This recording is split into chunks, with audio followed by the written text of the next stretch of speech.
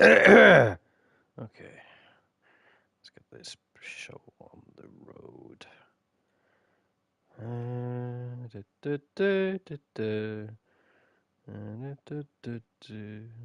Stream. Ping.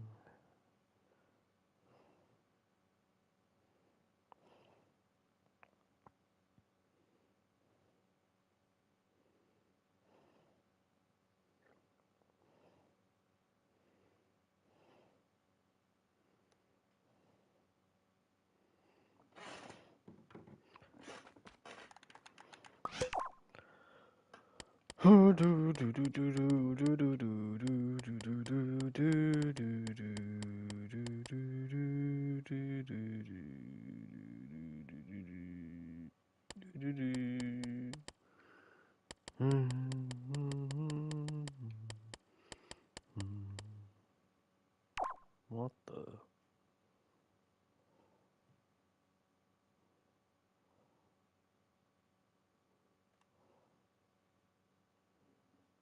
Oh, wow. Oh, that would have been handy the other day. That would have been really handy the other day.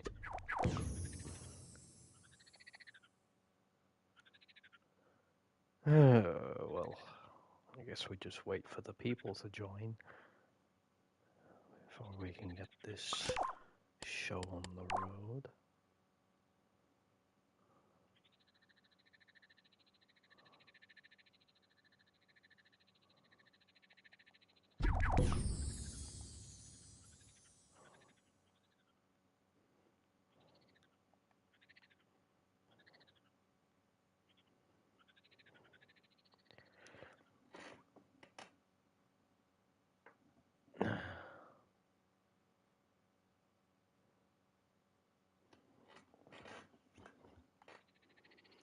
Where is everybody? Where is everybody? I can't do this without everybody. Hurry up. Come on, people.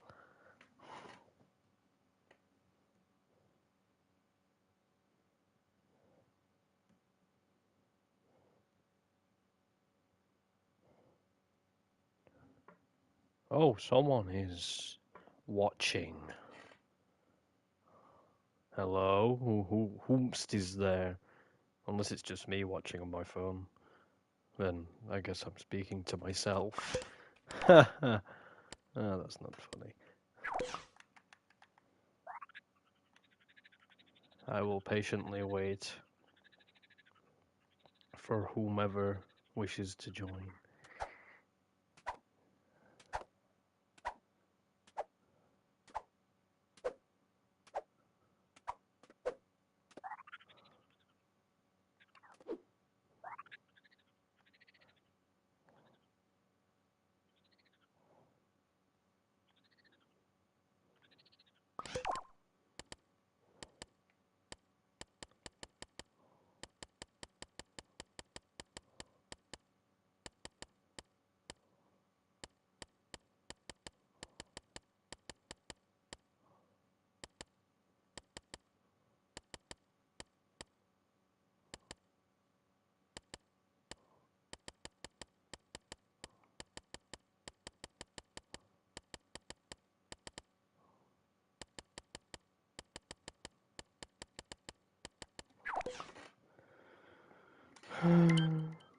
Oh, there he is.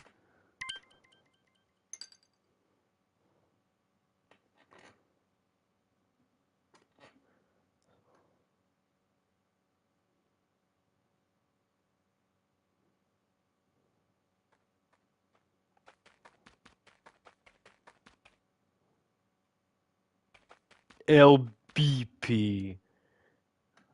Okay, gang's all here, kinda. That's fine. Okay, we just gotta wait for our boy to.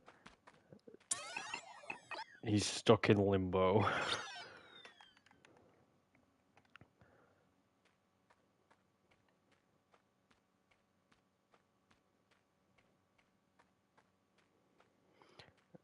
He don't wanna come. Oh, look who it is. Look who it is, rearing his ugly face. I'm kidding, that was mean. Oh, well, he ain't joining this time. We'll try this time. Invitation has been sent.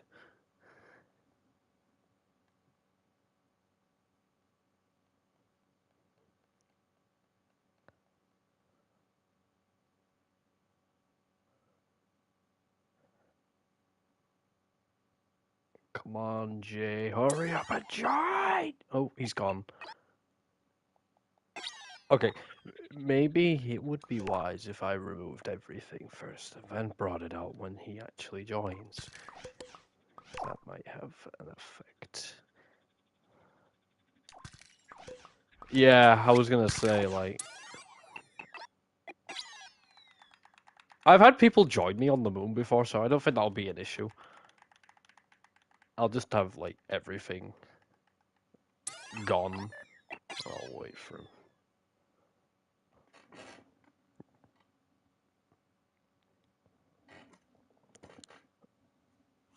Jay's, like, the only person to ever join me in one go. Like, first attempt it. I think Jordan maybe, but, like, Jay's the only one I can think of off the top of my head who's joined me on the first try. But that was a while back.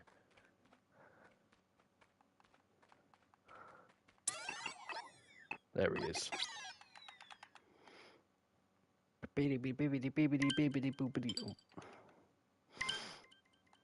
Jay Levy is joining.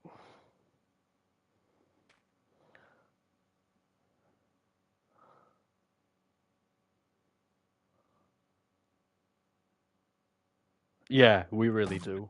Hey, there he is.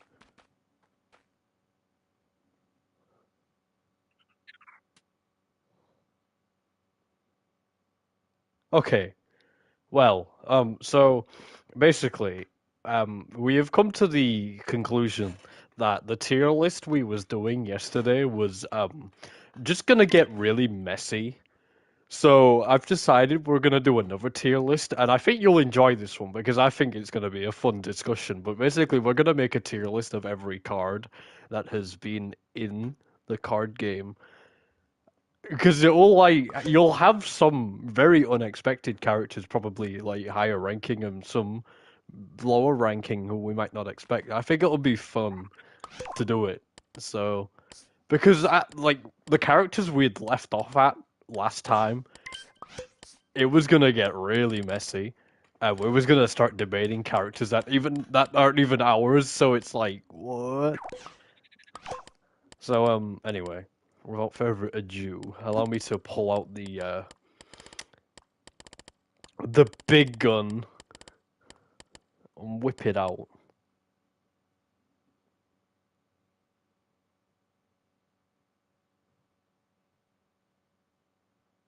Orange. Wait, do I sound American?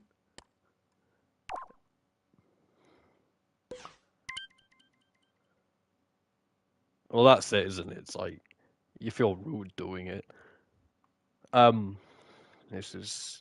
Oh, hang on. I had another one where it was organized by the type. Hang on. I've been told by people that whenever I live stream, I sound American. I don't know if this is true because I personally don't hear it, but I've been told that this is true. Okay, thank you. You see, all the American people disagree with me. I think it's English people. They say, "Oh, you turn American when you live stream," and I'm like, I don't hear it. Oh, dearie me. Don't worry, I pulled out the what? Oh, that's the old tier list. I've got this, which is I am. They don't like the fact that I have American friends. I've got this, which is just the thing, but categorized by type. But we need the tier list letters anyhow. The madness.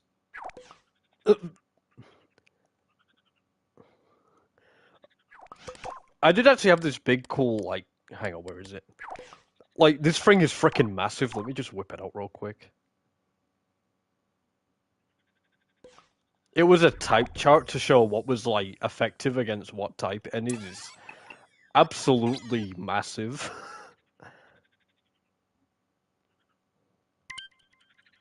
Yeah, like, so, it was, like, so, I mean, you could probably read it. So, like, fire, obviously super effective against plant, and if it's white, then it's just neutral. If it's red, that means, so, like, wind was, what, weak against electric, wind weak against ice.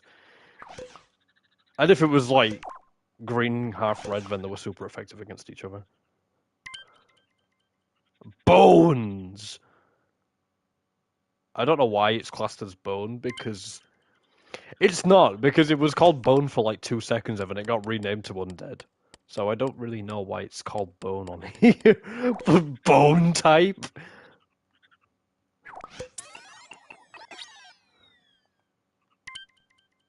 Them bones.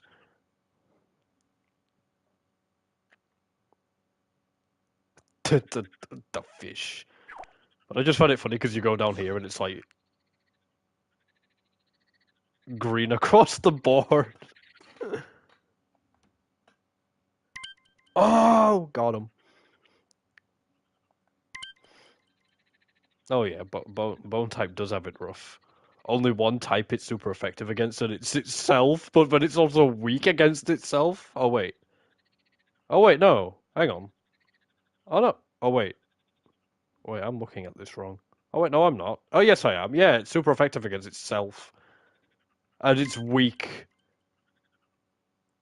Yeah, it hasn't really got like it's weak against Ghost, and then it's like, yeah, it's weak against Ghost as well. But I mean, like considering how many types there are, that's not many weaknesses. Yeah,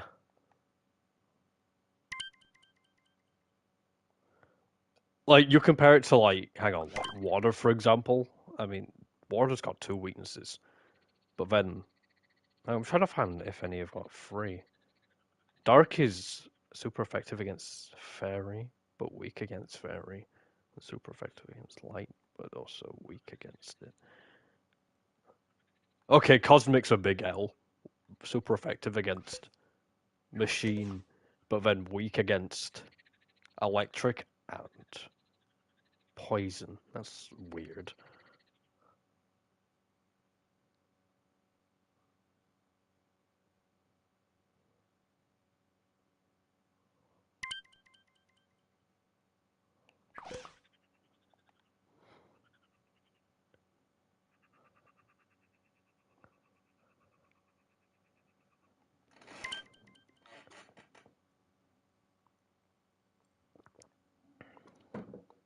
Yeah, well, that's it. Like, there's so much.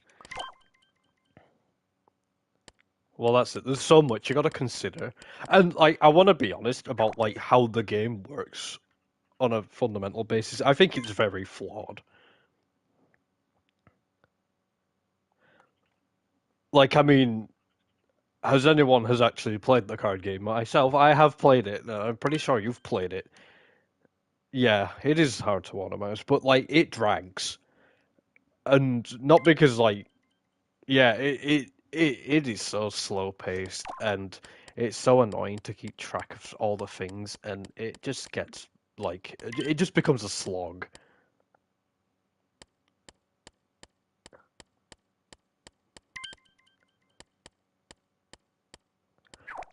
That's why if you look in the in my server, when I was like considering doing a rework of it, I completely scrapped the whole idea of like potentially missing and replaced it with like energy points that you would spend to attack, and like certain attacks would require more energy.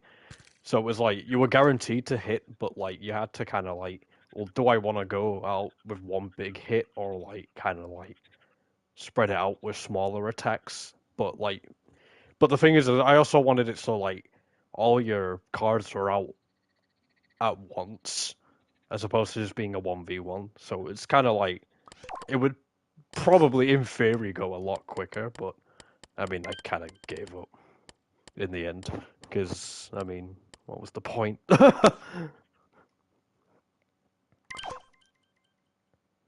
Yeah, I mean, maybe down the road I'll have to give it some thought and maybe a bit of tinkering, but there's other priorities on the list right now. Anyway, I suppose we should really just kickstart this whole thing. Yeah, that's it. We're gonna do it. Right, let me just quickly delete this, because I am not remaking those blasted letters again. So if you would do the honors and bring it out. Oh, are you gonna remake them again? Wait, what is this?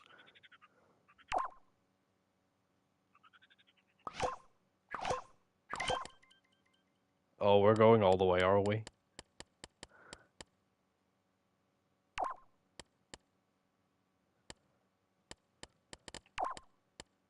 Oh, oh no, he's making different shades of grey squares.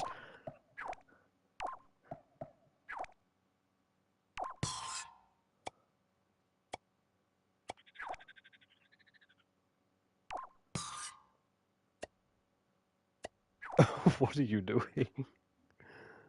I'll figure it out soon enough, I'm sure.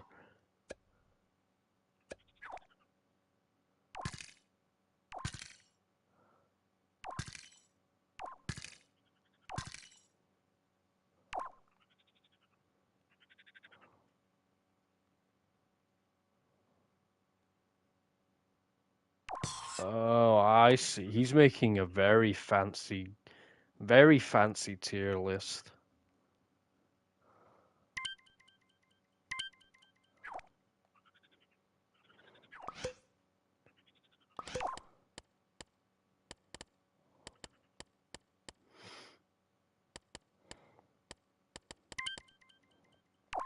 We do. You are right. Okay, let me see if I can, like, drag this out and everything's gonna be hey dandy. Come on, you stupid. Whoa! There we go. Okay, we don't need the type images. They can be banished to hell.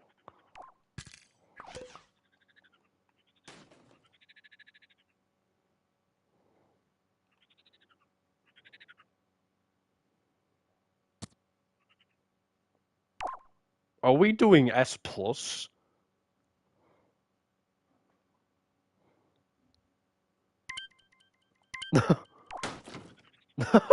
Jay had a brain fart moment. No worries, my guy.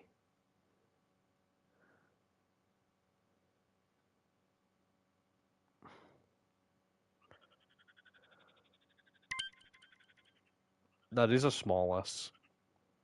Small snake. Small.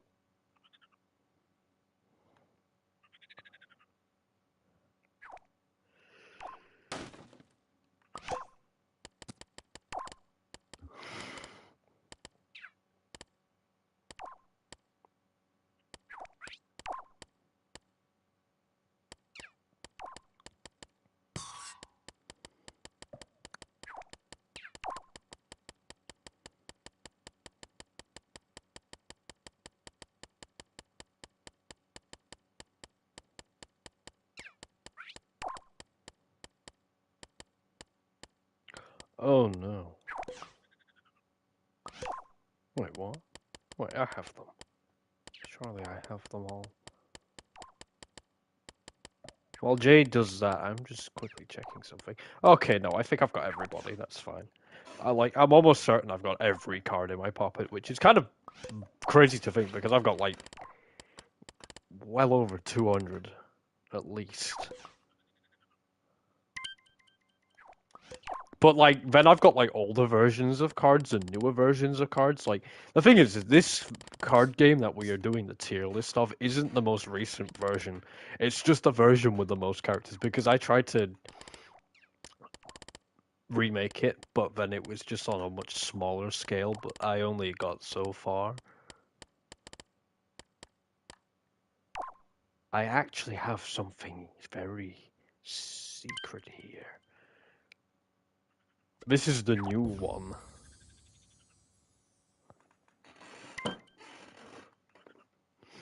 This is what the new game was meant to be. See how it uses energy points instead of like spins on a wheel to determine whether or not you would attack. So like yeah, so basically how I envisioned it, you would be given 3 energy points every round, and you would have to spend them on attacks. So basically, if you wanted to, you could use Eruption, but then that would be it. You couldn't use anymore for the rest of the round.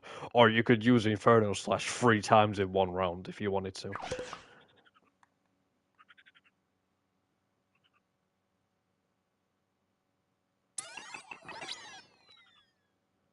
But like I would always like yeah, but so I would always make it like my plan was like if you're gonna use like a higher costing attack, it would normally do more damage, but there would be some like drawback as you can quite clearly see, there is a drawback to using it. So it wouldn't be like overpowered, just spam, spam, spam. Like there would be significant risk on doing it, but it would be like a heavy hitting attack as opposed to this where it's just like much more. And like I wanted everyone to have way more HP as well.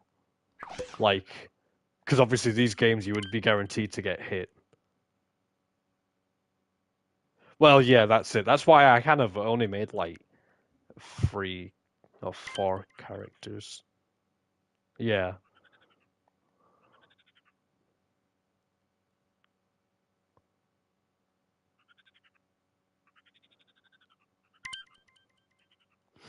I just thought, how can I speed up the game?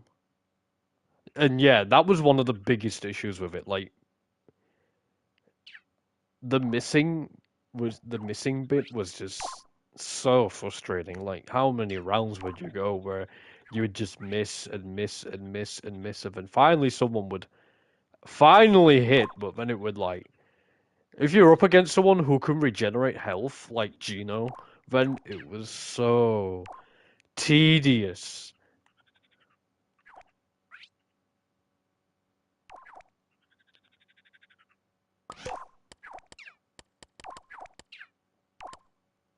Because I did, I mean, I made this, but then like I had them written down. Let me just see who else I made because I did actually have all the rules written out for the new game as well. Like it is in the TFM server. Um, but I had cards for Gino, Grayson, Trent, Fen, Cyrus, Archimedes, and Ren all made. But this is the only physical one. Well, yeah, that's it. Like, I wouldn't want to make it on here because it would just, for one, data corruption would just completely have my life. So that's a big no. But we are not using this iteration of the card. This is exempt. We will be using like again, there's like another version of his card. Like here, like this is like the newer one, but again, we're not going to be using that one. Yes. I mean, technically, I mean, I've got like, hang on, I've got a lot of Jeebos.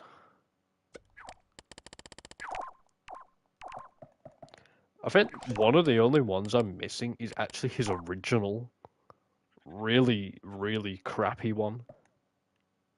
Because I mean, in the original game, everyone was crap.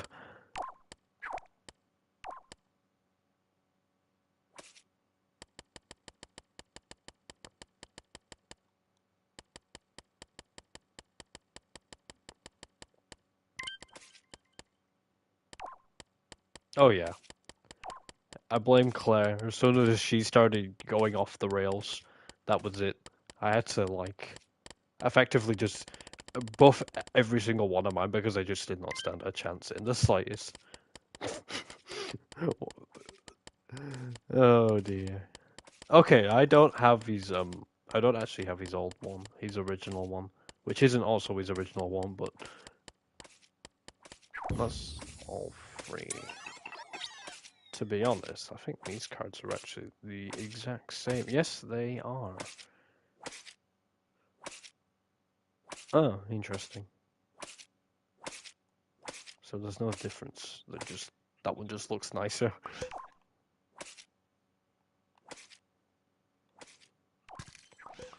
Man, you're really going all out with this thing, aren't you?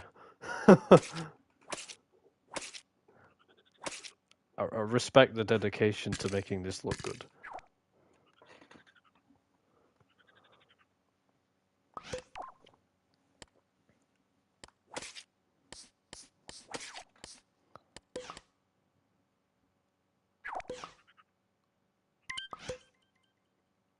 That'll do, donkey, that'll do.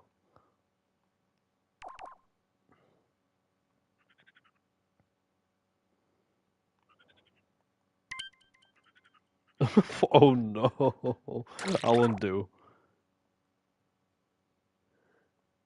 Which never works the first time. We all know this. There we go.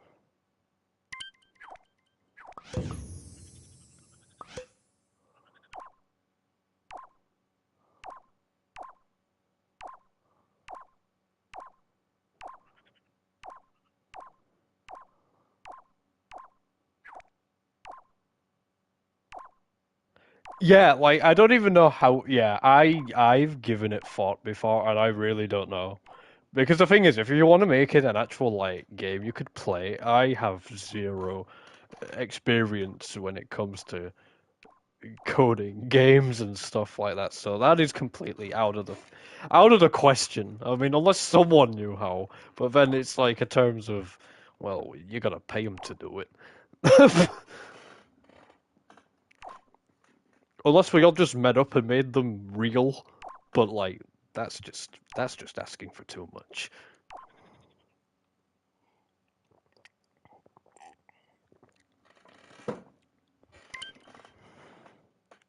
Yeah, it would be cool to see it like automated and not have to like worry about having to do all the little niche things like ailments and stuff like that, where it could just keep track of itself. I would love to see it eventually, but like it's just one of them, unfortunately.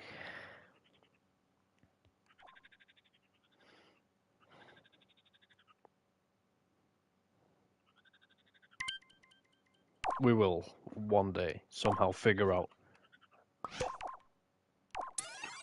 But until then,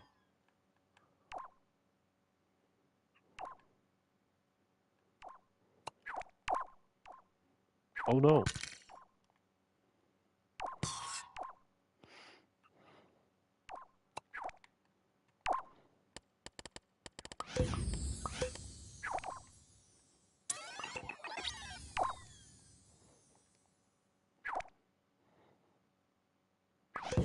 Look at that. Very good.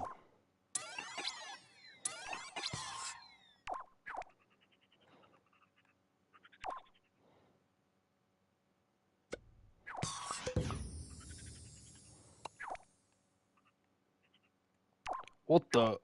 Oh, oh no.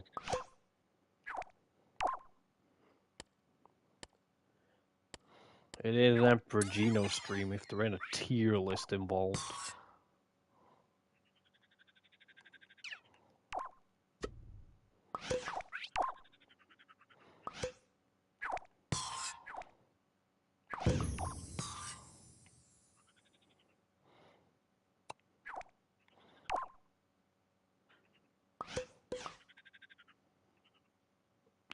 D.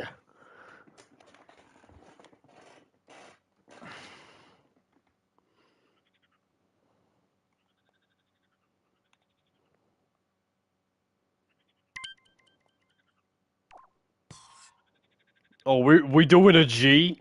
We doing a G as well? We really going that deep?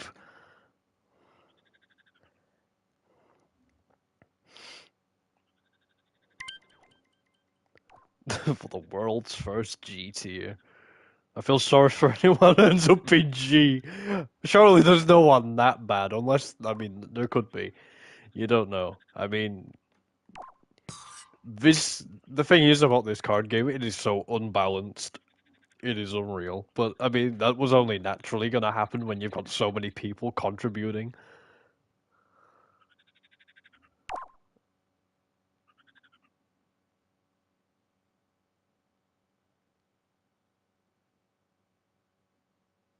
Oh, really?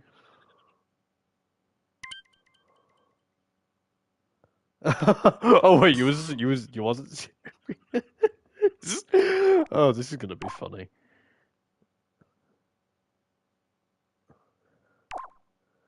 It's pink. G is pink. Okay, here's our tier list. Our beautiful tier list. So, well, I mean, let's just jump right into it, shall we? I mean, so everyone here is organized by their typing. So I guess we're going through with the fire types first. And well, I mean, it's only natural that we start off with the main man himself, number uno. But yeah, I agree as well. Numero uno, the one, the only, Empino, Mr. Gino. So, allow me to whip him out. I had him just a second ago. Um, there he is. So, Jibo, Gino, Oh, this is going to be a problem. Okay, never mind.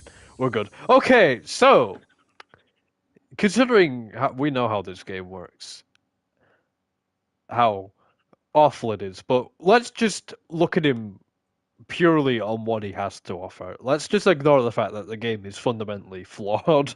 But so he's definitely tanky. Well, yeah, that is true. Like he's gonna be like the bar essentially. But I mean, he has decent health, which is good, and he also has regeneration as well. Like, and not only that, you knock him out and he gets back up. But the thing is, like, he gets 500 HP when he gets back up as well, which is not to be messed with. So essentially, this guy has 2000 HP, but then he can regenerate back to 1500 if you allow him, essentially making him quite terrifying when you think about it. I mean, alongside that, you've got heavy hitting attacks as well. I mean, 200 on a 2 red. I always come back. 200 on a red, 2 reds, like, that's a lot. Well, the thing is, if I ever make a card game again, I will just make it my own characters, probably. Uh, I mean that's what my intention is, unless I mean I don't know, but like it was cool having like a lot of people collaborate, but like it was cool for Little Big Planet, but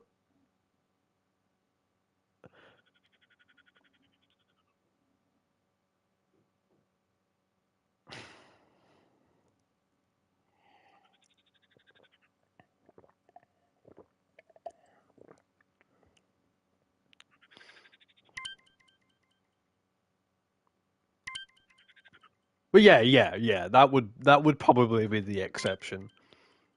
Yeah, like maybe like one or two per like kind of like like Smash Brothers third party characters almost like that. Um, the thing is though, like with the cards, like they're not supposed to like really reflect like how they would in their stories. It's just a bit of fun after all. Like you could have literally like some low level fodder like blue speed demon over here beat literally a god, but that would never happen in the actual lore, you know what I mean? Like anything goes in this. Like power scaling to your stories doesn't necessarily mean that they can't have a card. It's all a bit of fun. Like literally, we've got a reality bending goddess.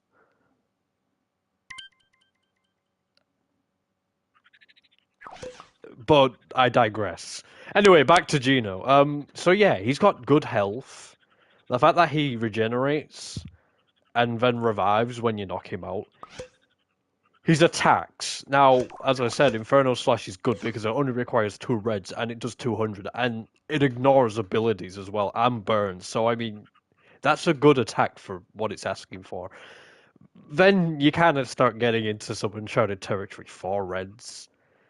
Granted, the attack does a hell of a lot of damage, but like actually being able to land that is very slim. And Eruption's good as well. It prevents healing, but again, it's 3 reds, so it is kind of like he's good. He's tanky. He regenerates, but like the chances of actually hitting Regino are substantially lower than a lot of other folk. But that doesn't mean that he's bad. Like he's gonna tank a lot of hits. So I would. Well, I mean, you got to think with like the spinner. It's like yeah, but yeah, like. So hang on, let me run. Let me bring it out. That's something we need to really like figure out a second. Wherever he is, Mr. Spinner. Well, it's not even a spinner anymore. It's a big green donut. Um, wow, that is a lot of. Okay, so there's 25. There's 25 there. So I'm pretty sure 3 of those are yellow.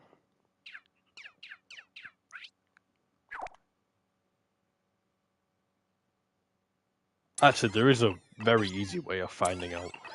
I'm just gonna hang on. Right. Okay. I'm gonna cycle through them all. Can you go in preview?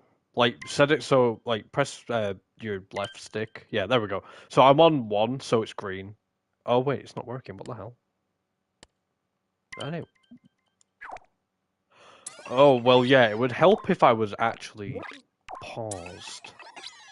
Okay, so 1 is red, 2 is green, 3 is yellow. Oh, this is gonna get okay. So 1. I'm gonna just count the yellows. That would make most sense. So 2, 3, 4. Okay, so there's 5 yellow, so there's 10 green and 10 red.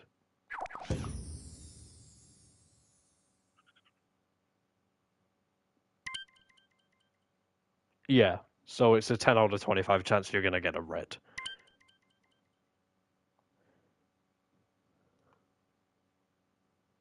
I mean, but like to consecutive, you gotta remember though, like yellow is a thing. So if you land on a yellow, you're gonna hit that attack immediately.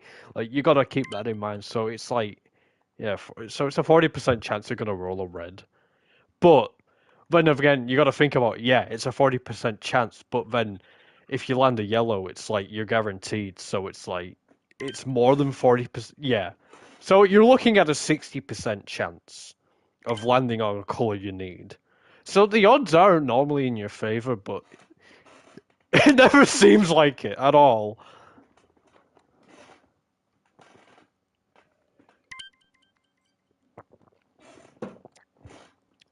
Okay, so with that being established, given everything we've just said about him, where would you put him? Where would you rank him? Because I don't want to be biased. I definitely, for one, do not think he belongs in S. Like, I don't think he belongs in F. Like, don't get me wrong, he's got like a good ability and good health. I think it's just that his attacks are very, very hard to land, and I think that's his biggest drawback. But if they do land, they can cause a lot of damage and a lot of problems. I would definitely, yeah, I would definitely say he's at least. I want to see what you say, Evan. I'm gonna. Yeah, they are. I want to see what you say, Evan. I'm gonna say what I want to say, Evan. We'll go from there. So, what do you think, personally? Where would you put him?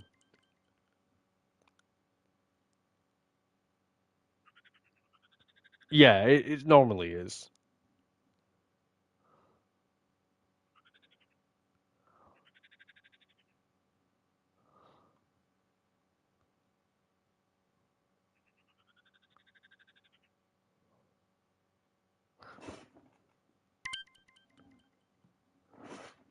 Well, that's it. Like a lot of characters, I think. Let me just pull some random guy out who probably doesn't have much health. Like 600. Like this guy's got 600. This guy's got 2,000. Oh, never mind. 850. You know, there's some people who don't even have like 1,000. Like again, 500, 900, 500. You know what I mean? Like 150. So, you know, Gino's definitely, yeah, he's definitely tanky. And obviously with a health regen and the fact that he comes back being after knocked out with 500, you know, it is a lot of, it is a lot of tankiness. So we can definitely stay out on the field. Yeah, yeah, I'm glad you said that. I definitely think he was gonna be put into way. So for now, we'll shove him at the top of A until we can get more in the AM. We'll go from there. But Gino is going into A tier. Next up, we have got everyone's least favorite giant flaming moth creature,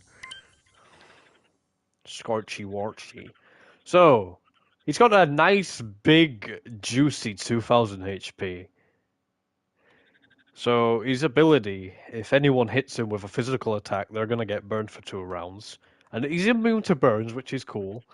Um, his attacks just do a lot of burning.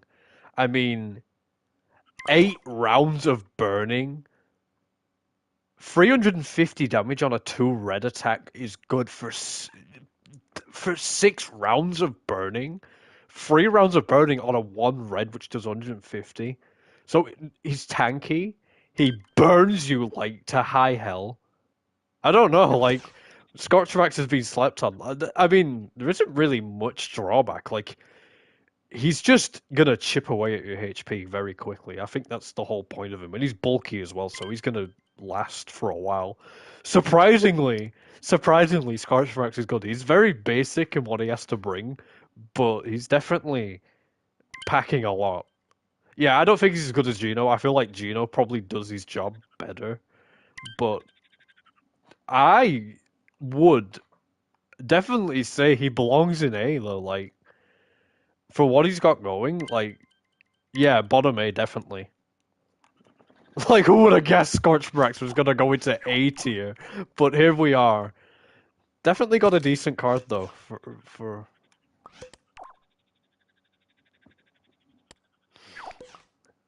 um next we got this winking cat guy or whatever Felgon, which is one of Blue's creations.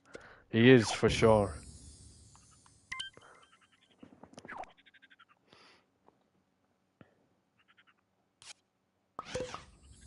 Okay, so Felgon, he has got 600 HP, which is definitely on the lower side of what we've seen at the minute. His ability is immune to burn and freezing, which is good because freeze is such an annoying ailment in this game, and also takes half damage from fire cards, which would help a lot against these two, who are very heavy hitters. Oh yeah, Lumi. We'll get to her soon enough, don't you worry. 100 on a 1 red, you know, that's all right. You know, it's decent. 2 rounds of burning, you know, that's all right. 5 rounds of burning on a 2 red, 150.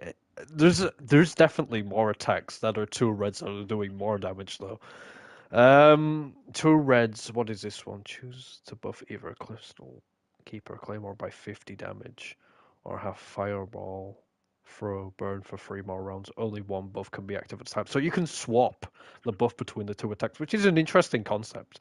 So I mean, unfortunately, it is cool, but I mean, we're gonna get onto some crazy cards later, and I don't think he's bad. I don't think he definitely doesn't belong in like any of these bottom ones, but I'd definitely say he's kind of like middle of the barrel. Yeah, like HP is low, and in terms of actual damage output, it's not much, which is a shame. But He's definitely not a bad card, I would say. Like, he does his job. I would definitely say maybe for now, I feel comfortable putting him in D. Yeah, like that's it. That is the problem. Like the thing is, she was so like didn't want to make anything broken and like certain somebody. So like I'm kind of glad that we've got these cards that are not like stupidly broken and quite. Wait, you're gonna put this in B, bottom of B?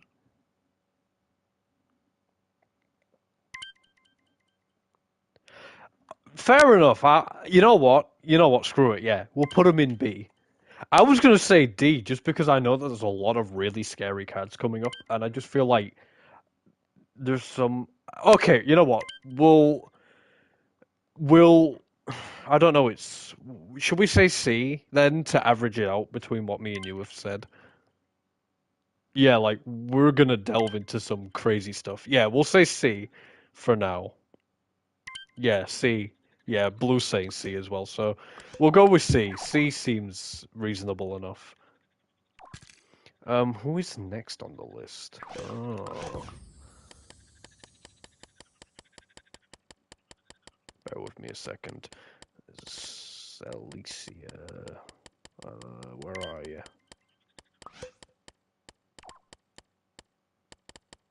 I knew this was going to be a problem. Okay. Here she is. Different portrait for some reason, but whatever. Okay, I think that is the one. Oh, yeah, anyway, so, again, quite low on the HP. But that is permanent burning while she's active. So, I mean, burn constantly. That is something you shouldn't be sleeping on right there. So what have we got? Flare Storm. Could you move a second? Thank you. So that's interesting. So you keep spinning until you land on a yellow, and for every red deal 10 damage, and for every green heal 10.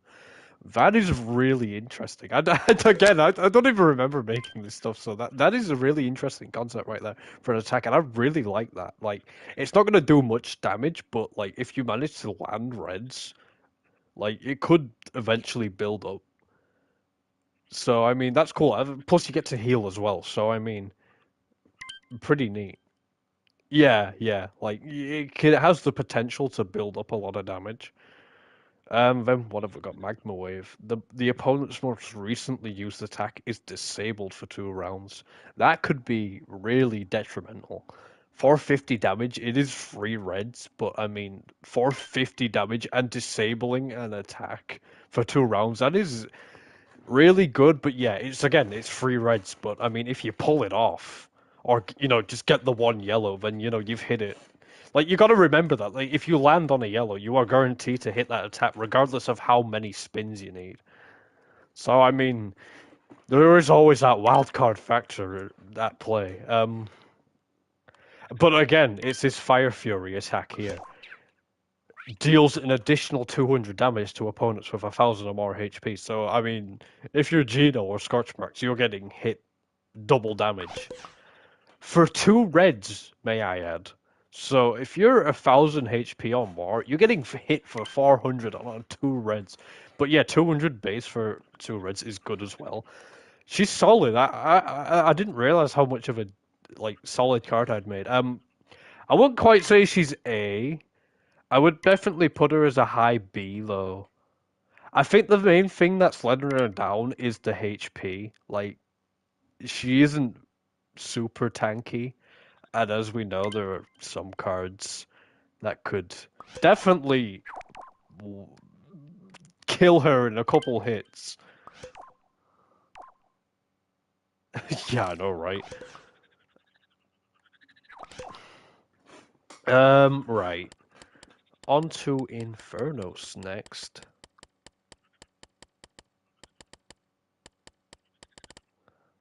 This geezer.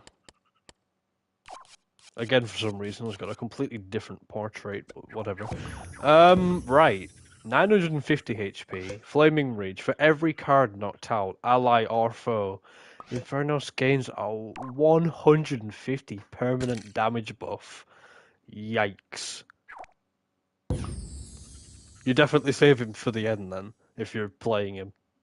That's for sure. So what have we got? We'll start with Pyro Slash. Yeah, that is that is scary.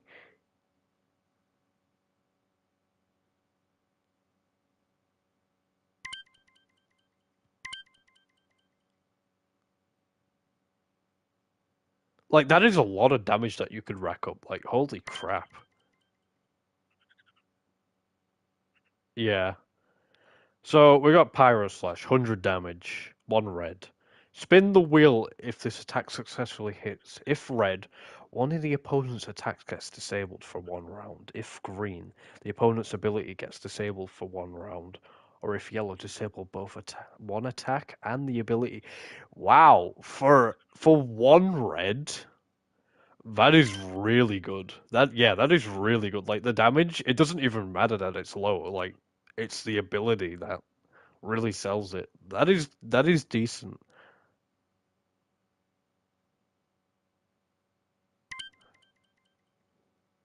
Yeah, like that's good.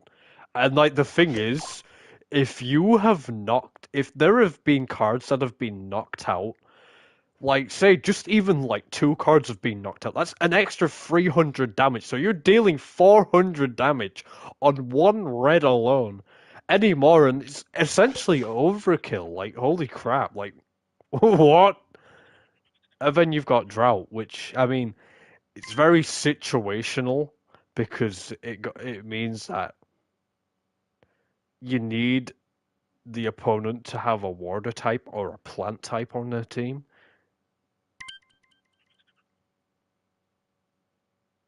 Yeah, like Pyro Slash is carrying this man, and then Volcanic Eruption 200 on 2 reds. Deals an additional 100 damage to water machine and plant type and causes burn for 3 rounds. So I mean, yeah, like I think if you ignore that because that's very situational, as I said, that's still 200 damage on a 2 red. If you combined it with the ability and this, combine that with that, like this guy has the potential to be a complete, like, just machine. If you bring him out, yeah. Wait, what did you think it said? Oh no, no, it's damage. It's damage. Yeah, he's getting a damage buff for every card that's knocked out, regardless if it's an enemy or an ally. Yeah, that you see what I mean? Like, if you save him for the yeah. Oh, holy crap! Yeah. Oh my god.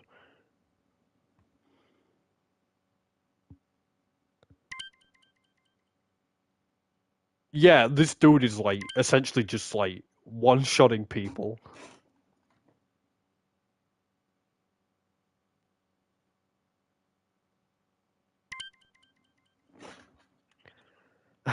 What have I made? You know what, Jay? I think I'm gonna, and I know this is crazy. I'm gonna put him for now at the very top of A. Like I would say this guy is actually better than everyone in A currently. I mean, I know there's only two, but like just because of that ability and the fact that he can dish out damage really easily, puts him at A 100%. Okay, next up we've got Dars.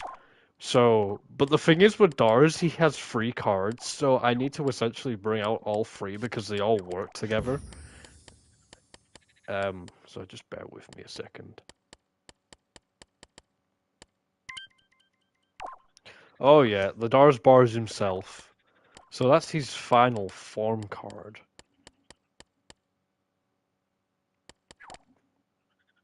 Okay, I'm intrigued.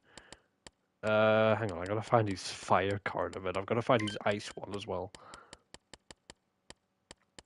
There we go. So he's got his Geno form, and then he's got the Neureal form, and then he's got the Ultimate form at the end. So I believe he.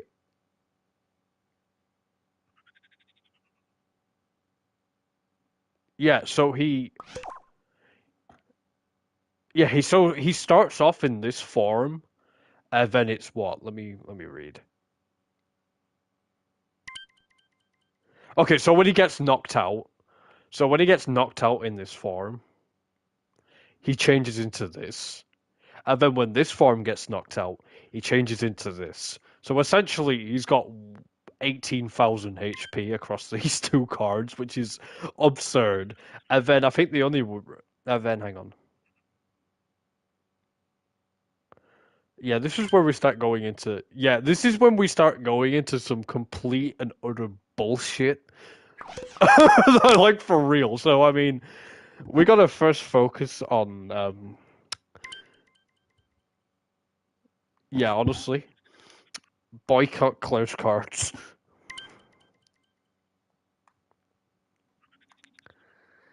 I think it is quite clear with just how much bullshittery Dars has going on for him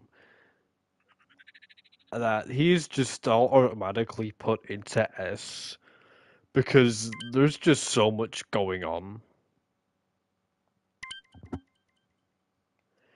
Like, this is absurd. Like, I don't even know how you would even begin taking what. Like, he's got.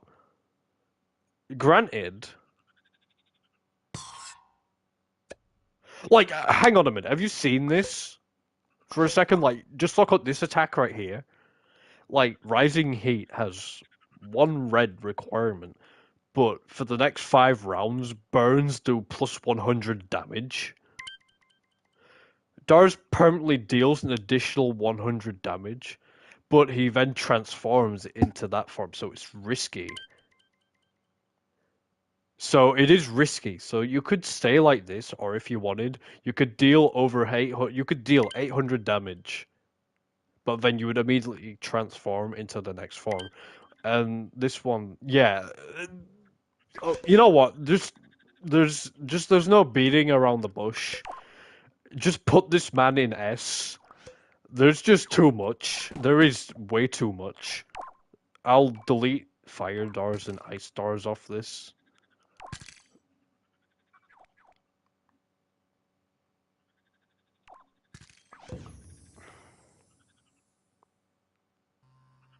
What is this extension?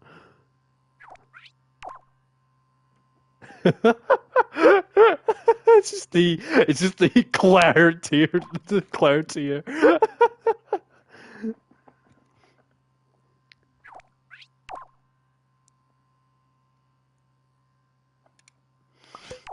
But yeah, this man, for all intents and purposes, is going here.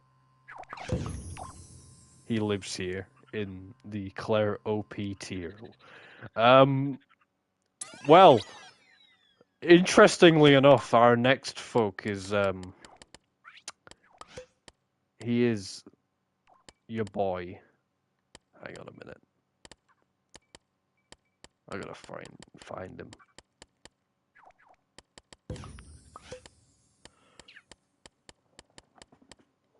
We got good old Azzy Wazzy coming up next.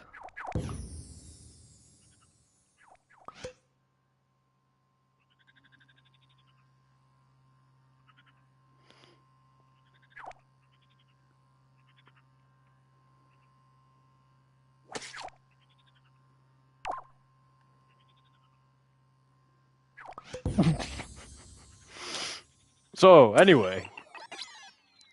Big old Azzy Waz.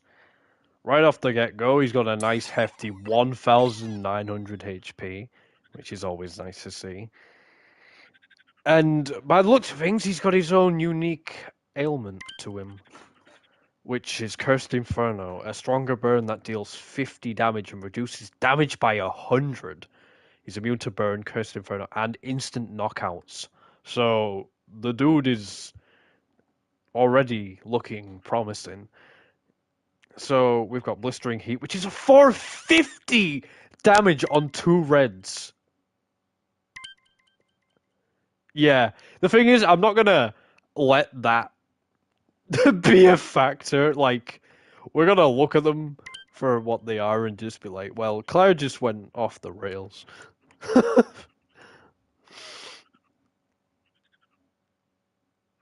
They would definitely be banned in competitive play, let's be honest. But Azazel's definitely bringing it to the table. 450 on 2 reds. 650 on 3 reds, which is good. And then 4 reds. But, it knocks out the opponent, but all the other opponents on the team get Cursed Inferno for 7 rounds. That is a lot of burning of everybody. I mean, yeah, that is crazy. Definitely good. Yeah, but you got to remember, right? I think in the case of instant knockout attacks, I believe.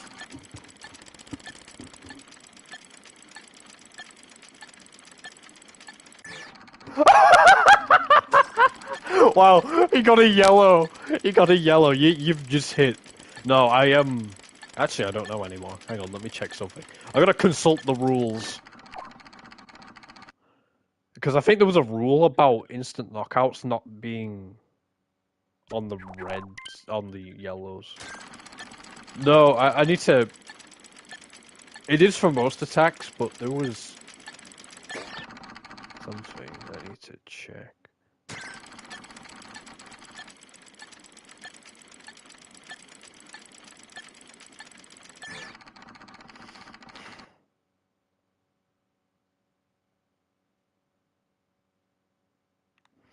Where is it?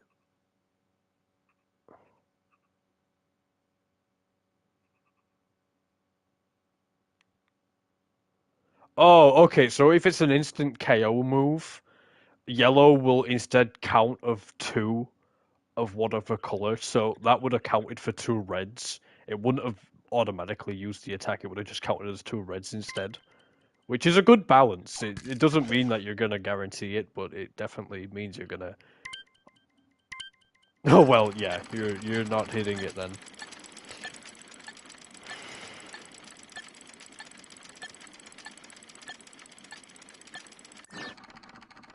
Nope.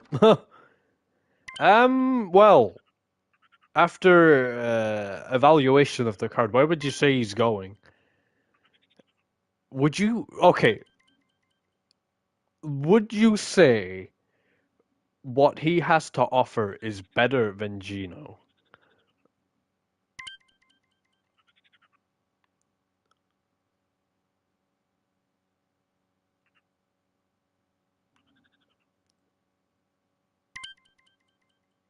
Yeah, like he's definitely doing a lot of damage with his burns.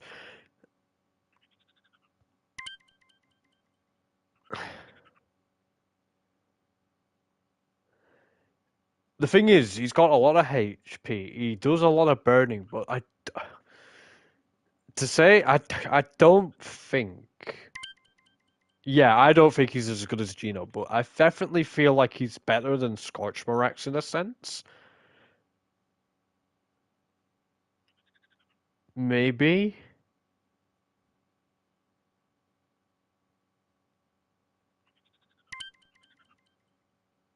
He was though, that's the problem, like he was good. Hang on. Let me bust out Yeah? Yeah, I'm comfortable putting him next to Scorchmorax, I'd say.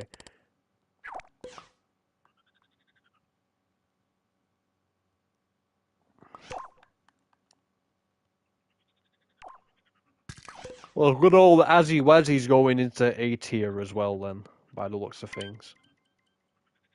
Um, we'll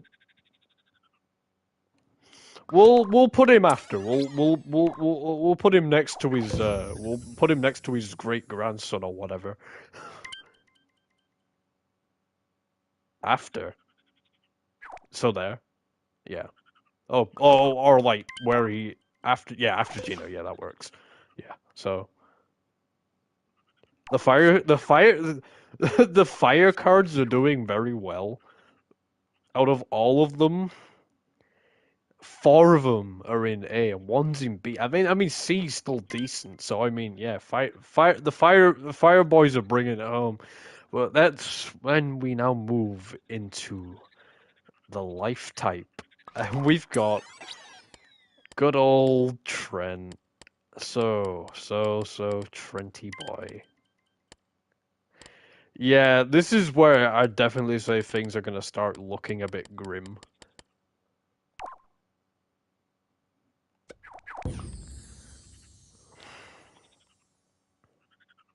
600 HP. Regenerates 50 HP at the start of every round, which isn't much, but it is every round, so you're guaranteed to heal every round. But yeah, again, it isn't much. Arrow Storm's one of those attacks where you can keep using it until you miss, which is always nice to see. 60 is alright, so I mean, you could rack up potentially a lot of damage. Solar Blast 500 on a green, but confusion for 5 rounds. Now, if memory serves me right, confusion was very annoying to deal with, but I mean, again, it's like 500 on a free. Like, there's so many other like free attacks that are doing so much more damage. Let me just read up what confusion's doing. Yeah, I'll definitely have a look at it after the stream. Confusion. If you missed your attack, you hit yourself for half the damage. All the negative effects of the attack also get applied onto you. Yeah, poor Trent. He's definitely not really packing much at all. Like, there's just not much going on for the poor guy, unfortunately. I would. This is rough. Like,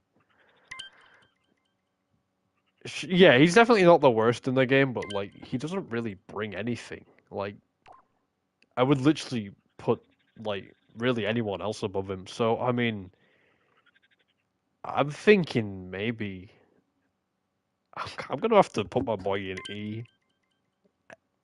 F.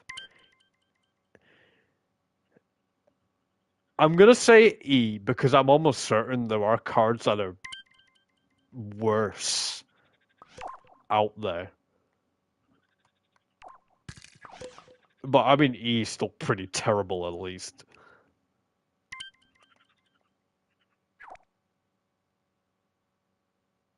We got our first E, ladies and gentlemen. It's one of my own main characters.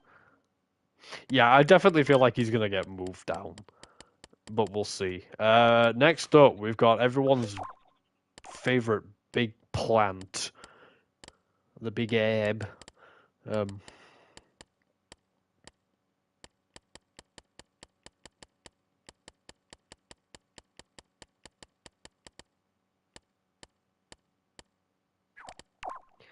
Pranjira! Okay, so what are we dealing with? 2,000 HP. I mean, that is tanky. We have got Plantzilla will deal an additional 100 damage upon dropping below half HP. So what when we get to 1,000, but the damage boost goes away if she goes over 1,000. So not bad. So we've got again like 500 damage on a free green. I mean, it causes paralysis for 6 rounds, but it's like, eh. We got an instant knockout for 4. Ensnare. 1 green. Does 50, and then does an additional 50 on the next 2 rounds. And there's a 2 round cool. I think the main problem is that the only really good thing Plantzilla has going on for her is the tankiness. The damage buff is cool, but it's not really much. When you consider Infernos' literal broken damage buffs that you can get, like 100 isn't much, like 600 event. I mean, that's 150 across 3 rounds. No, per round, but like I don't know. It's very meh. As I say, the only saving grace is that tankiness. Yeah, that's probably the best one. I mean, instant knockouts are hard to hit, so it's like they're not great. Yeah, Thrash is. I wouldn't really want to use Thrash when I've got this, when it's almost a guaranteed 150. The only problem is you can't like spam it. Like you'd use it and then you'd have to wait 2 rounds. So I think I think I'm just gonna say, for the sake of it, Plantzilla's gonna go in.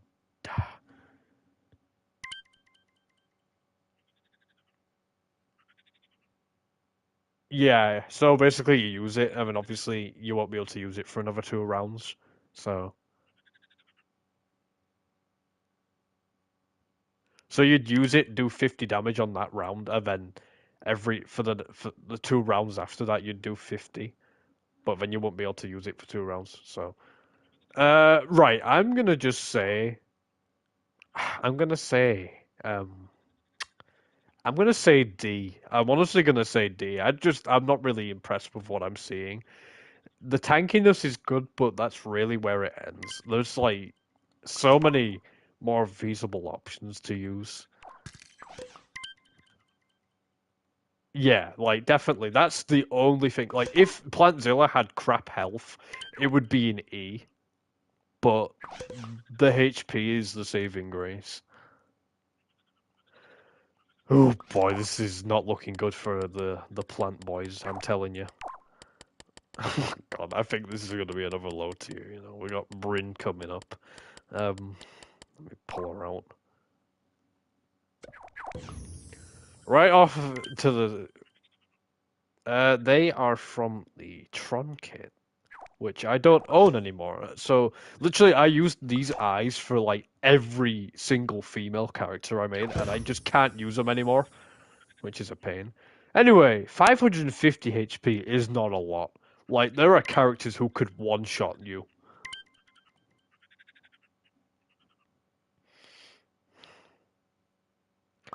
If the opponent hits you, dodge the attack and deal 50 damage to the opponent. This ability has a 3 round cooldown. That could be very, very, very tricky to deal with. Like, just imagine, like, you land the blow, but then the ability kicks in.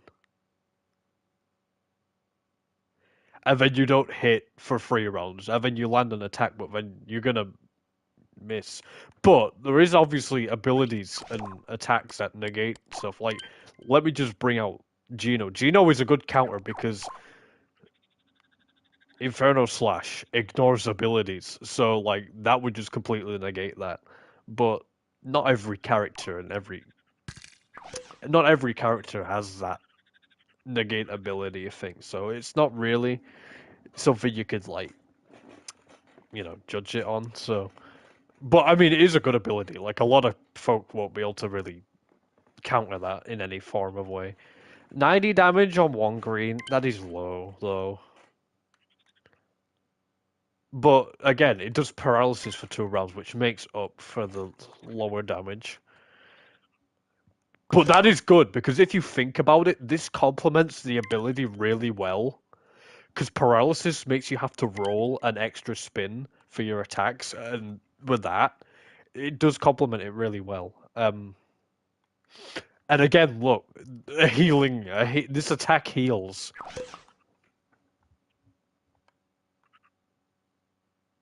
And then when that's put down, it damages the next opponent who comes in. So that's interesting.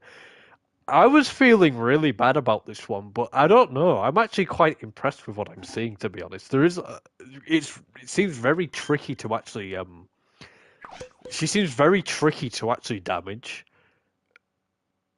Um, Obviously there's some cards that could absolutely just abuse her, like Geno could absolutely just have his way with her. And I know there's like some other characters who just have like an ability that just negates other abilities. So it's like, but like if you're going up against someone who can't do that, it's very good. Like you could easily just stack paralysis. Yeah. Um, I'm gonna definitely say she's not A because she doesn't really have like a strong offensive capabilities. The health is lacking, but the ability and Blade of Grass definitely make up for that. So I'm gonna be nice and say B. She definitely feels like she belongs in B because she's got some good stuff going for her.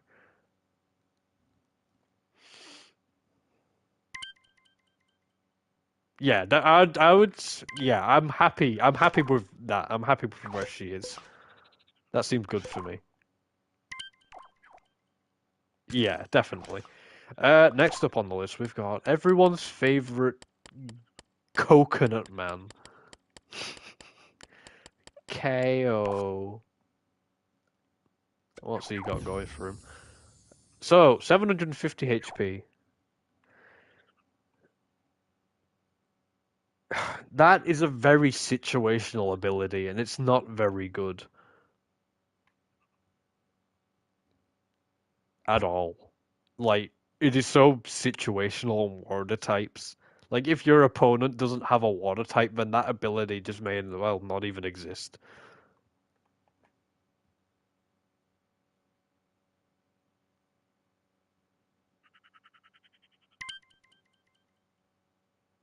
Yeah, it has to be special as well. That's it.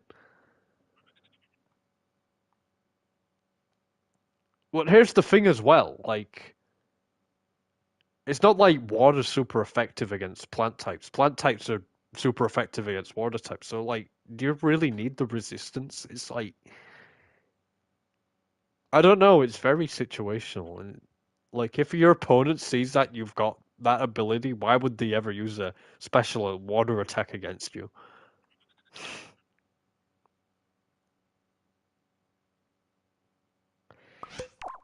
Interesting attack here, this. 350 on one green is good, but you've got a 2 round charge up, and if you get hit, the attack is cancelled.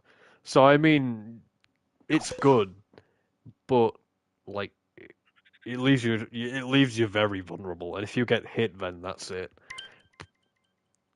Yeah, that is risky. Coconut Whack, 3 greens for a 400, paralysis for 3 rounds. Again, eh.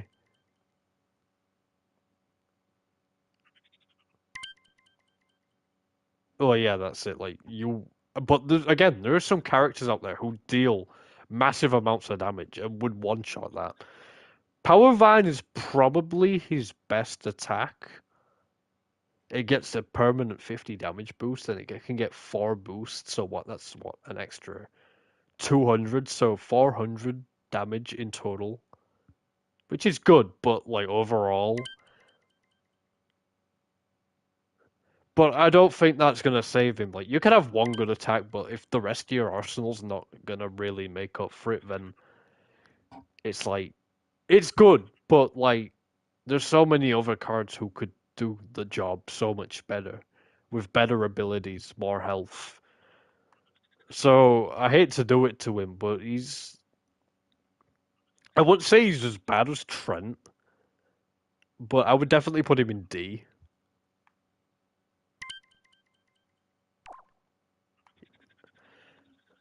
I would put him below Plant Zero as well. I'd say Plant Zero is much better as a card. So I would put him there. That seems very fitting for him. Jeez, the Plantanoid race, they're just not doing well today. Rightio, we have now got the life god himself, Alder. I feel like this boy's definitely gonna bring it home for Team Plant, but we'll see. Oh no, it's okay. I'll get his card out. It's not the end of the world.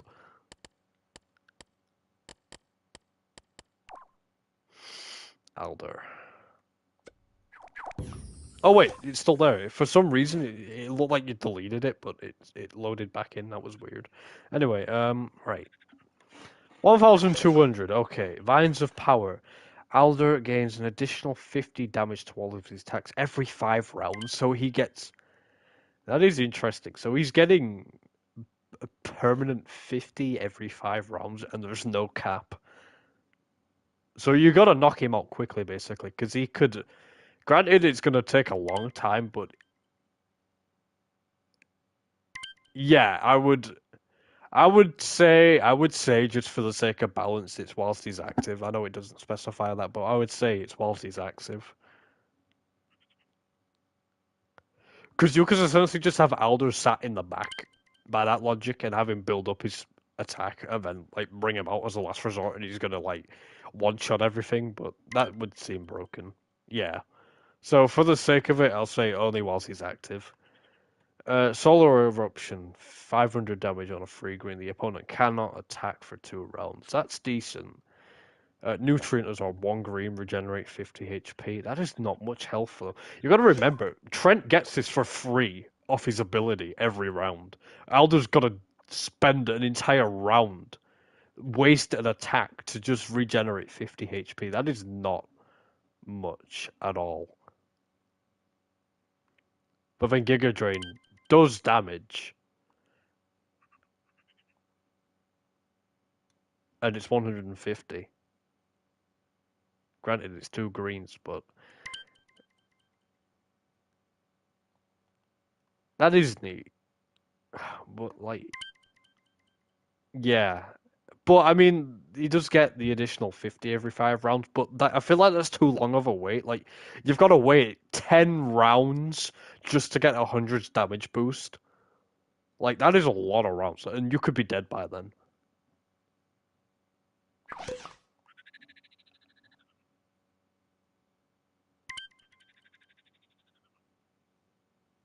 Uh, I'm gonna assume so, because it seems to correlate with the damage.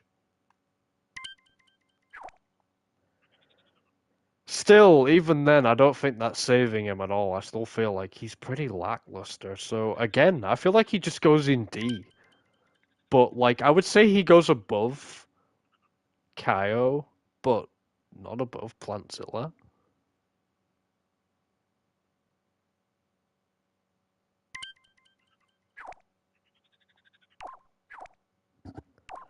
We gotta rename D to Plantanoid. Poor Trent. He's the more recognizable one out the bunch, and he's all the way in E. Poor guy.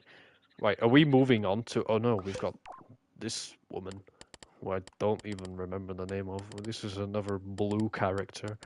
All right, let's have a gander, shall we?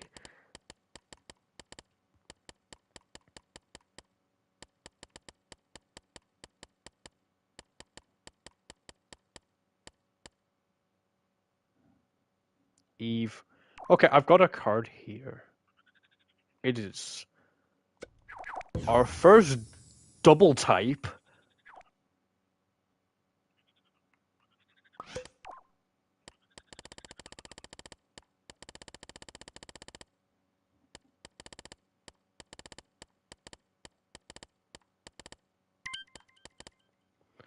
So 450 HP is not a lot though. But yeah, being immune to most ailments is good. 70 damage. 70 damage. 3 rounds of paralysis is decent though, but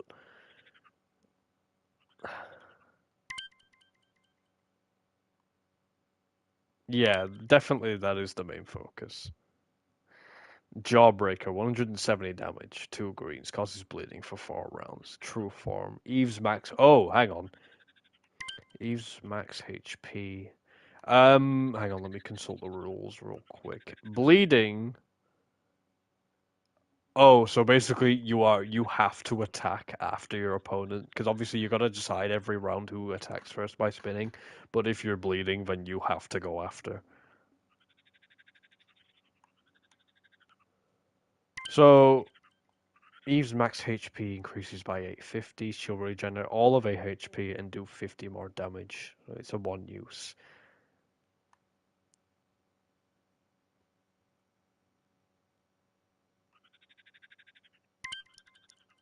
It is good, but 850 HP is still not a lot compared to a lot of others.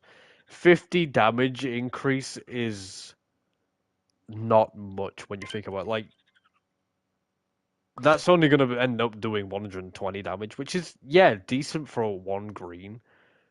And then that's what, like, what 220. It's good, like definitely. I would argue C. Oh, it adds it, so it adds it. Oh yeah, it increases by eight. Oh yeah, not to. Oh yeah, by 850. So it would be 1,300, not 850. Yeah, good point out.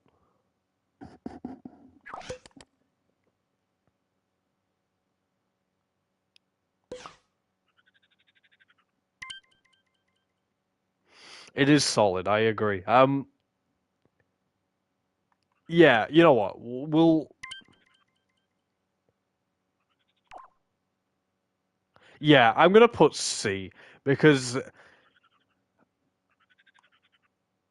it would feel weird having her be a tier. Like, if you put her in B, that means she's only a tier below these guys. And that doesn't sit right with me. C seems right, though. Like, C definitely seems like the right place. Like, she has the potential to be viable.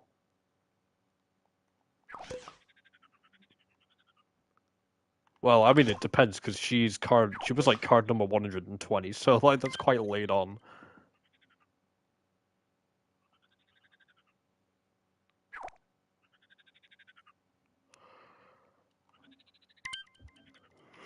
Well, we've now done all of the, we've now done all of the life types. Now we're moving on to our water types, and we are starting off with Fen. Right. Let me dish out the Fenster's card. A good old face, a familiar face. So, 600 HP. So, her ability is one of those ones that you have to manually activate, but she will regenerate all of her HP when you activate it, but it can only be done once. Water Bolt does 80 damage and it only regenerates 10 HP, which is nothing. Nothing. Okay, but if you look at it like this, her better attacks do heal more. Like Tsunami's doing 50, but again, 50 is not much, and 100 on 3 greens, that is not much. Fen, yeah, Fen is. Fen doesn't really bring much. Oh god, I hate to do it, but clearly not. I really hate to say it, dude, but I think I'm gonna have to put Fen in E. She's a Trent. She's like just as like useful as Trent. Like she's just not really got anything going for her. Like yeah, this is literally just the Warder's version of Trent, which is unfortunate to say, but yeah, how would I? Yeah,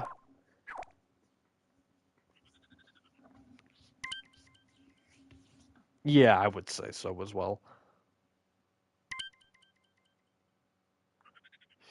Then again, I don't know because Trent has the permanent regeneration every round. Fen gets. Then again, Fen's attacks. Yeah, but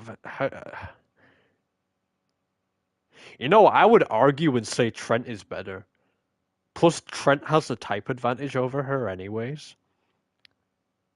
I feel like Trent would win most matches against Fen. Because if Fen wants to. Yeah. If Fen wants to heal, she has to use her ability, like, but she can't use it passively, and she has to attack to heal. Trent just always heals, no matter what, as a passive ability, and he has no cap to how many times he can heal as well. So I would argue he's slightly edging Fen out.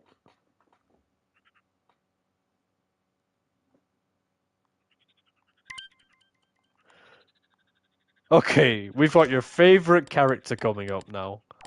Good old Captain Squiggly.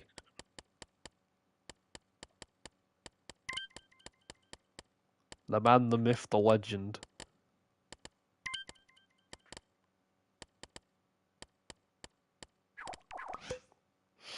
Captain Squiggly has 500 HP, but he only takes half the damage from physical attacks, which is decent.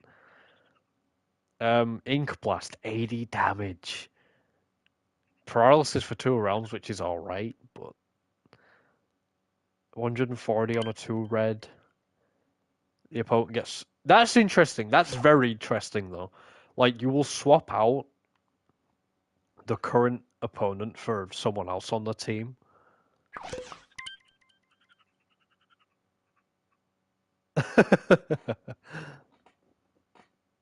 And then the opponent cannot attack for a round. He's alright.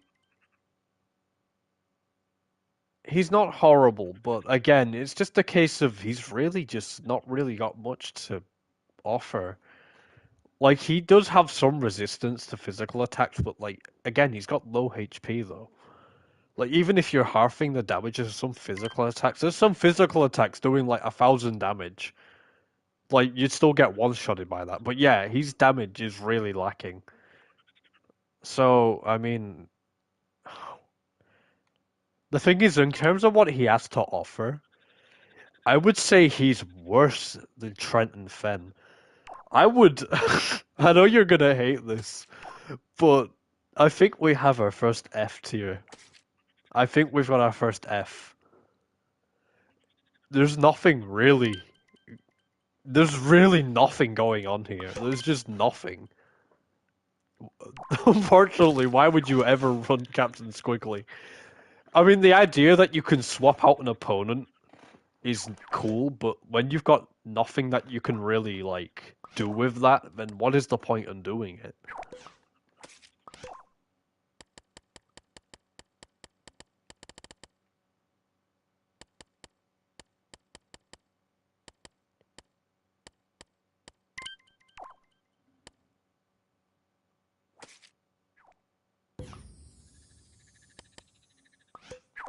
But that's the problem, though. Like, he can do that, though, but then... Well, yeah, like, you could swap them out, and your opponent could just bring in, like, some Planet Buster, a character, and then that's it. You know, you've just essentially ruined yourself. Aquarius, 700 HP. When Aquarius is hit by an attack, he'll instead...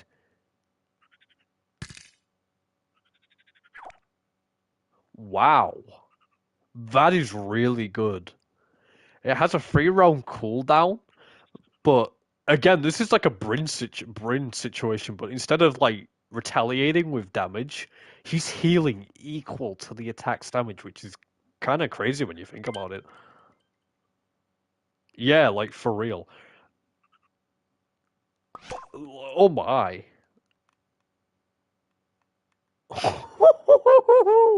Wow. Like, if someone hits you with like some really heavy hitting attack, you could just dish it back.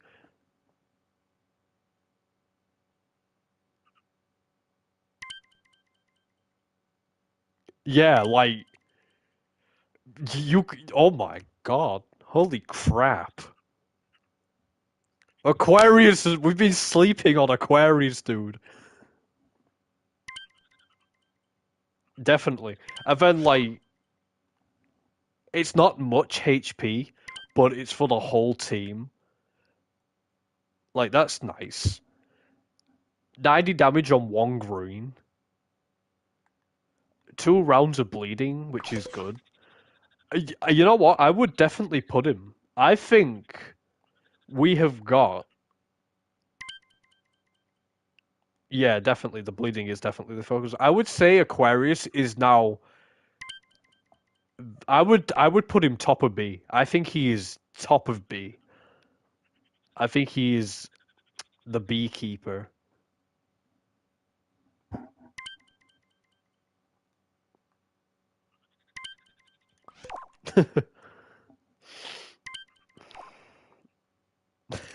Yeah, we're the stoners.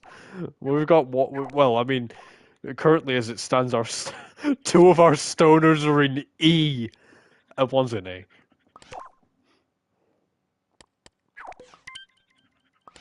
They have the stoners aren't all in S anymore. We have now got Aquarius's dear old wife, Cordelia, and she is on 800 HP, Aqua Barrier. She is immune to special attacks from fire cards. Again, situational. She is also immune to burns and protects her allies from burns too, as long as she isn't knocked out. So that's interesting. So that's nice. Yeah, situational, but nice. The whole team recovers 50 HP, and all ailments are cured. So that is essentially a better version of Aquarius's attack, because he had an attack similar. He had Crystal Water, which did the same amount of damage and was recovering the whole team for 20. But she's doing 50 and curing all the elements. So that is just essentially a superior version of that. Oh my god! We've got to revive all allies. 4 greens, but she can revive everybody?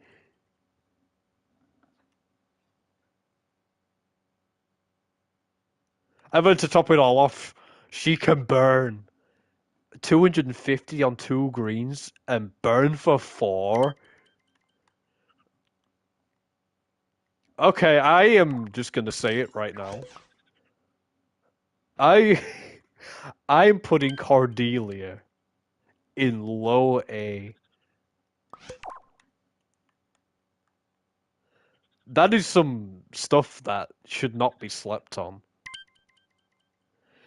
The only reason I wouldn't put her higher is the ability is very situational. But in terms of like her attacks, well, you can't really even call that an attack, but like those are really good.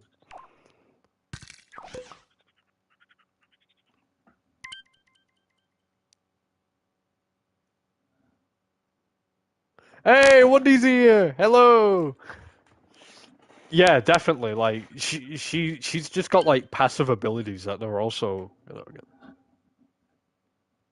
yeah, and then she could revive them all. Like that's the crazy thing.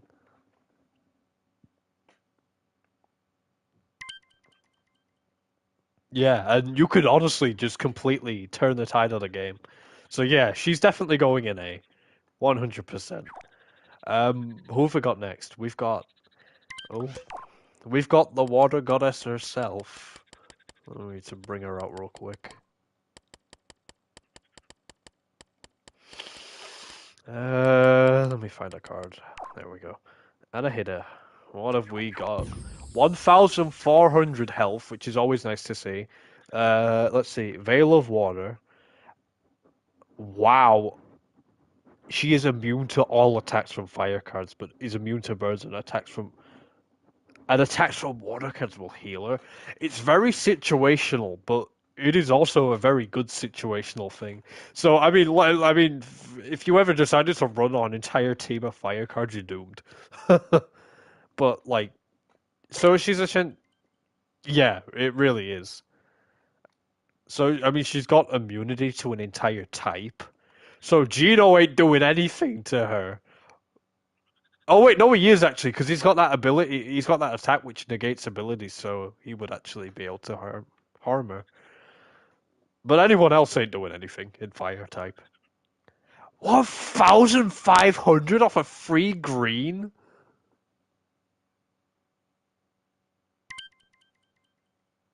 Jeez. That is one-shotting a lot of people. But it does have a cooldown, like, she can't do anything. Um, this is basically Captain Squiggly's attack, but, like, dialed up significantly. And Vaporization is instantly knocking out water types. She's good, but landing these attacks are going to prove difficult. But again, if you get a yellow, it's like guaranteed to get every single one of these. She's definitely strong, and she's got a good health as well.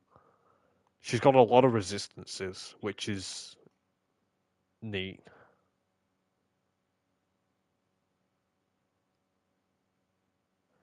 Yeah, I'm gonna go with I mean she's doing a yeah, that is true. Yeah, true. I would say yeah, I gotta agree with Blue. I think I would put her in A. I feel like she belongs in A. Would you say she's better than Cordelia though? I don't think she is. Like she's definitely got some things that are better than Cordelia, but Cordelia can revive an entire team.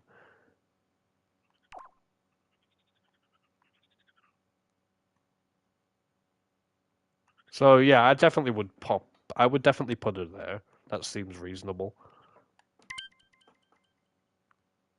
Yeah, definitely.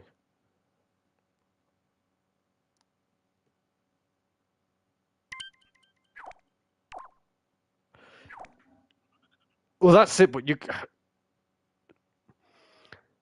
Scorchmarks was dealing a lot of good damage from what I recall. No, definitely not. Like if I just pulled Scorchmarks back out real quick. Hang on, I've gone too far. I knew this was gonna happen. Blue even said it was gonna happen. I've been quite good finding these cards quite quickly, but now I'm struggling. What the hell? Where is he? There he is. Um. Oh yeah, because he had all that like insane burning and stuff, and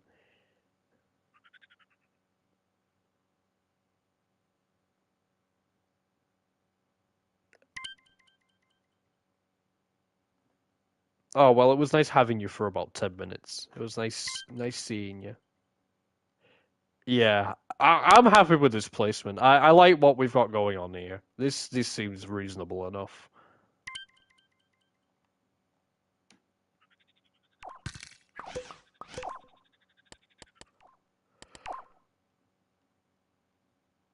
Next up, we got Avon Mora, 700 HP, Water Gem ability.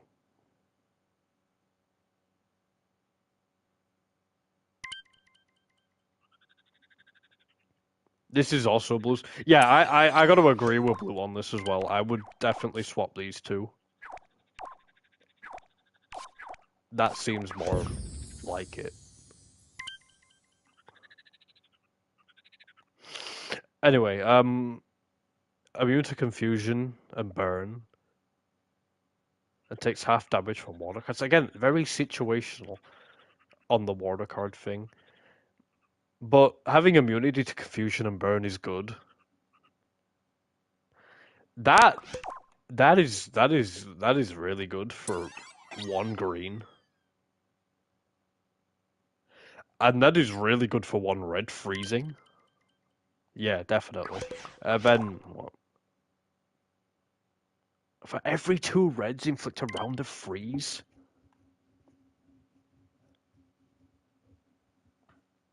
That's decent. That is actually quite decent. And she's got decent health as well compared to some other cards. Not the craziest amount, but like she can definitely inflict a lot of ailments. This seems to be what I'm getting here. Like definitely someone who's going to inflict you with a lot of negative stuff. I think I think B's reasonable for this one.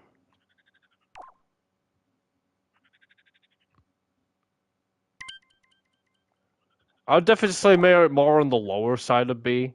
Probably the lowest B out the ones we've got already. I feel like those three are definitely edging her out.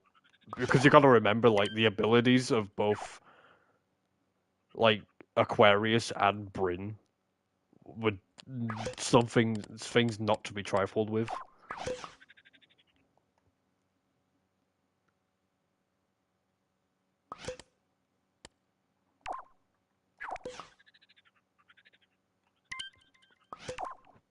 Yeah, they've done well. The water types have definitely done well, with the exception of like you've got two in A, you've got one in B, but then again, water type has also got one in E and F, so it's quite all over the place. But definitely on the higher end for a few of them.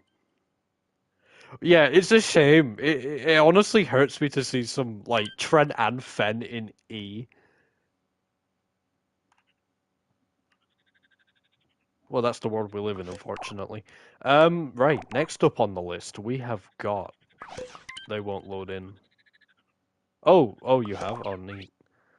This ain't loading in. This ain't loading in.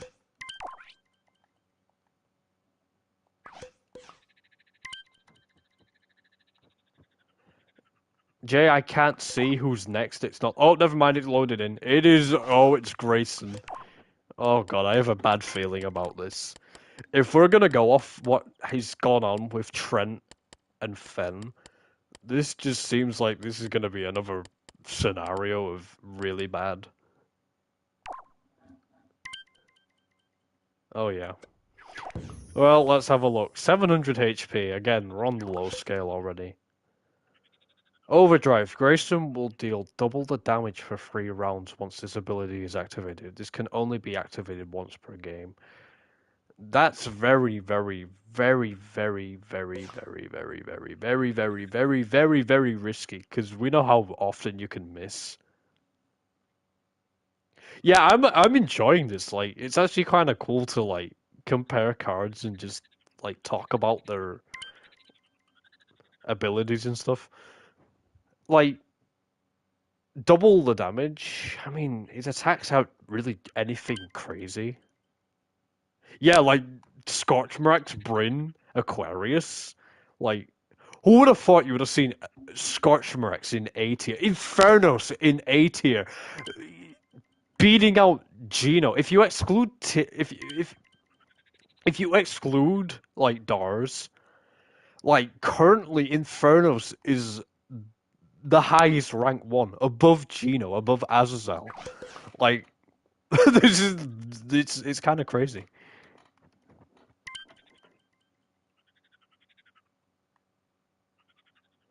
Grayson, again, like, yeah, it's cool that he gets double the damage for 3 rounds, but again, you might not even hit in those 3 rounds, and these attacks aren't exactly doing much damage anyway. Like, this one is probably your best attack to use while you've got Overdrive active, because you could probably dish out some nasty damage. Like, that is 120, and if you manage to successfully hit 120 over, you could rack up some damage, but again, it's only activatable once. I mean, you're doing 4 rounds of paralysis on a 2 green with 350 damage, which is decent. I mean, that is, what, 700 damage with overdrive? So, I mean, you could risk it and go for it. 200 with lightning surge. I mean, it's. I would definitely say, out of Grayson, Trent, and Fen, Grayson is definitely the best one. I don't think I would put him in E.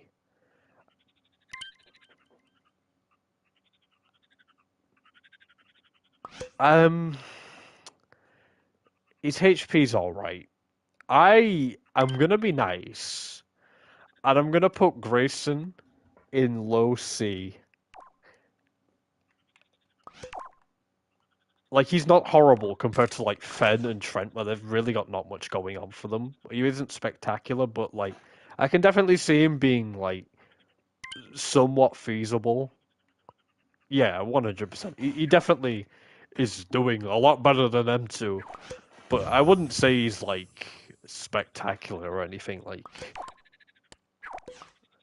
Oh God, we're doing the whole Griffin family now.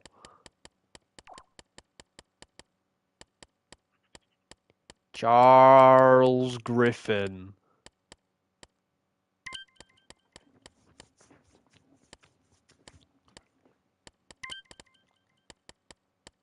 Oh yes, is he better than his son? Can you beat Tesla? Okay, so he's on immediately got less health than his son. The Elon Musk of Tales from Minerva. So, but hyper paralysis, instead of the one extra spin, it's two.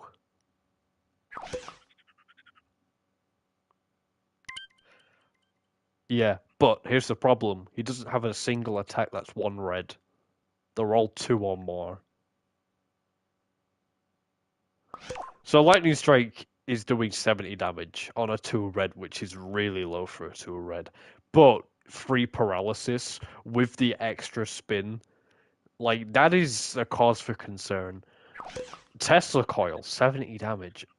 Place down a Tesla Coil, deal 30 damage on the next 2 rounds.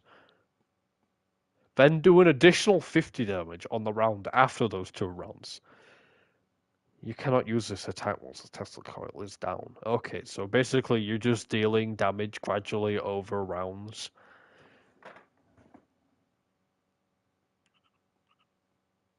And then he's got... I remember what this is a reference to. So, this attack, shocker, right? There is a scene from an old Spider-Man cartoon, right? And Spider-Man is chasing down the shocker. It's the most funniest thing. Hang on. Yeah, up the stairs. And that's where I got it from. Um, yeah.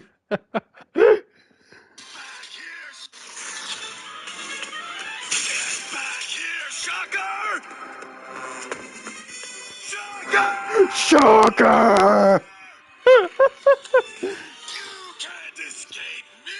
I'll chase you to the ends of the earth! Honestly, that is just peak voice acting right there. But yeah, that's where I got the name of that move.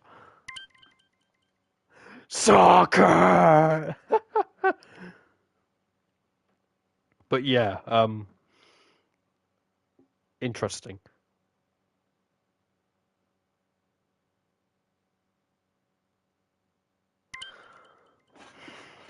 Yeah, like, he is definitely going to be causing you to miss a lot.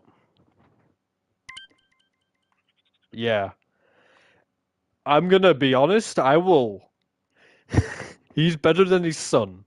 I will say that he's doing better than Grayson. Yeah. You know what? I'm gonna say it. Tesla is going at the top. No. I'm very torn. I don't know whether to put him at the top of C or low B. He could not beat the Tesla allegations. Yeah. Yeah.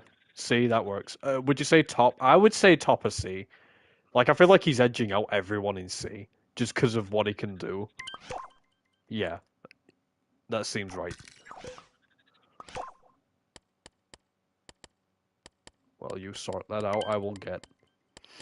Yeah, very fitting for this smug bastard to be a trolley type of card.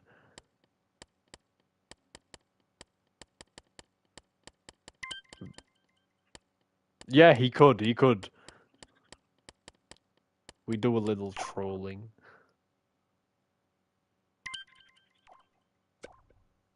Yeah, then yellows.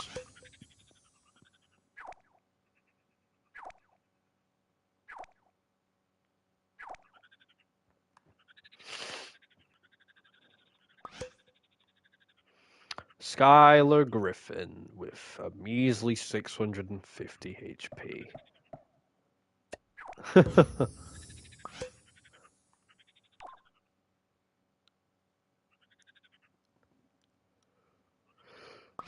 Oh, dated image! Anyway.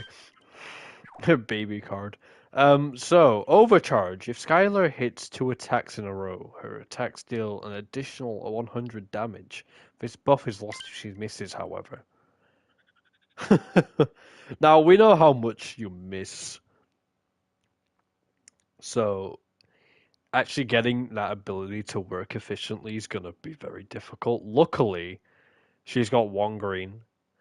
And then she's got Electro Strikes as well, which is one of those ones where you can keep using it. So, I mean, you could rack up some serious damage with Overcharge and Electro Strikes if you were lucky to get, like, the ball rolling with it.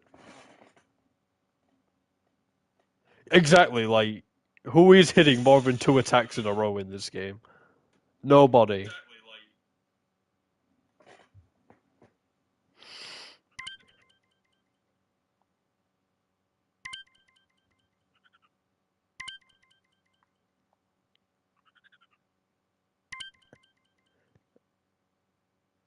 Yeah, it is a big but Electro Strikes has the potential to do a lot of damage. Other than that, she isn't really excelling at anything. Like, she's got low HP. Her damage output could be good, but that's the problem. It's a could. It's not like a guarantee. Like, with the low HP, it could be very hard to get the ball rolling with the damage, and you could probably get knocked out before you even really get a chance to get anything going. Yeah, it is. I guess if I'm gonna be honest, I would say she's definitely better than E.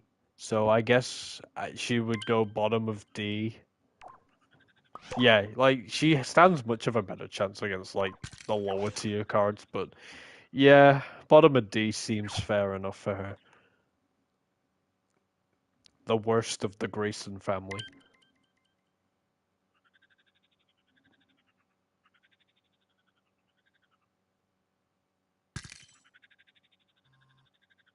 Right, who we got next? My boy, Lightning Bitch Boy, Zephyroth. Not Sephiroth, Zephyros, sorry. Um,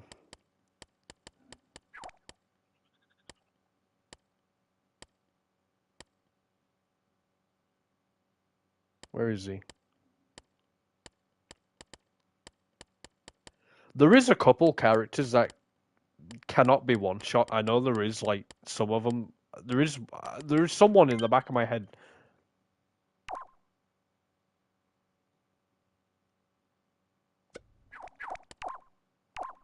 This is bugging me. I gotta do it.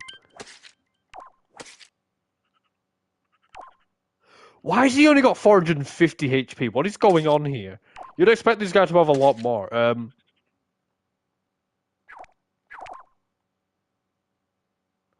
Oh, hang on a minute. Zephyros is one of those kind of cards. Hang on a minute. This ain't even his final form. Hang on a minute.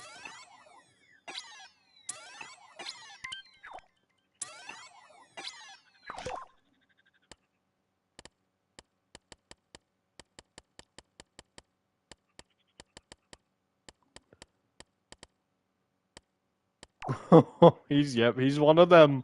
He's one of them. And I've made it this time. Uh-oh. Okay, so with Ubers, hang on, let me find out what.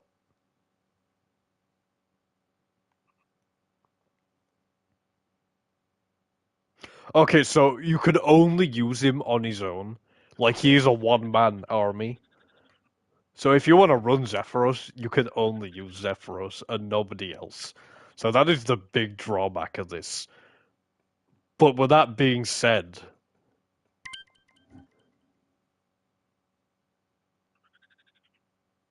oh my god.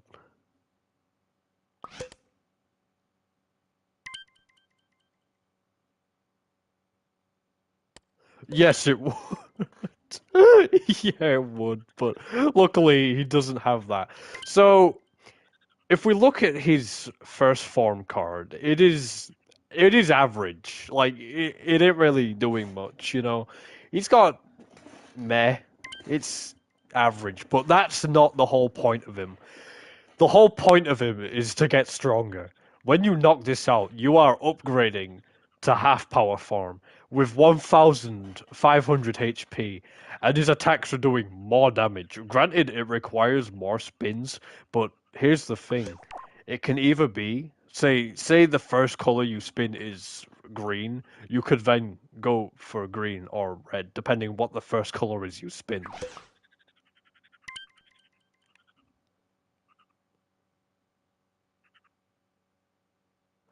So he's immune to all ailments, takes half damage from electric charge, and has no weakness to earth. So that weakness is gone. Yeah, you got to remember he's an Uber though, so he can only be used on his own. And obviously, once he reaches 0 HP, he swaps to his full.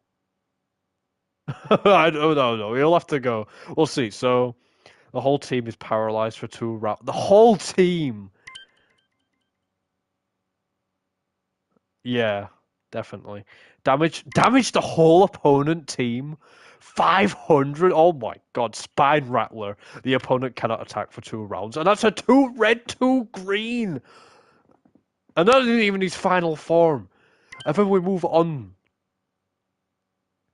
We move on to full power Zephyros, and he has 3,500 HP.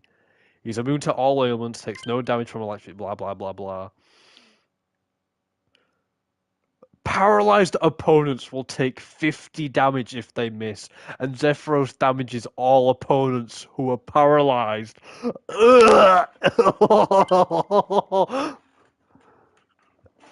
Yeah, this is definitely like Claire levels of busted right here.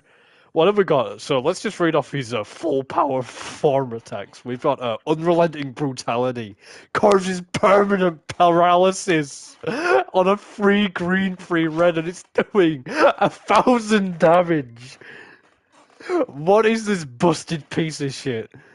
Causes paralysis on the whole opponent team for 2 rounds, doing 600 damage on a free green slash free red. Storm of Ruin, 500, 2 yellows, the whole. I mean, that is a big ask, but if you can pull it off, that is the whole team permanently paralyzed. Yeah, yeah, he is definitely going in the Claire OP tier. He's not even a Claire character, he's mine. Okay, so just to get clear recap, we've currently got A tier, we've got Infernos, Gino, Azazel, Scorched Mirax, Cordelia, and Anahita. In B, we've got Aquarius, Celicia, Bryn, and I forgot her name. I do apologize, Blue. And then C tier, we've got Charles, we've got again I forgot her name. We've got Felgon and Grayson. In D, we've got Plantzilla, Alder, Eve. That was it. Yes, we've got Plantzilla, Alder, Kale, and Skylar in D. In E, we've got Trent and Fed, unfortunately, and in F, we've got Squiggly.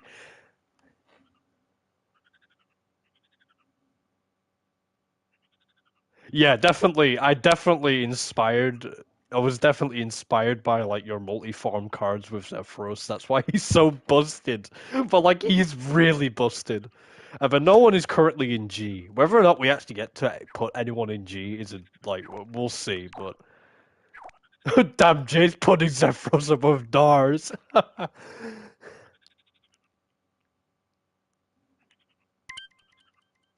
Dang.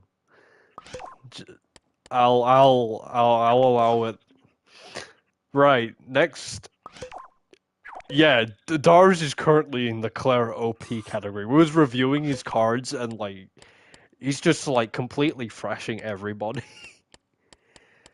Oh, we've got Blue ain't gonna like me, but I used to call this Crash Bandicoot all the time. But it is Thunder. This is Thunder. I feel like okay, so we've got 600 HP again, which is very minimal. Conductor. Thunder is immune to paralysis, and if the opponent takes 20 damage. Wait. And the opponent takes 20 damage if they try to inflict. Okay, so basically, paralysis is a no-go when you're trying to dish it out in front of them because it's just gonna backfire, basically. Uh, yeah, I was gonna say like Henny definitely is like very gimmicky on what she could do, from what I remember, but we've got a while before we get to them because a lot of those guys are like down here because this is like going in order of like type. So we started with all the fire types and we're just slowly working our way down. We've got so many people to get through, but we'll get there eventually. So 90 damage on a green, confusion for 2 rounds. Yeah, this ain't looking good, unfortunately, compared to what we've just dealt with.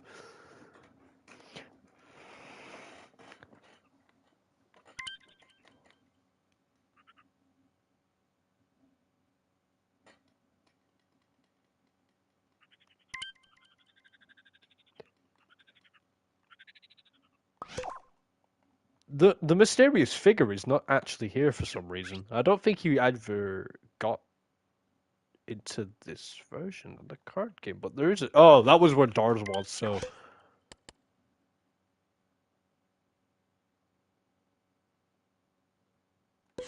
Yeah, I will admit, though, you know, this is funny, because Thunder would not be affected by any of Zephyros's paralysis. Zephyros would just keep taking 20 damage. Yeah, it is. Again, but, like,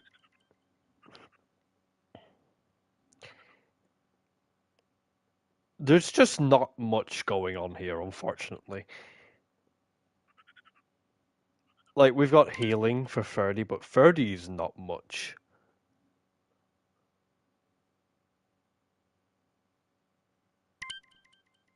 But hang on, I didn't even read this bit because like the health restore increased by 30. So like, oh wait, electric type cards on the team also get healed. So that's pretty cool actually.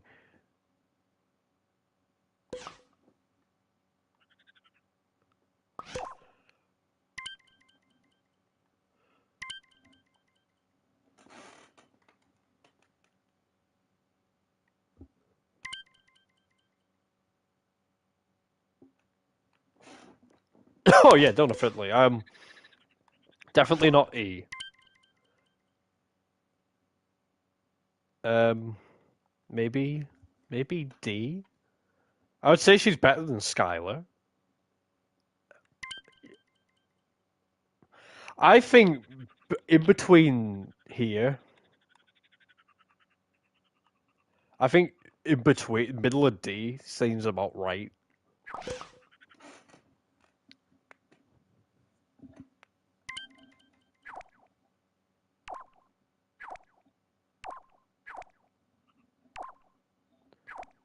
Yeah, that is true, Claire. That is a fair point. Regardless, they're both very much busted in their own right, so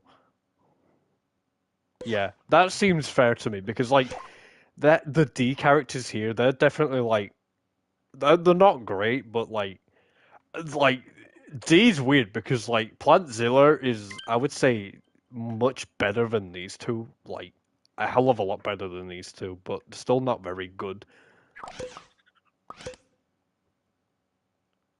Yeah, definitely. And if you've got like an electric team, as Blue said, you could definitely do some good things, but oh no.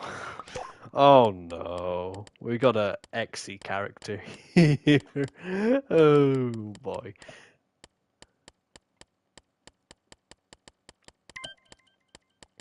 Exy Wexy.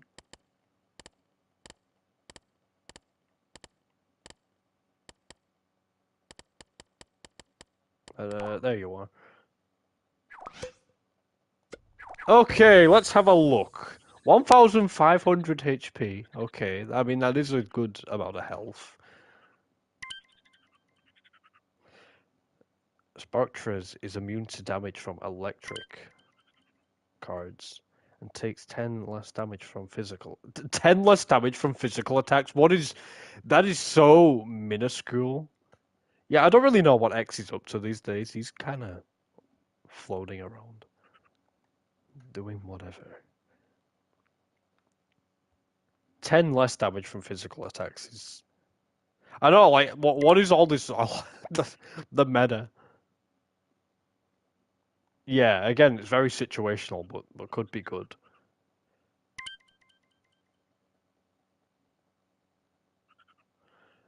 So deals 100 damage and deals an additional 100 damage on the next 2 rounds. 3 reds for 300 damage across 3 rounds is not much.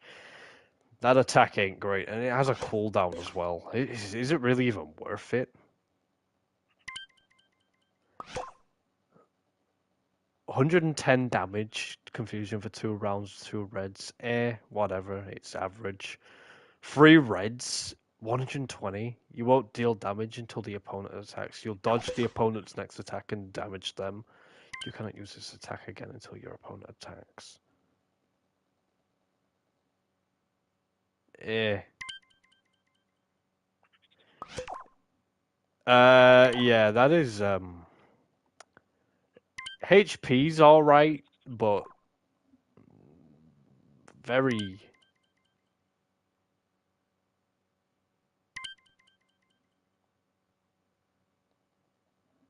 But that's where it ends. Like, those attacks are pretty eh.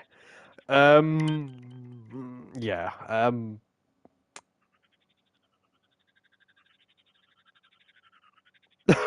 That is a good way of putting it.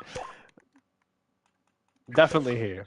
Sorry to do it, but I mean, you ain't getting much out of that at all. But that's really where it ends. You ain't getting much else. Oh yeah. Like, 300 damage on 3 reds is absolutely pathetic. Anyway, moving on to someone who might actually be somewhat decent. We've got Pharamond, the Electric God.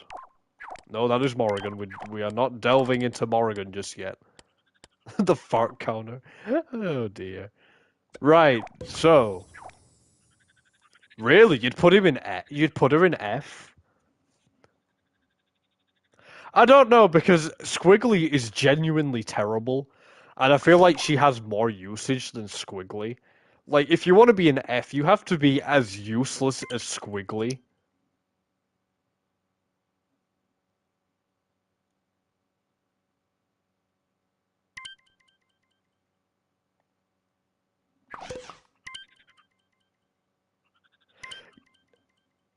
Yeah, you know what? Do it, do it, do it, do it, do it, do it. Squiggly was actually complete garbage.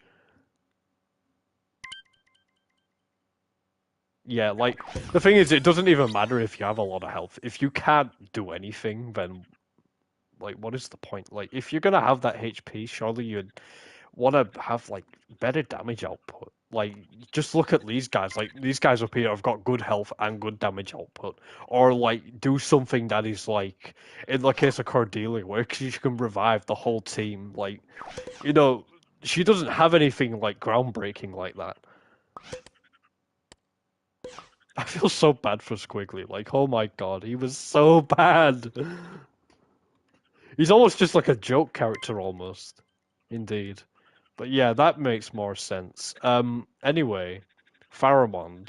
1,600 HP, which is nice. That is a decent amount. That is a very scary ability as well. All of Pharamond's allies deal paralysis for 2 rounds. And Pharamond deals an additional 200 damage to paralyzed opponents. Wow. So, like, okay.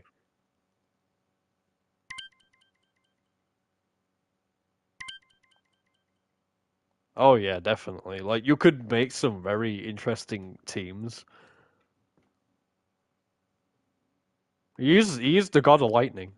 So I mean, Only fitting. In terms of what he has, in terms of attacks, Lightning Fist, 500 damage, 3 reds, causes paralysis on the target for 4 rounds,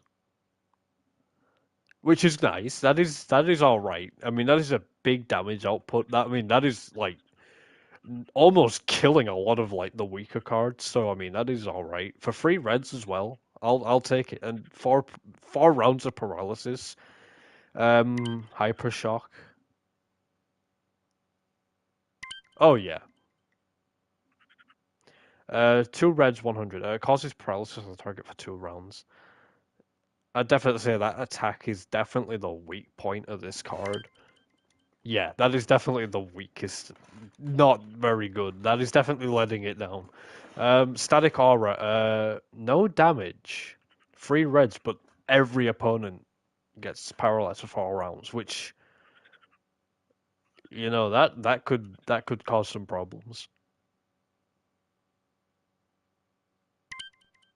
Well, yeah, that's it. There are a lot of cards that are immune to ailments. Yeah, 3 reds just to paralyze everyone on the team. It ain't even doing any damage. So I mean, I think it's his ability that is. Yeah, I think it's his ability that is definitely the saving grace here. It's a good ability. It's a very good ability. Like the fact that you can just essentially give all of your teammates the power to paralyze. I think that in itself, Pheromone is definitely, I'd say, more leaning onto like the supportive. He's kind of like Cordelia in the sense where you don't really need to play him for him to help out on a team. Like you could be passive, just sitting out, and it's gonna help. So I would, if he had better like physical capabilities, I would have definitely put him in A if he had better physical capabilities. But just the fact that he doesn't, I would put him in B. He's a high B though. I would say I'd probably put him. I would probably, I think he does beat out Aquarius. I think he does. I would definitely say he's top of B. Aquarius was good, but like I think Pheromone's just got a bit of an edge on him, and I'm happy with that. Right, who is next? We got, I believe that is Tommy.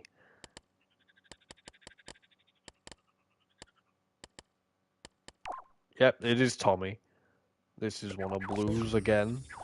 600 HP again, the low HP. But that is good though.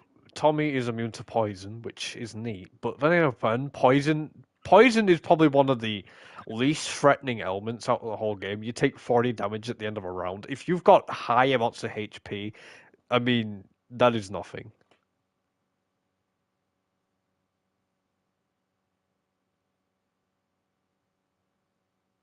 Okay, yeah, that is a good point. I think we should pull some from the bottom after we've done Tommy, and then kind of like alternate, as Claire says. It will definitely spice things up a bit.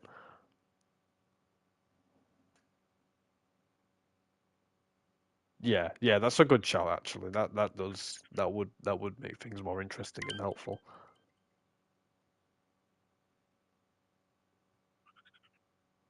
Yeah, that is true, but then again, if you look towards the bottom, you've got a lot of divine types down here, and they're just ridiculously broken. But you're also down here as well.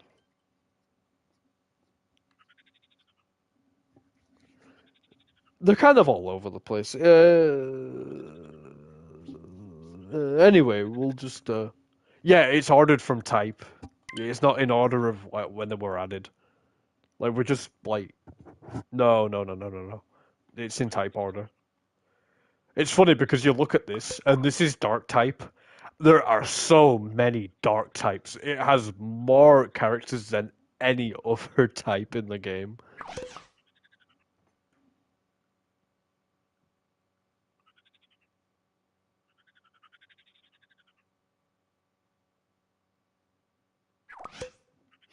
Anyway, Tommy. It's good that he's able to heal 200 when he gets knocked out, but here's the problem. Oh wait, what's this? Oh wow, that is nice. But here's the problem, right? Here's the problem though.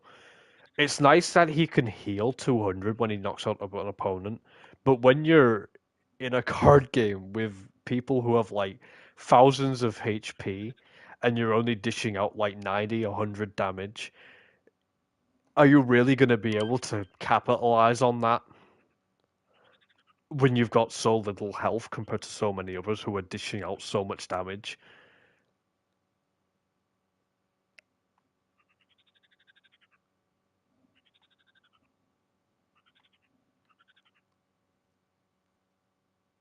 That is a nice attack though, like taking half damage, but like again, it's a nice thing to have, but then that means sacrificing a slot in your team.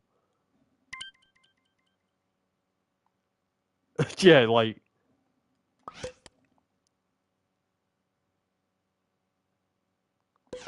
yeah, that is true, but I feel like if you want have an ability where the ability relies on you knocking out opponents for it to trigger, you would at least want to be dishing out more damage. Like if you can't capitalize on that healing ability because you can't knock out, then you know.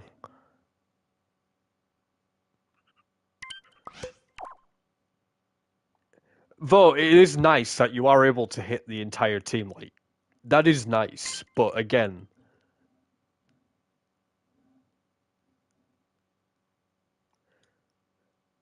it's it's just one of them. So with that, with everything I've seen, he has nice attacks. Like being able to hit the entire enemy team is very nice. Confusion's always nice, especially on a one red. And the electric shield's nice. So I'm not going to be too harsh on him. I would definitely say.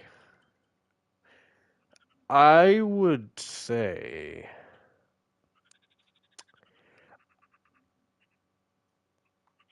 One between these two. I would put him just before Plantzilla. It is very good, yeah. That is good, but it is good, but then again, it's like you're dealing. But then, like, even if you've got like a character who's dealing like, you know, again, I made this thing with Squiggly where his ability harsh damage of physical attacks. But what if you're going up against an opponent who does like 1,000 damage on attack? You're still halving it to 500, and with Tommy only having 600, that's most of his HP gone already. Like, there's a lot of heavy hitters out there, and a lot of heavy hitters. So it's like, it's yeah. I like the placement of being a high D.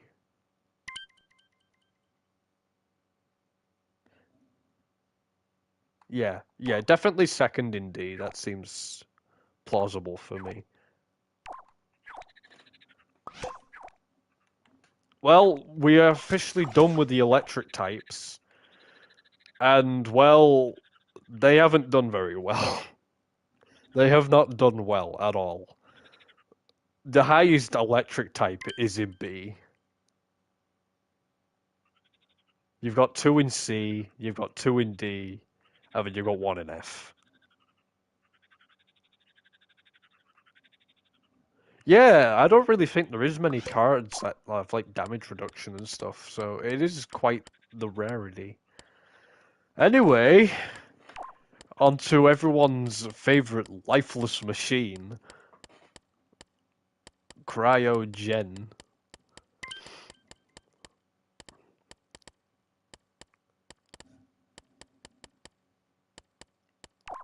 The dual typing of ice and machine.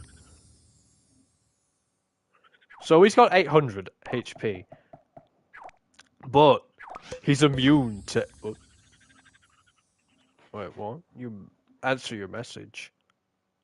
Oh, sorry, I'm in the live stream. I am not really paying attention to my phone. Uh,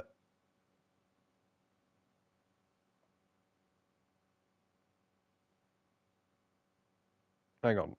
Uh,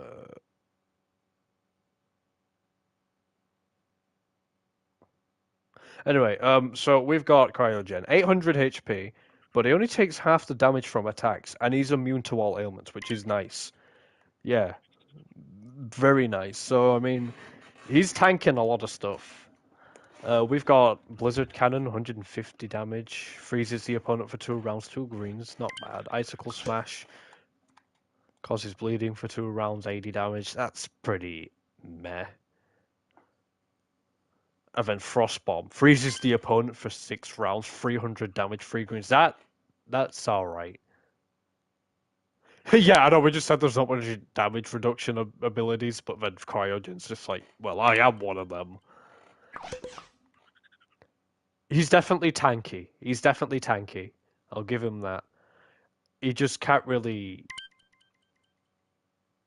Yeah, like he's got okay offense and he's got good defense, and that's really about it. He can freeze, and freeze, as we know, is the most annoying ailment out of all of them. Yeah, he has a. He realistically has 1,600 HP when you think about it, unless someone is like negating his ability, like Gino.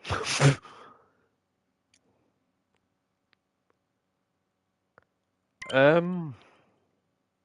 Yeah, that immunity to ailments is a very good thing. Like ailments play such a huge factor in this. Numa. But like having the ability to just completely ignore that, like that is good. So with that, I would probably say Cryogen. I would put him in B, you know. I would put him low B. I would probably put him between Bryn and what's her face? Again, with Bryn's like, hang on, Claire. I just need to show you something real quick. I was on about this when I was looking at Bryn. Yeah, I would put Cryogen second from bottom in B. It was on about this earlier with Bryn. When I pulled her out, I was expecting Bryn to be complete dog wank, but then I read the ability. So basically, if the opponent hits you, you dodge and retaliate with 50 damage, and the ability has a 3 round cooldown. But then Blade of Grass causes paralysis, and paralysis requires you to spin an additional time. So you could essentially cause like this never-ending loop of you dodging and retaliating. It's not perfect, but it could work. And I'd never even realized it, but like it's actually really quite good. And that's why she's all the way up here in B. Yeah, honestly, it's really good. Who else was it? Was it Aquarius? There was someone else who had something similar. Yeah, like for characters who struggle hitting.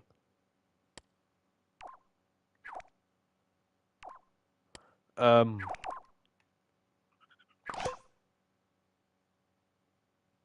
yeah, I like the placement. I like that.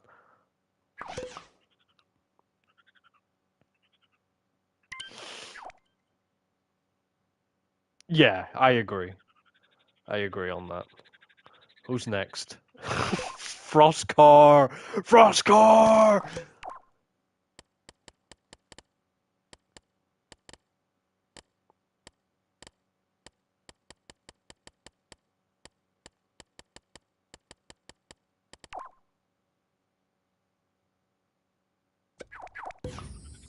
1,000 HP, bang on.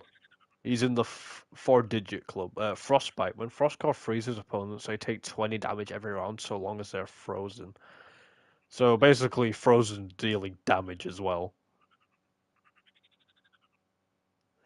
Unstable core deals the same amount of damage as your opponent's most recently used attack.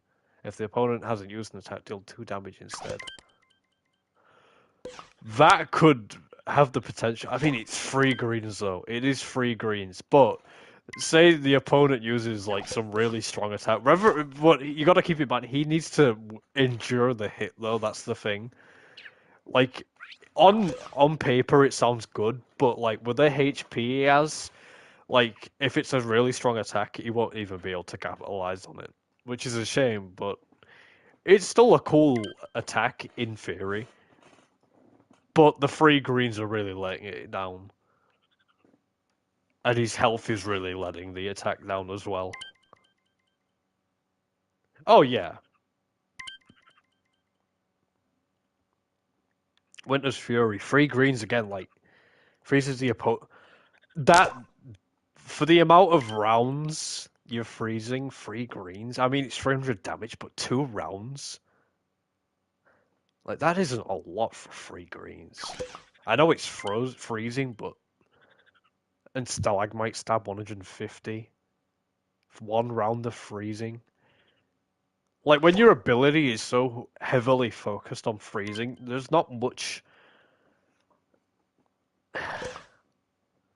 Like 20 damage, he's not looking very good. Yeah, it's a shame.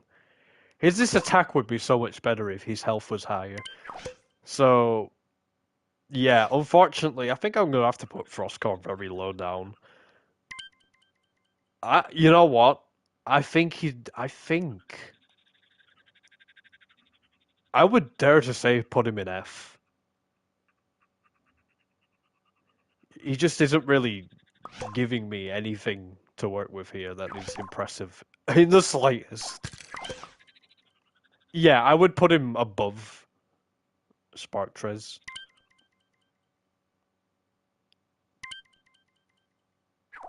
He's got a gimmick, yes, but not a gimmick that he can capitalize on very well, unfortunately. Oh, here we go. We've got Iskall coming up. What does Iskall have to offer? So 600 HP is not a lot. Opponents who hit Iskall with a physical attack become frozen for 1 round.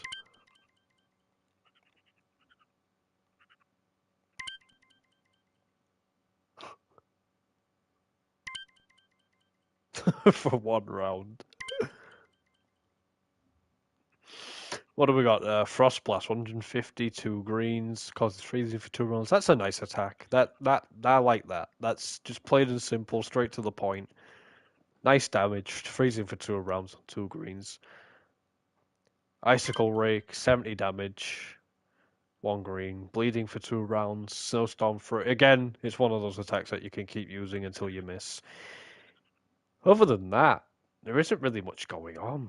He's got low HP. Hasn't really got the damage output. The ability is kind of lacking. It's cool that it can freeze, but it's 1 round.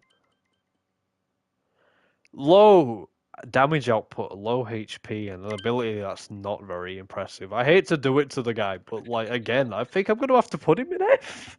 I think I'm gonna have to do it. I think I'm gonna have to put him in F.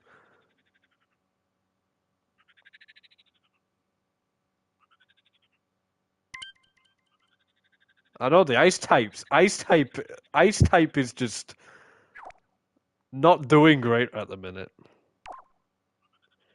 Yeah, you're right. There is the tier. Would,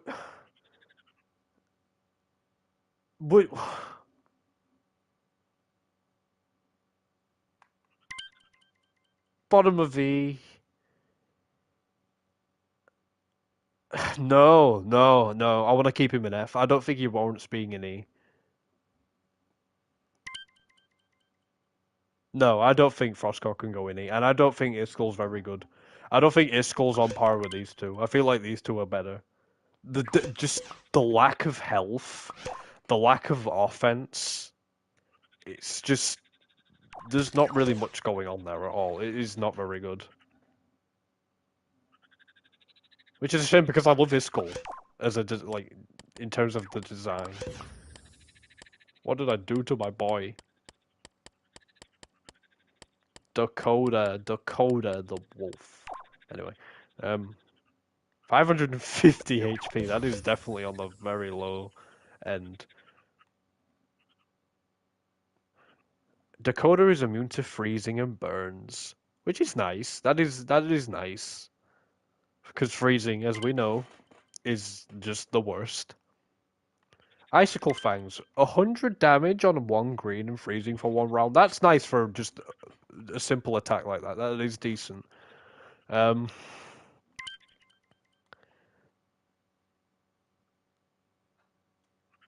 40 damage on the next 4 rounds. Nice. Freezes the opponent for 3 rounds. 2 greens, 200 damage. I do like that.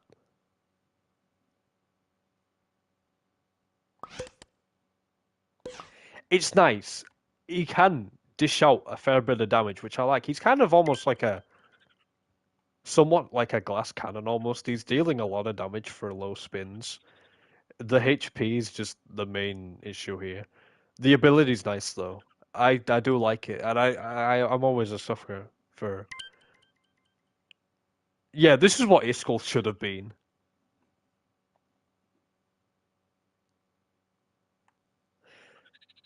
Um,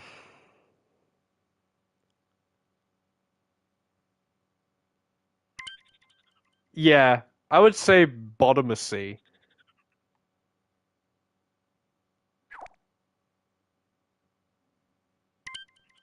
Actually, I don't know.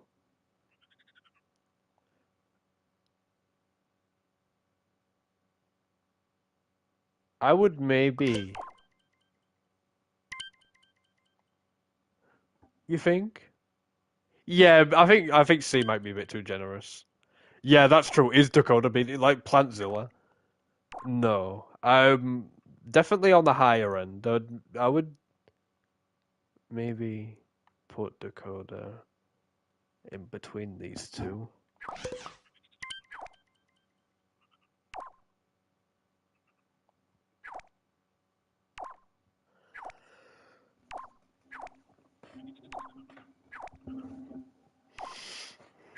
That seems fair enough. Who's next? Oh no!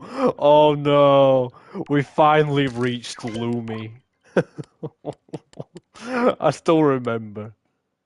Yeah, the immunity to fire and ice is really good though. Like the freezing and burning and immunity is really good, and that can't be slept on. Lumi, Lumi, Lumi. This is what PTSD is for Felix.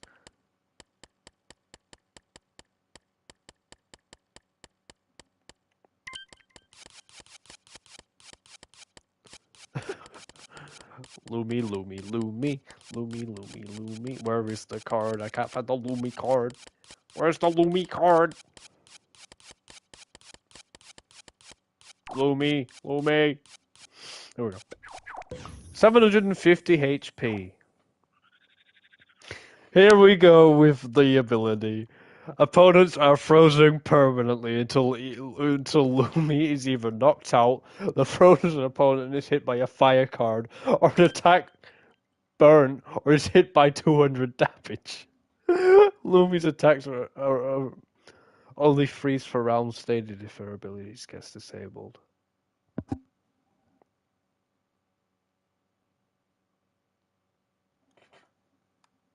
Yeah, I just said the Kalumi. Okay, yeah, I'm gonna go with what Blue said and swap these two around real quick.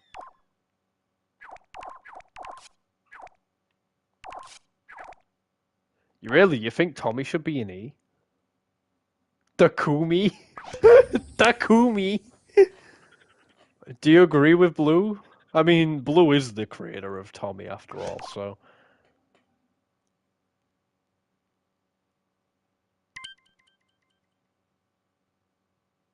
Yeah, that's it. Like, he can work good as a team.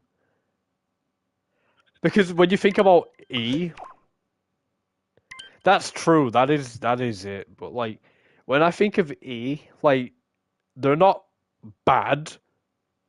Well, I mean, they are bad because they're E, but like, they're just very meh. Like, they don't have like anything that can like help out their teammates. They don't really have anything going on.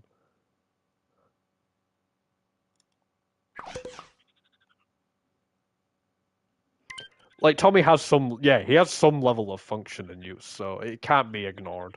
I'm happy at keeping him in D.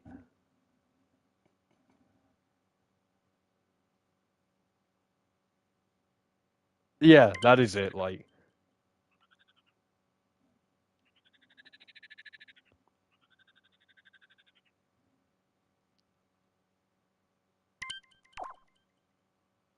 oh yeah, yeah, yeah, definitely, definitely better than Skylar. Skylar is, you know what, Jay? I'm gonna do something. After just thinking about what Skylar's capable of, I am definitely gonna move Skylar down to E. I just don't feel like she can capitalize on her ability at all. Though I will say she's probably better than at least these two.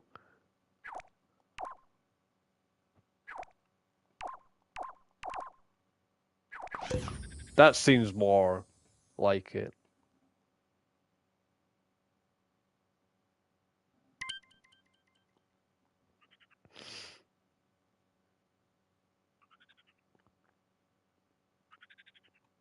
Anyway, back to this. So yeah, the busted permafrost ability. Let's just do a reread. Opponents are frozen permanently until Lumi is either knocked out, the frozen opponent is hit by a fire card or attack, burn, or is hit by a 200 damage attack. Lumi's attacks only freeze for the round stated if her ability gets disabled. So basically, you are frozen forever until you get hit by something that's doing more than 200 damage, or burnt, or hit with a fire card. This is what caused Felix to just completely break down. Poor guy. Like, that is gross. Though the thing is, she has an attack that does over 200 damage. This attack has a potential to do over 200. That's the only attack that's not gonna. Yeah, this is stupid.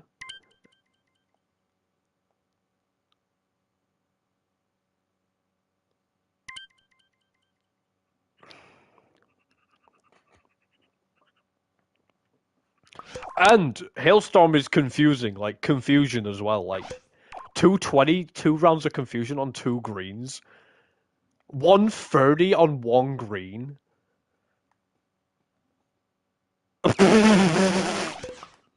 What the hell is this?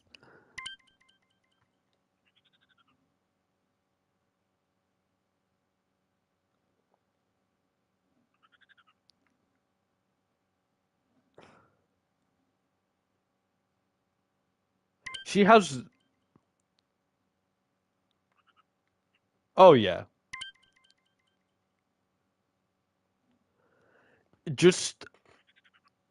I feel like she has to go in S. Like I feel like she has to go in S. Like because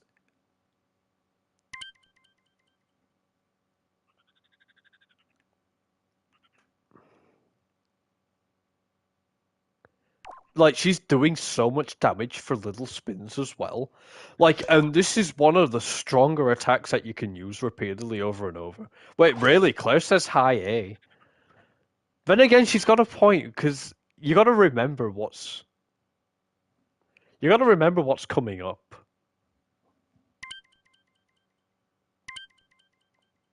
Right, let's just say A for now. Yeah, like for real. Like, we got to remember there is stuff coming up that is just.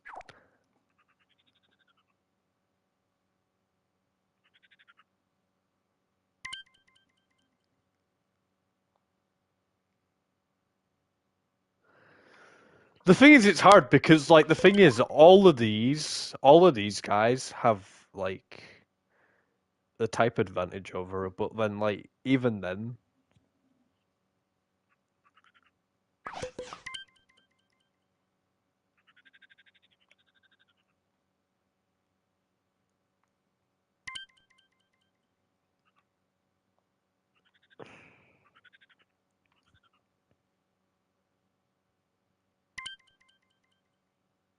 yeah.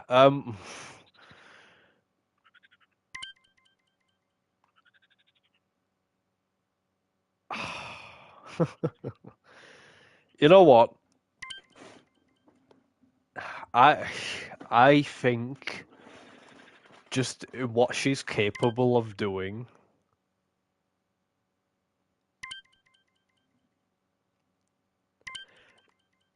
In terms of what she's capable of doing, I would say she's top A.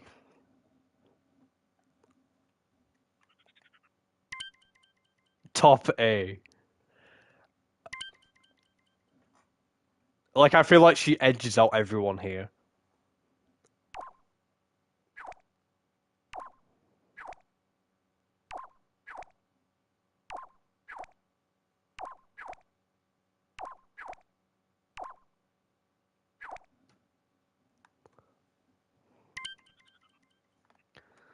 Oh, Lumi. Next up on the list, we have God Era.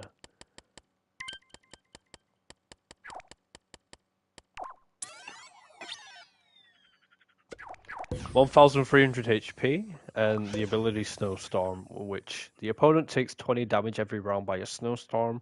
The snowstorm goes away 3 rounds after Era is either knocked out or swapped out.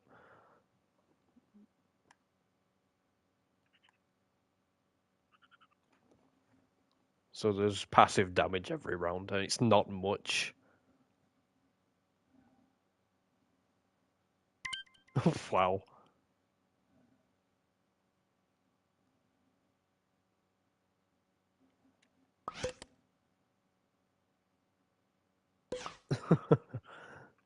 um, yeah, it is.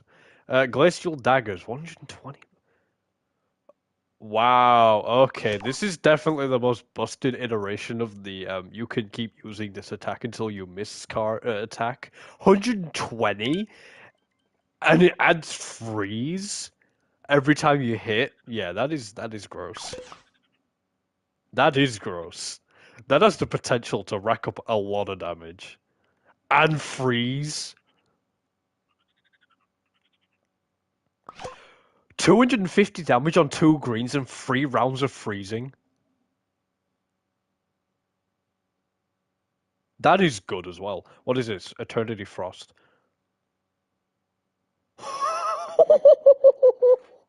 Wow. 4 greens, but it permanently freezes the opponent, and it can only. So you have the ability to essentially freeze someone for the rest of the game, but it can only be used once. So like, you gotta pick who you want to do it on. But that is interesting. Yeah, it is.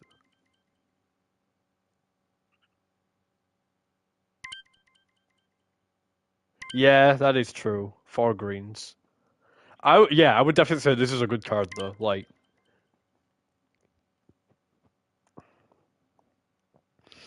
it is. Like, the thing is though, you could use this on, like, if there's someone causing you a lot of problems and you manage to hit it, then you have essentially just locked out like a big threat in the game if you want to do that.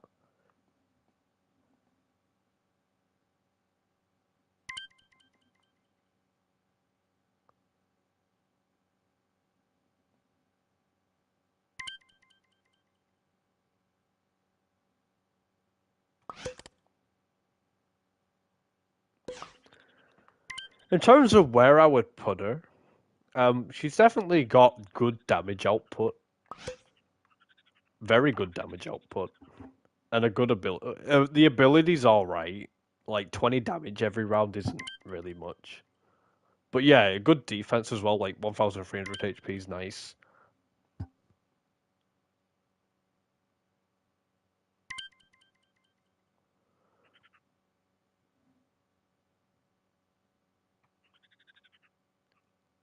I would definitely say that she.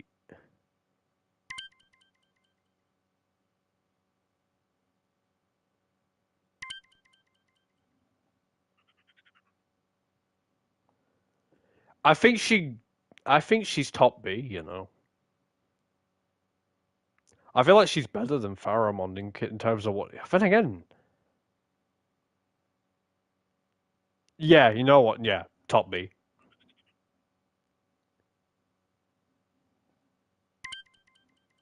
top B. 100% top B.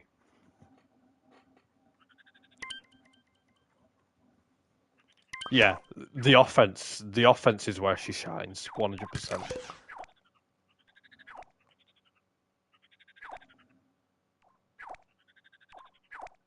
Oh yeah, definitely.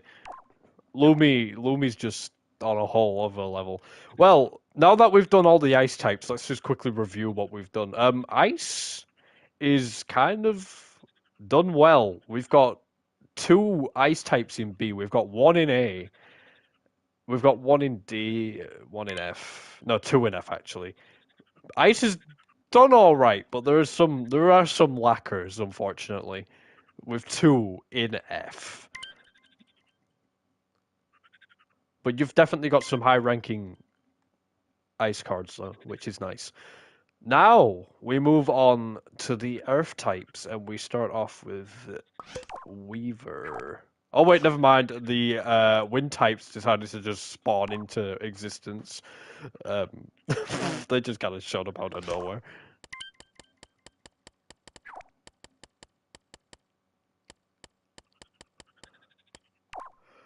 On to Zephyr with 650 HP and the Trickster ability. Wow, that's interesting. That is fighting type. This is fighting. Numa. Attacks and abilities that heal opponents now damage them instead. Yeah, apparently Numa was fighting. No, she isn't. She used to be fighting type, but then when we introduced the thingy type, she became that one.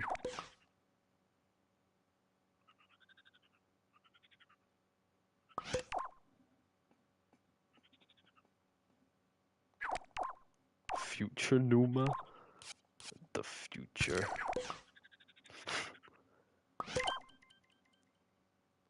Oh yeah, it is. Like, just like look at what we've got down here. It's kind of crazy.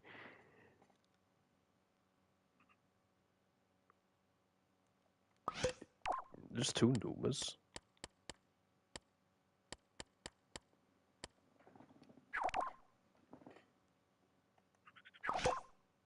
Well, I've only got one Numa card.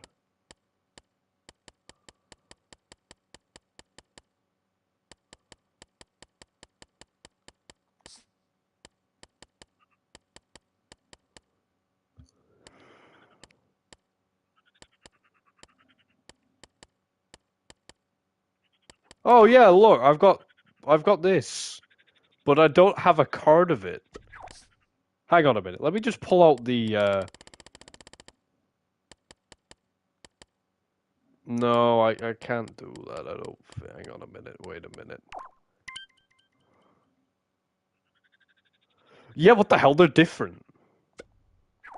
But I don't have that one. I don't think. Oh, it was never made. That would make sense. So this is kind of like a.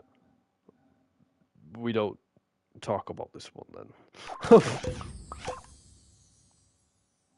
Crippled old lady. Very well. Yeah. Well, actually, arranging by color might actually be kind of helpful because it might be able to. Whoa, this is kind of weird. Well, it's definitely grouped on the purple and yellow. It's definitely kind of worked in a way. It might be helpful, kinda, maybe. I don't know. Okay, never mind. This is worked slightly, but it also hasn't.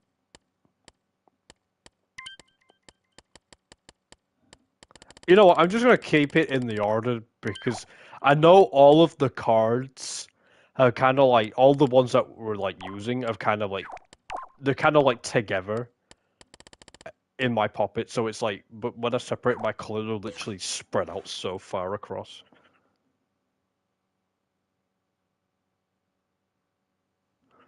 Anyway, back to Zephrine. The ability is very good. The fact that opponents' healing abilities and attacks are going to damage them instead. That could be a cause for concern.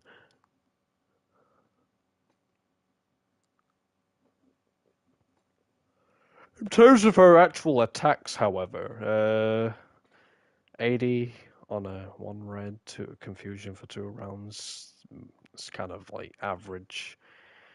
Confusion for 3 rounds, 2 reds, 150 here. That's alright, I guess. Winds of Fury, 350 damage, 3 reds. Your opponent gets swapped out of battle for someone else on their team. Interesting. Not much HP though. I think the abilities really where this card is shining the most.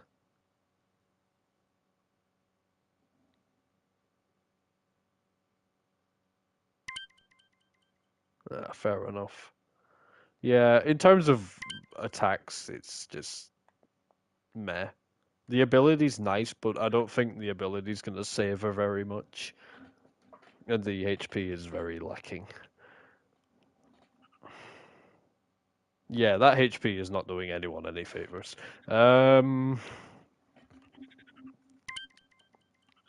Yeah, this feels like a D.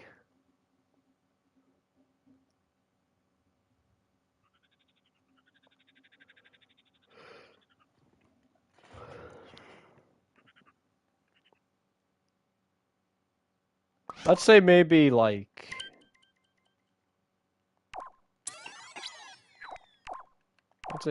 here, I guess. Because the ability's nice. Yeah, I agree. Thunder definitely had more going. Oh god, Western.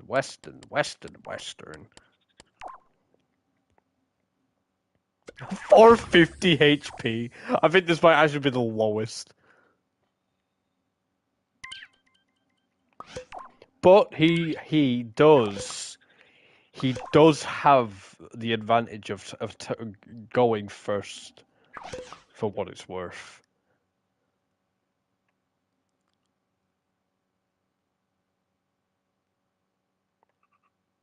Wind cannon, 100 damage, 1 red. The opponent gets swapped out of battle Wi-Fi. So for someone else on their team, Hurricane punch 500. Yeah, basically. Confusion, swapping them out.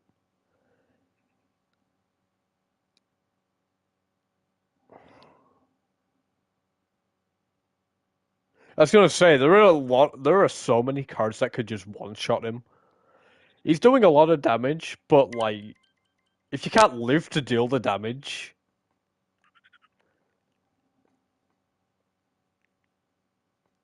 then again, as I say, he does attack first, which is a bonus.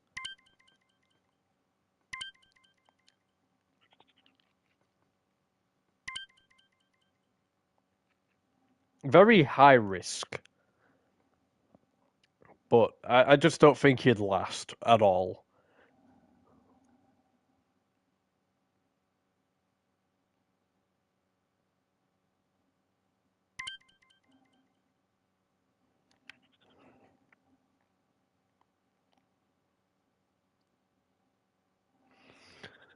You know what?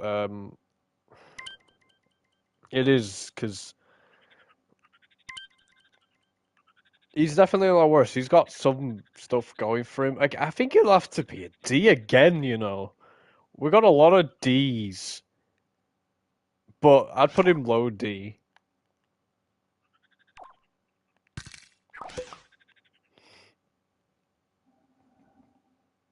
Really, you'd say? Then again, yeah. No, you know what? Claire's right because the thing is, you think about it, the 450 is so low. Like, you're probably not even gonna get.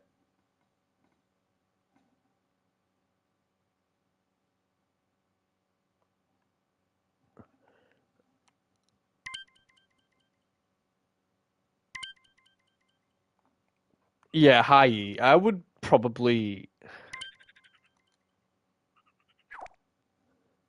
Yeah, maybe top of E. Because I just don't. I feel like he's still got the edge on these two because these two just don't have the damage output at all.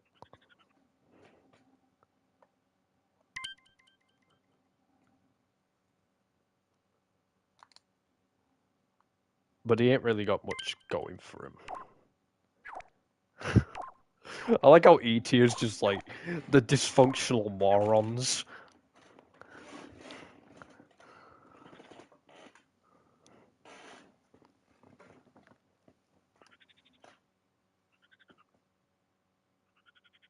Yeah, the HP is just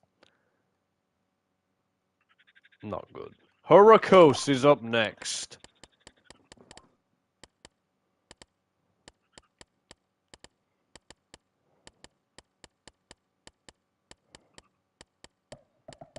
Wherever he is. There's a big boy.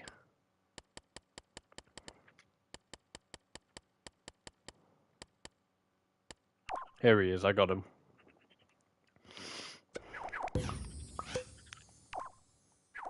950 HP, ailment reverse. Ailments have a reverse effect on Horikos. Burns, poison, and confusion all heal Horikos instead. Bleeding makes him attack first. Paralysis allows for one less spin, and freezing is ignored. Which, that is a really good ability.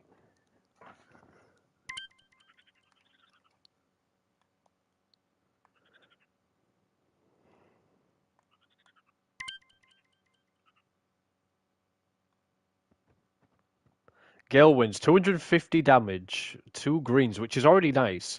For every ally knocked out, deal an additional 30 damage. Interesting. I mean, the damage on its own is already nice for a 2 green attack.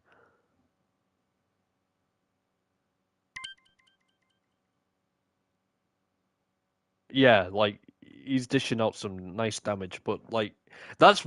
Would you want Horikos to be one of your last cards? That's the question. But the ability allows him to, like, have some staying power, though, like...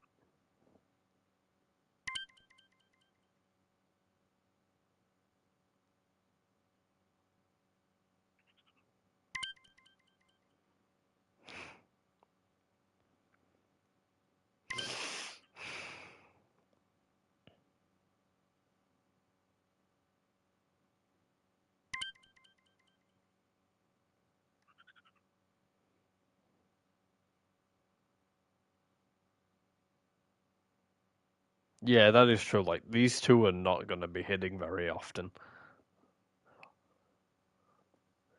Though, you got to remember, for as hard as they are to hit, you got to remember that yellow is still a wild card in all of this. And if you landed a yellow and wanted to go for Fury Wind, you just need the one yellow and you'd land it. But again, like, the odds of getting a yellow are 20%, which is still quite high for something that's a guarantee to hit. Just spam Gale Wings.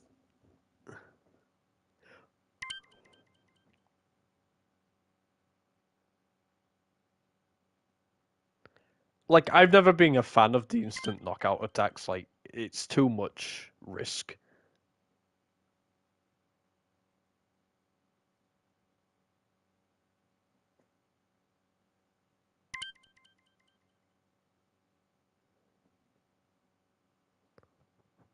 I will say this though. You've got the ultimate Lumi counter right here, though. This guy's countering Lumi for days. You're just ignoring all that freeze.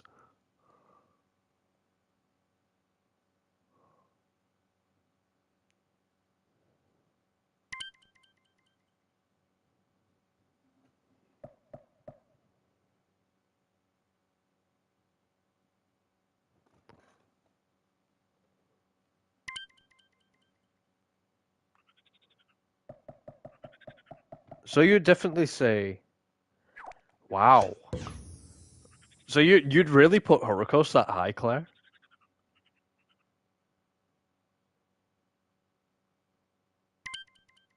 Well, that's it. Like, Horikos is almost guaranteed buffs.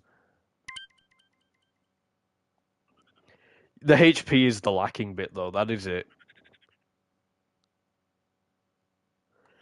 I don't think he quite belongs in S. I feel like there's more cards that are more deserving of S that are generally more broken.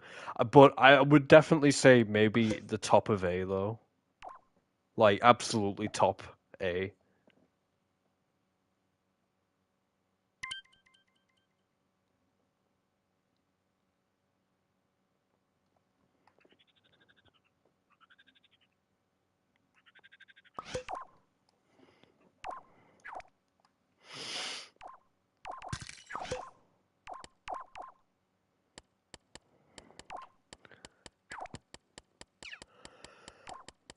Ooh, we got next.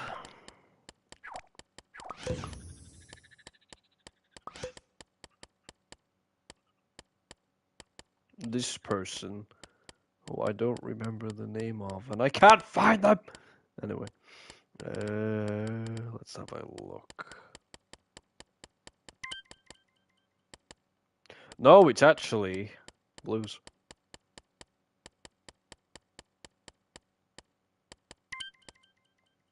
Gale. Gale. Yeah, like you can just get glimpses of some horrible, horrible atrocities just waiting in the dark. Oh yeah. 500 HP. That is not good.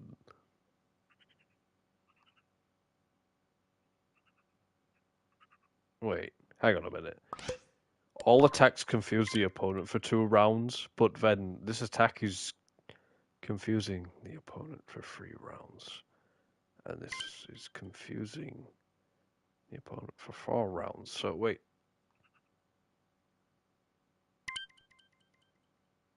I maybe it stacks. Wait, is the ability pointless? Like, because it doesn't say it stacks.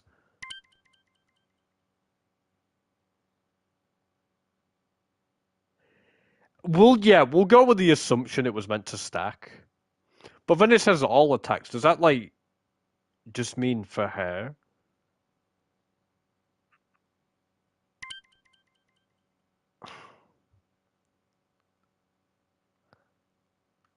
Yeah, that's neat. But, like, 3 reds for 200?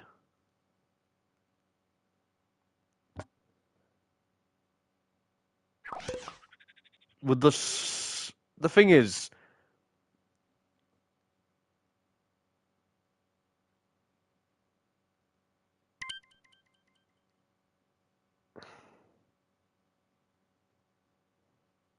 well, yeah, that's what I was thinking because there was it Pharamond who like would make it so that all of his teammates would get paralysis?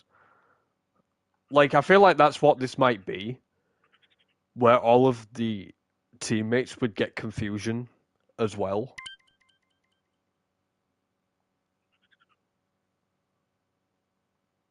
But it doesn't specify that though. That's the problem.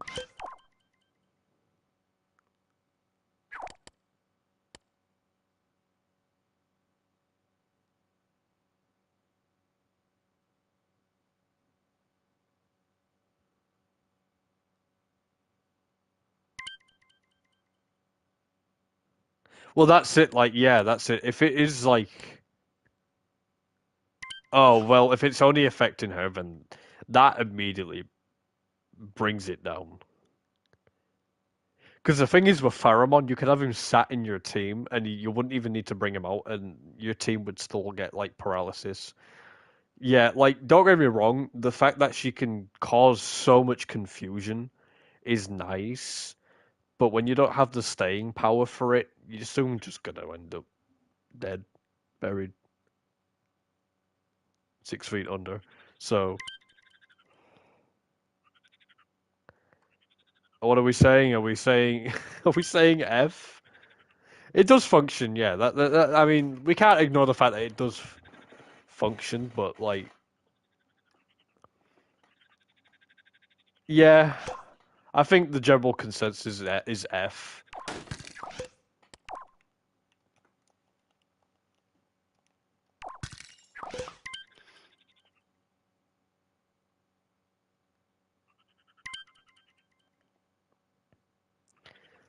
Jay thinks bottom of E.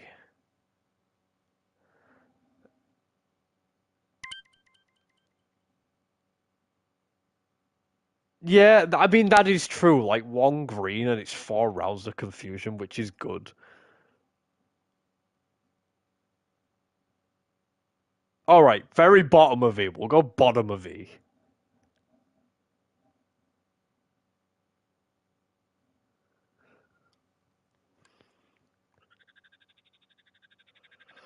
All right, on to the last. We're going on to the last wind type, and we have got the wind goddess. I sneezed.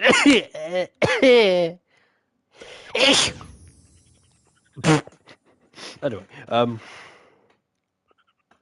1,500 damage. HP, sorry.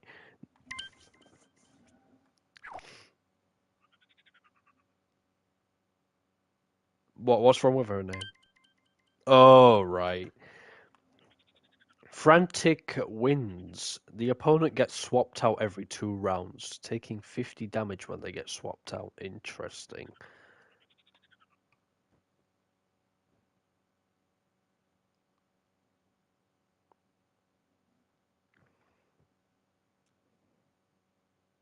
It is that, like, you won't really be able to get, like, anything, like, going with anyone if you're constantly getting disrupted like that. Um, Devastating Hurricane, 3 greens, 350. The opponent cannot attack for 2 rounds. Yeah, that's it. Like if you're going up against like an Uber, then yeah, definitely more suited for team battles. Winds of Healing, 2 greens, heal any ally for 100. That's nice.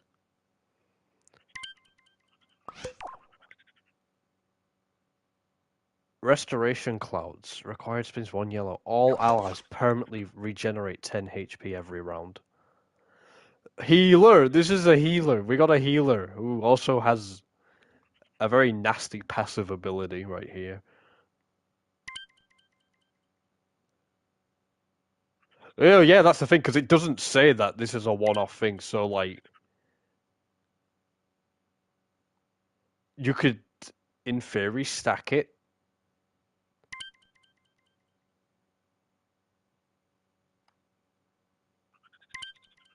She's bulky as well. Like she's bulky. Yeah, like A tier definitely. I agree with Claire. This is yeah, that is true. Like this is defo A tier.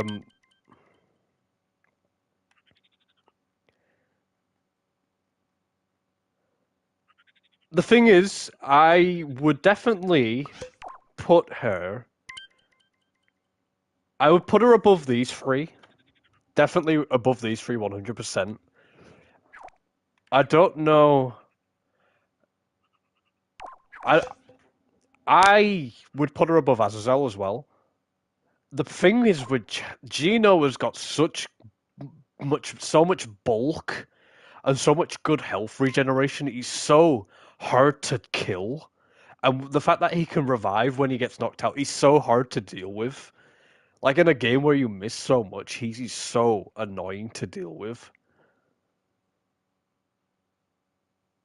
But the fact that she can heal her whole team. Well, yeah, that's it. He's good on his own, but like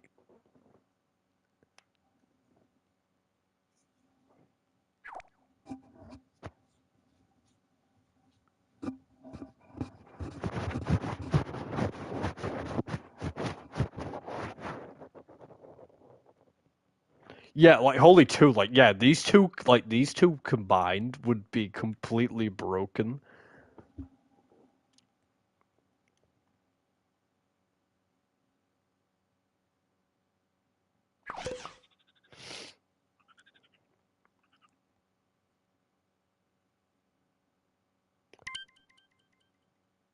I don't know, like there's some good combinations here that we're just missing out on.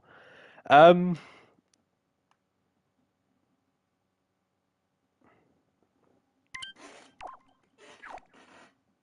Oh yeah. Um, we'll just pop her here for now.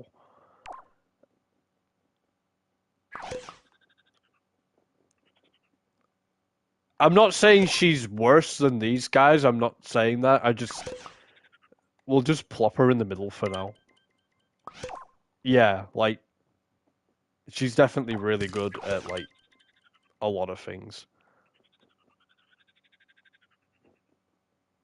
You know what? I keep looking at Infernos, and I can't even remember what he did that was so good to warrant him being so high on A.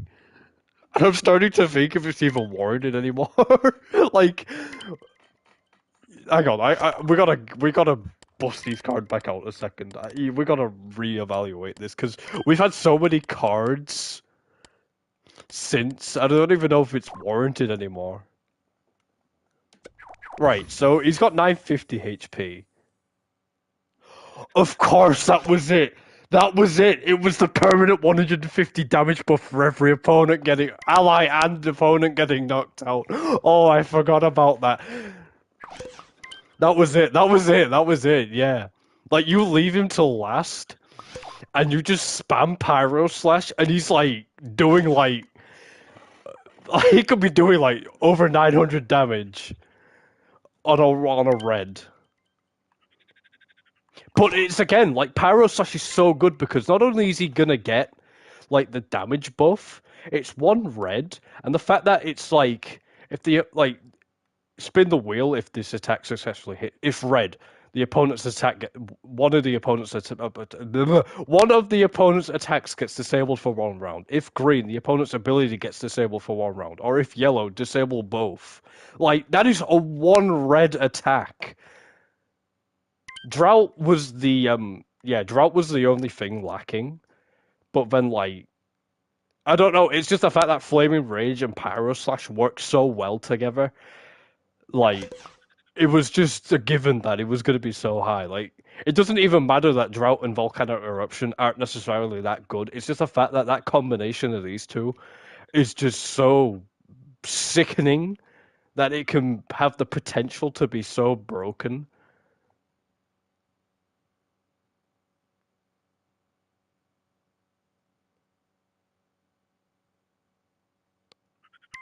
You think he's top? You think he's top A? You know what? You're not wrong. Oh god, I've just moved the Claire OP thing. Oh god.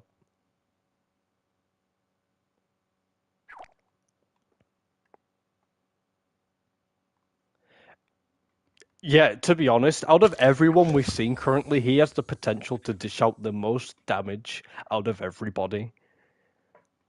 Uh, Yeah.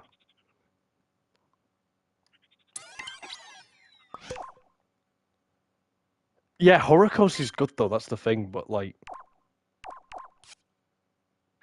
yeah, that is true. Like if you're dealing like 1,000 damage on one green or red, whatever, like, you know, that is valuable.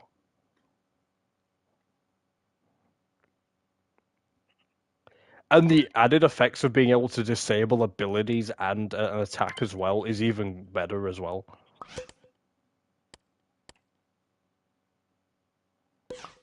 Oh yeah, we've got some horrible things on the way. I think he edges out Horikos.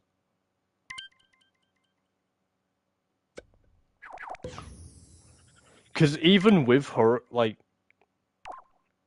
yeah, that is true. Horikos does have the health as well, but I'd say they're pretty on par, these two. Like, they're definitely, like, on par.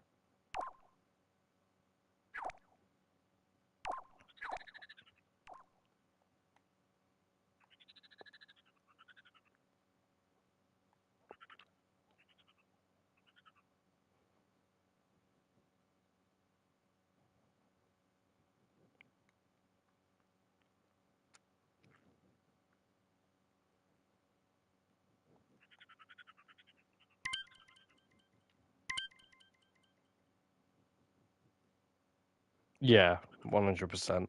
I like this.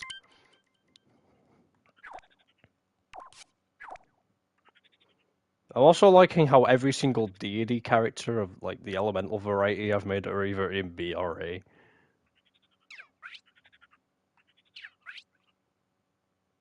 Nice. Anyway, Weaver.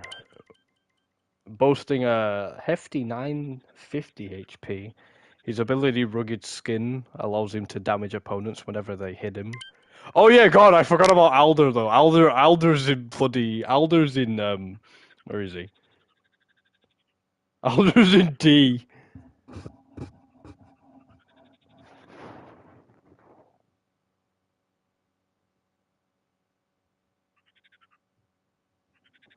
Anyway, Weaver. So physical. Oh yeah, Plant. We have established Plant. Well, Trent sucks balls on a universal scale.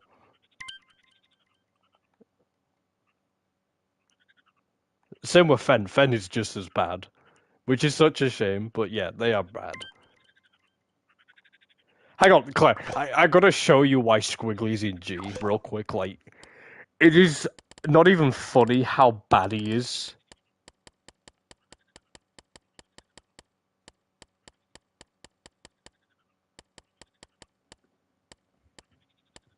There's a reason this man is in G.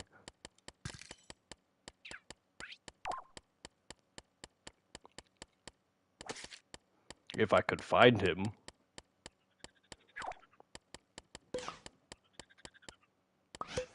Where are you, Squiggly? Mr. Squiggle Boom. Mr. Squiggly Poo. There you are. Just look at this sheer awfulness. We have got 500 HP. Granted, he takes half damage from physical attacks, but you're doing 80 damage on a red, 140 on a 2 red, and then. But, like, it swaps him out of battle, but, like, what is the point of doing it when you're so fucking weak? I mean, yeah, they can't attack for a round, but, like, what has he got to offer? Nothing! He can't do anything to anybody. He's so.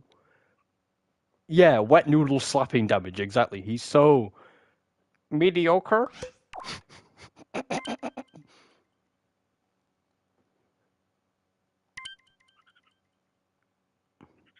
Man just ain't doing anything, unfortunately.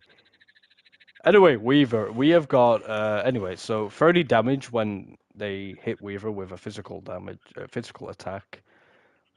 We've got Earth Crash, that's doing 200 damage, 2 reds, paralysis for 3 rounds, Stone Stab, 100 damage, bleeding for 2 rounds on 1 red, Rock Blast, 90 damage, and you can keep using it until you miss.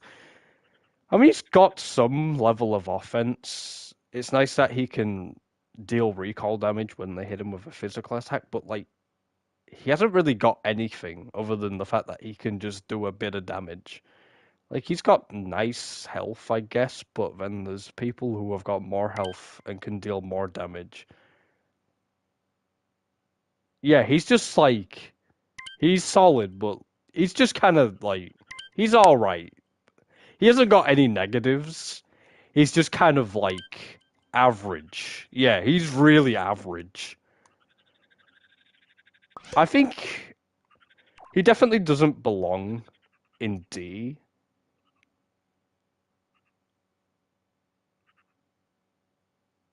I think bottom C's alright. Cause like with these guys, yeah, they've got like Plantzilla's got a lot of strong attacks, but like it's actually hitting them and it's unreliable.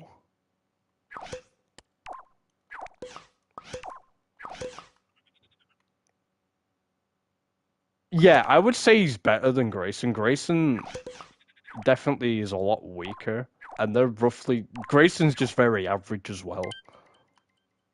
Yeah, Grayson did have other issues as well. Yeah, I'm fine with that. Oh, this stupid, ugly freak. Anyway, Alpha it is. We have got the lowest HP of any card we have seen thus far on 300. Alpha is immune to all ailments and cannot be one-hit KO'd when on max health. Alpha will be left with 1 HP. Wow, that is, even with, that is still horrible.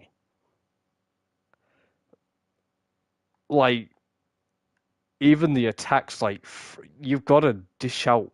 Like, Stone Claws is good because it's 100 damage and it's one of those you can keep using it, but, like, you got to rely on multiple spins to dish out damage. It's just not good. Not good. This is instant F.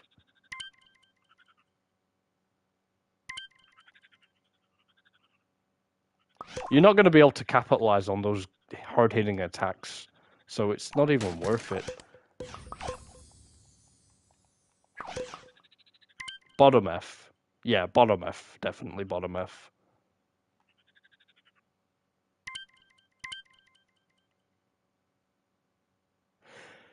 Yeah, you know what? G. G.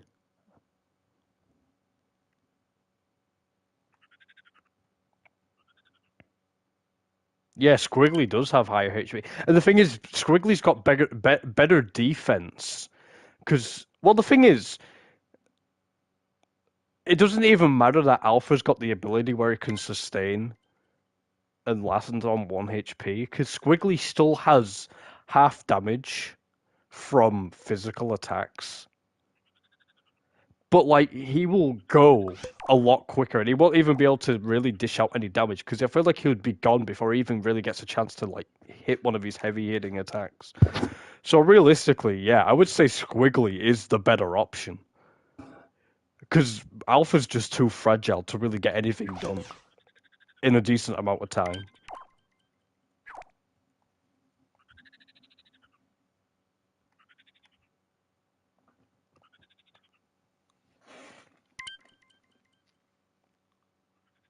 Yeah, like, ailments can kill Alpha off in a few turns, so, like, that says a lot. Jay, I can't delete the card, you've hidden it. There we go. Up next, we got Haldor with 1,200. We've got a lengthy ability here, so let's have a read. Bringer of Armageddon. The whole team will deal an additional 350 damage for 4 rounds once this ability is activated. This ability can only be activated once per game. Alongside this, Haldor is always immune to ailments and is unable to be knocked out with instant knockouts. Damn, son, dude's looking pretty nice. Like, you could activate that ability, and if you want, you could swap into someone else if you really wanted to. But then, like, 150 on 1 red? And then, that's what? 500 on 1 red? You could just stick with Haldor if you really wanted to, like... Yeah, like, that is crazy. Like, that is something you need to consider as well. But then Earthquake is doing 300 damage, it's 3 reds, and it's damaging the entire team. And Boulder Toss is 3 reds for 600, it's causing paralysis for 4 rounds. This dude is, yeah, I'm actually quite surprised how good this guy actually is. And it's not like it's for like a short amount of rounds as well. That's 4 rounds of an additional 350 damage. So you've got enough time to at least capitalize on it. Or maybe 1 or even 2 rounds if you're lucky.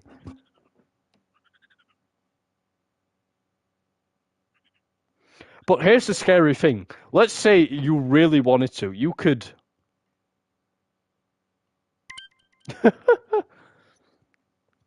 Yeah, but like, just for example, like, you could activate this ability, get the 350 damage, and then you could swap to a character who has one of those attacks that can be used repeatedly.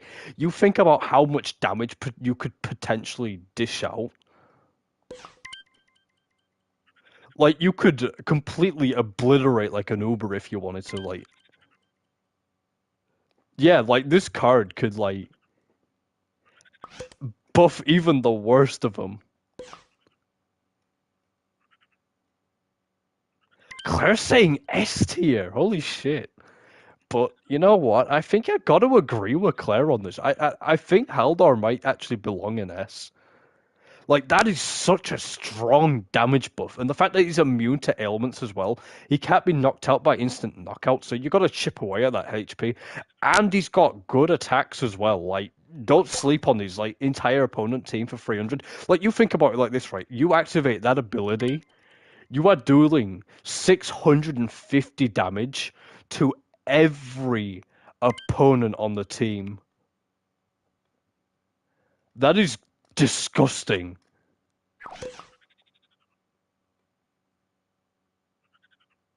And again, that would be 950.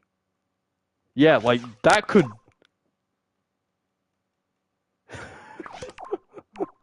Yep, I agree. Haldor is going in S.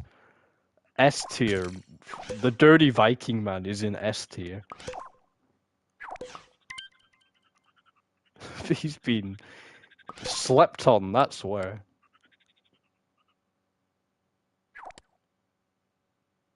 Oh my god, yeah, I never even realized that. Like, Haldor and Inferno's duo combination, the ultimate wrecking machine. That's how you win. That's how you beat Zephyros, and that's how you beat Dars. Use them two. When you're down to two, you have Haldor, use that ability, swap to Infernos, and Infernos just completely just wrecks the shit out of him.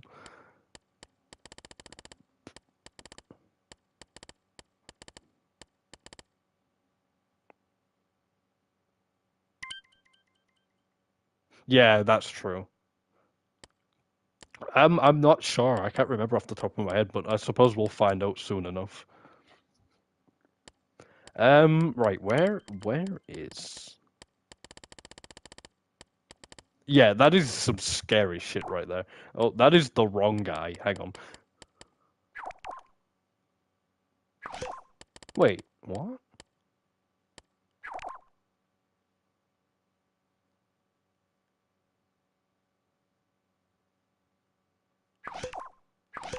What? This can't be right.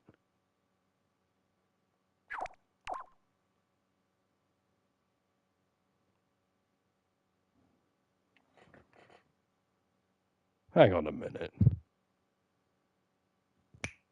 Hang on a minute.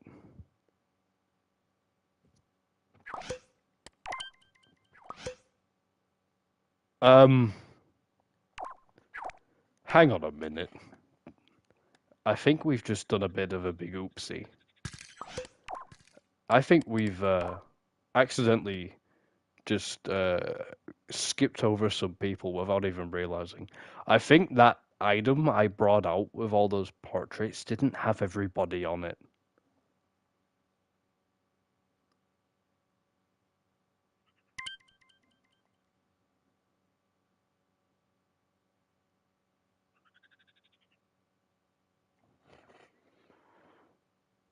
I don't know anymore. I'm getting confused. I don't know.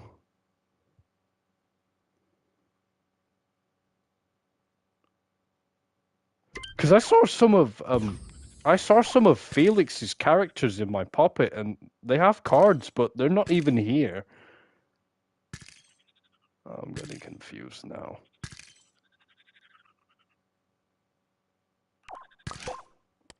Did we goof? Because, like, who's this guy?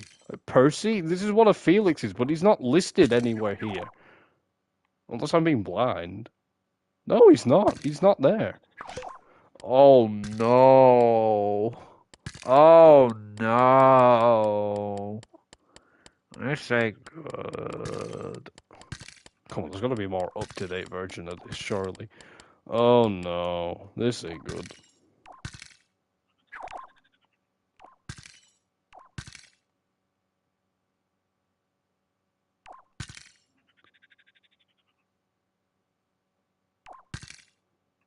I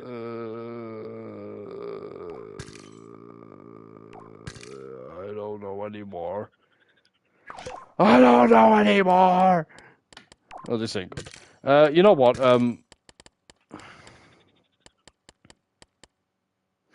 You know what, Jack? I'm gonna delete this. I'm gonna bring out the thing that we was using already, and what I'll do once we've eventually.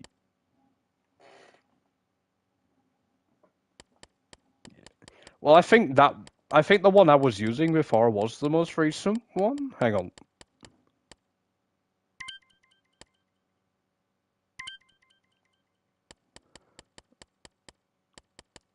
Yeah, yeah, we'll just do the ones that aren't on there at the end. There can't be that many, as Blue said. There can't be that many missing. Oh, actually, I don't know now because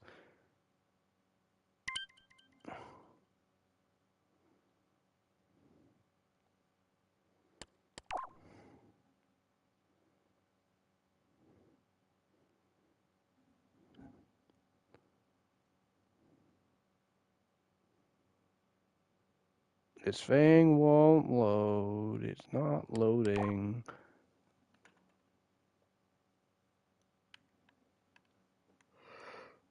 Ooga booga. It won't load.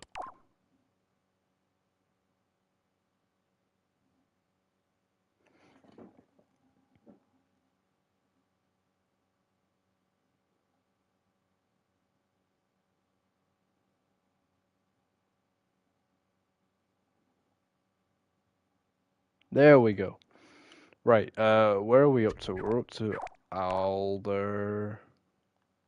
Let me just move all of this.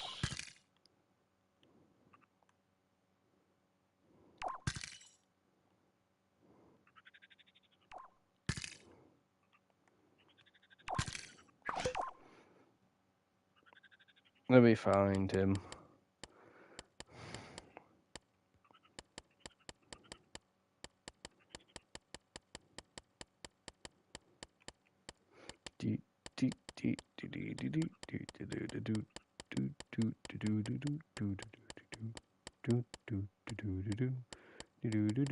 No wonder why I couldn't find him. He looks completely different.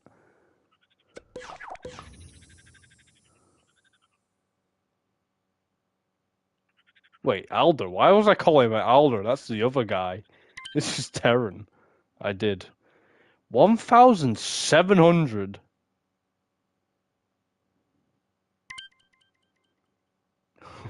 Okay, Terran is immune to attacks that deal 100 or less damage, and deals an additional 100 damage when inflicted with an ailment or below half HP. Oh no.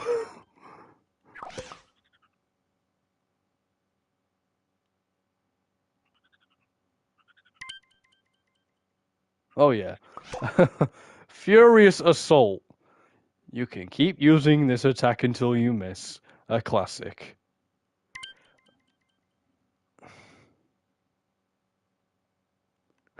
Earth Shatter.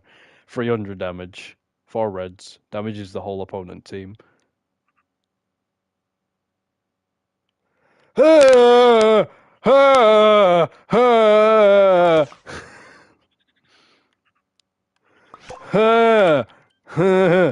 So basically, you do this, and then if you get it, you're permanently dealing an extra 100 damage. You could buff this.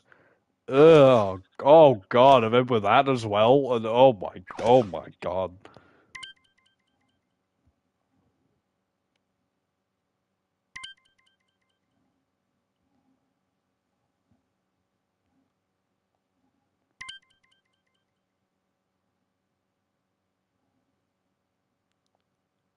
I think what I was meant to say with the wording, it was meant to be do like deal an additional 100 damage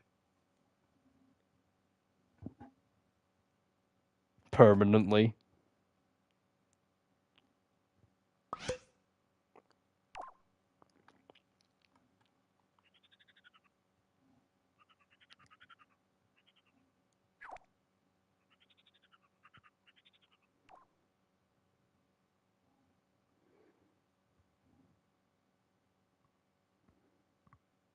That would be a cool concept though, like unhealable damage.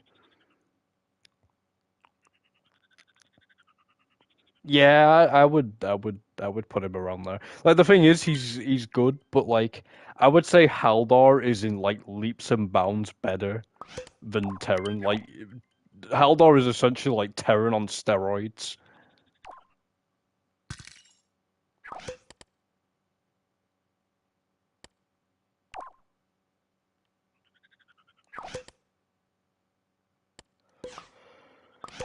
Uh, Doggy.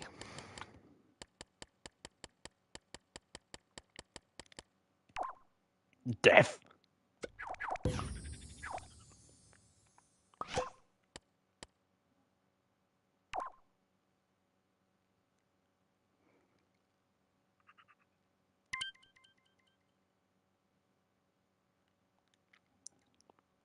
Is he going? Definitely before. I feel like she deserves to be above. I feel like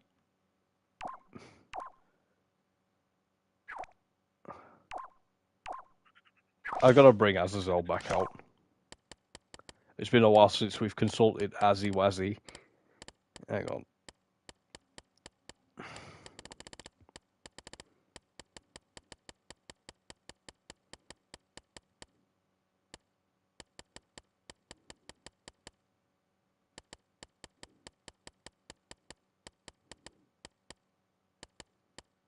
Where's Azel Frazzle? There he is.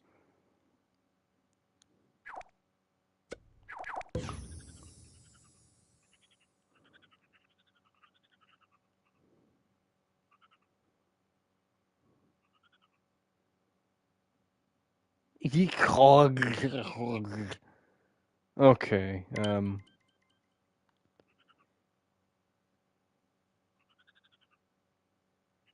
What better than the Rock Man?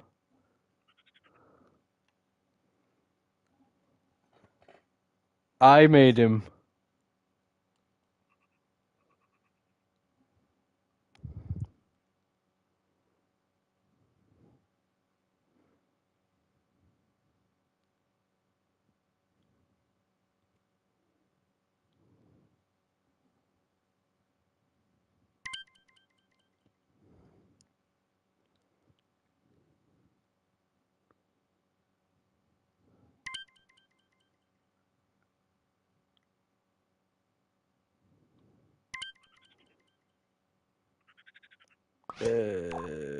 Let's just put Eliza here. Put Eliza here, and then put Terran here, and we'll just leave it like that for now.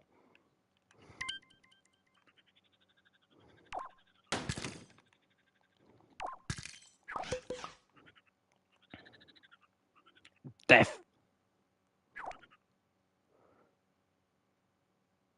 Your entire team takes 20 less damage. 20 less. 20.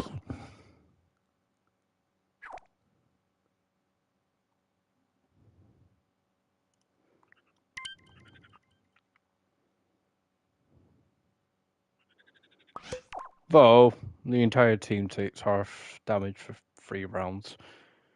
Frozen for 3 rounds, but it's 2 reds. Swaps the opponent out for someone else on their team. There's a lot of people who are terrible and can do this on 1 red. But then again, it is 220 damage, but 650 HP as well. I gotta. I think he's gotta go in.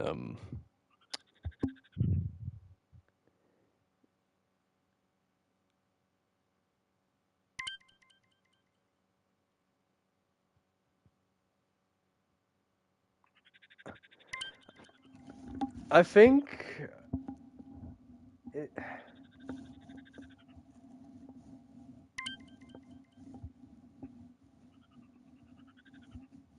Um, I'm either gonna say high F or low E.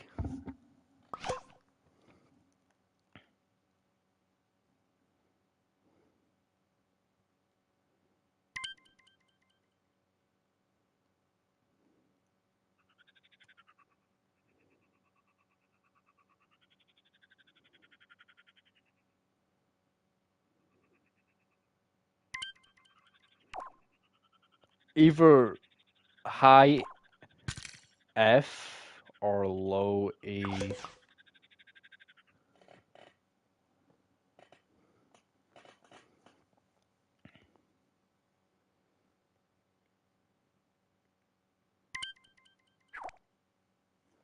Yeah, okay, we'll put him there then. Put him between Fen and Gale. High F, personally, according to Blue. Yeah, I think we should definitely bump her down to F. Yeah. Top F. I'd put the dog. What's the dog doing? I'd put the dog maybe. Frostcore top F. Yeah, Frostcore top F. Then the woman. Then the dog. Pains me to see it's still so long. Wait, are we onto the fighting types? Dang. So, just as a quick recap.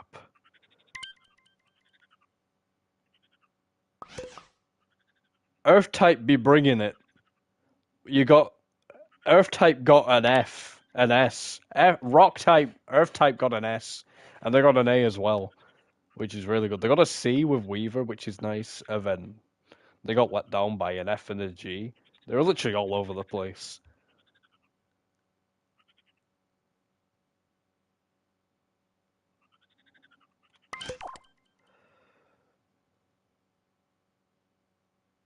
Why?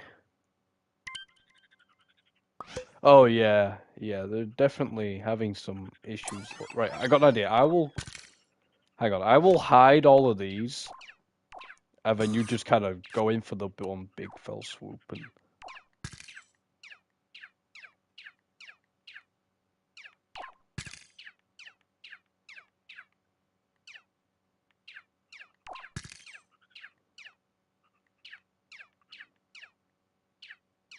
Oops, I accidentally hit a couple.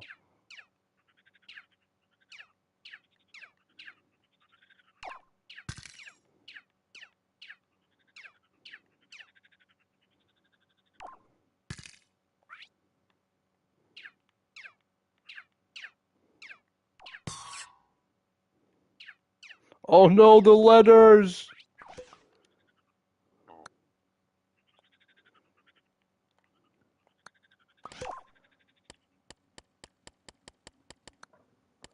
Okay, we are now moving on to the fighting types, and we have Howitzer next. They're all in F!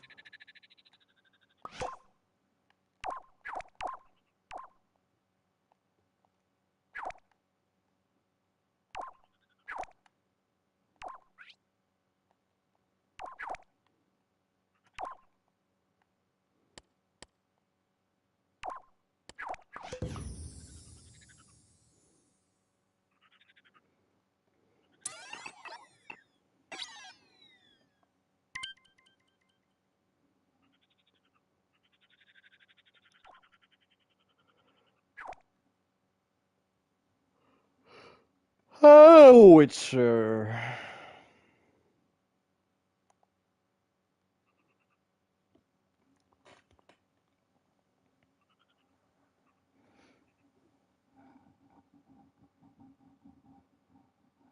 Okay, so we've got Howitzer with 750 HP.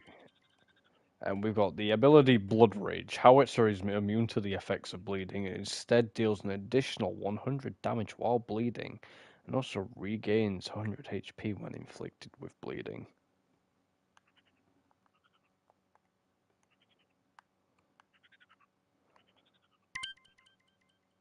Oh yeah, he loves the blood. Obsidian Claws, 90 damage, 1 red, causes bleeding for 2 rounds. Blood Burst, 150, 2 reds, causing bleeding for 3 rounds on both the opponent and howitzer. And Scalding Blood, 3 reds, 350 damage, burns the opponent for 2 rounds. He's alright. He hasn't really got. Yeah, it's nice. He hasn't really got any negatives. It's just, again, he's just painfully average. And you know what happens to the painfully average folk? They all go in C tier.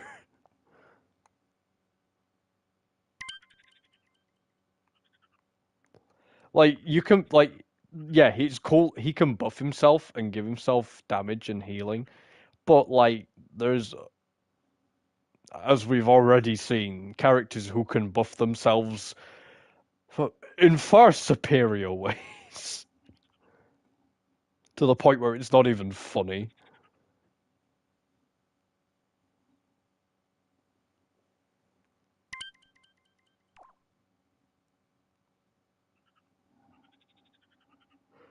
Yeah, he's definitely on the high end of C. I would maybe even dare to argue that he might go top C, to be honest.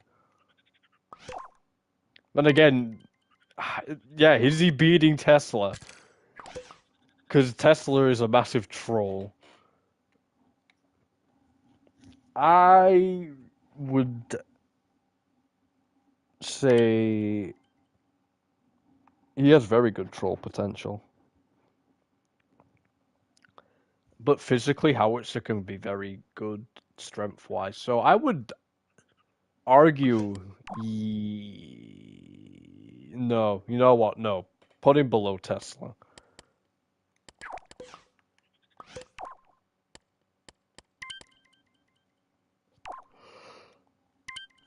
Yeah, definitely above Eve. Beatrix.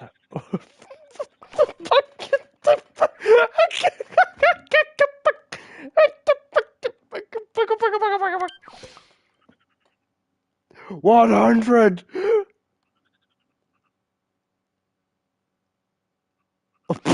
Jesus Christ! All right, an additional 500 damage, one HP.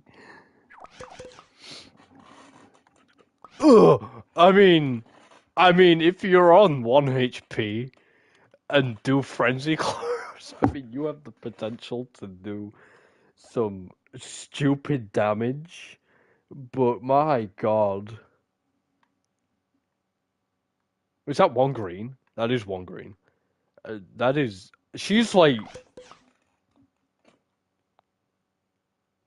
yeah, like if they're doing elements, she's dead. It's a shame. Like, I understand the whole gimmick. It's like she's meant to be the ultimate glass cannon, but like in a world where there's so many elements, she just was never destined to win.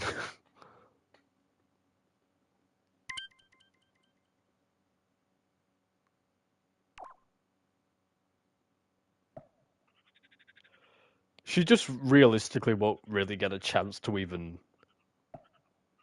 dish out damage.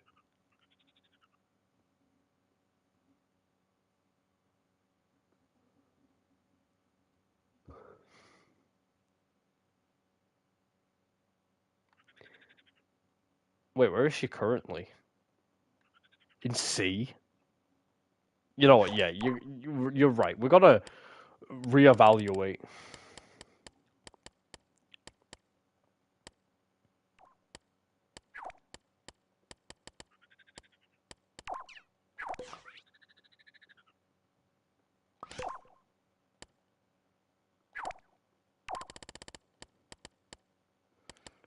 Reevaluate. Yeah, there must have been a reason, or was we just being too nice? Maybe we were just being too nice.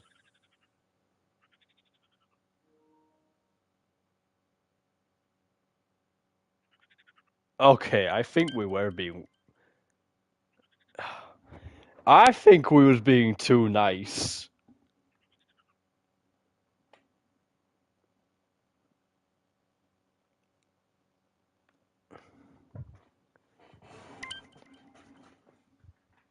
Yeah, I would definitely move it down. Maybe into the.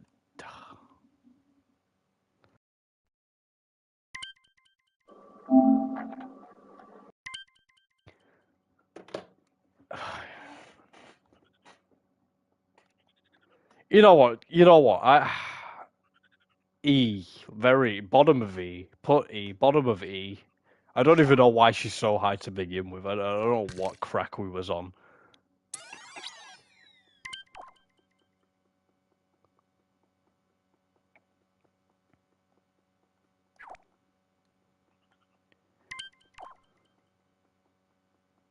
Yeah, yeah, it was really early on when we did it, when we didn't realize what was about to happen. Yeah, and then we had all the big beefy underdogs come out of nowhere. Beatrix, she just does not have. Yeah, Felgon was ranked. He was one of the first ranked, so we gotta go back to him as well.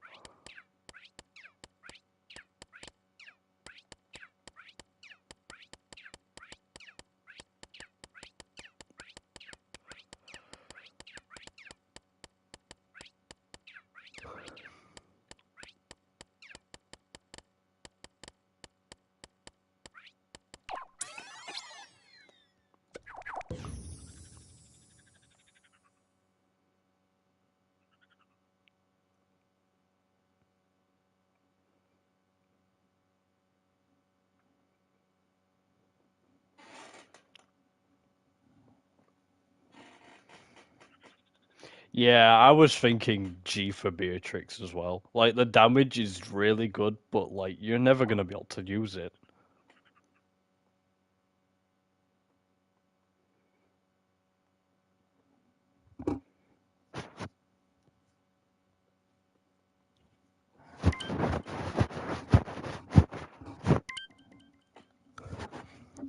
But then like I don't even think it matters necessarily that the damage is good because she's just gonna be gone within an instant. At least Squiggly has some staying power, even if he's like, even if he is weak, he does, he does have some level of durability. No, I wouldn't even put her above. You know what? Yeah, you know what? I'll put her above Alpha because I feel like she does the role better of being a glass cannon than him.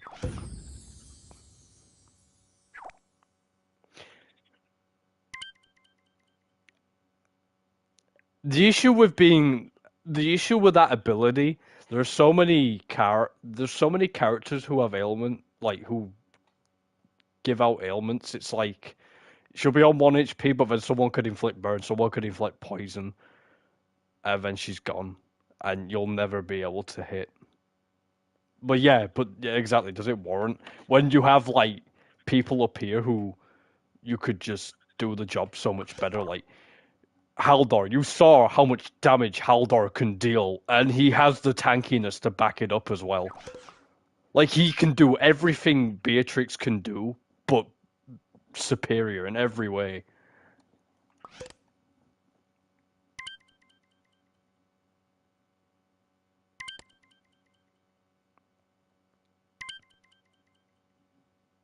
Oh yeah, for sure. Um, yeah, reevaluating this card, I definitely would move him down to D.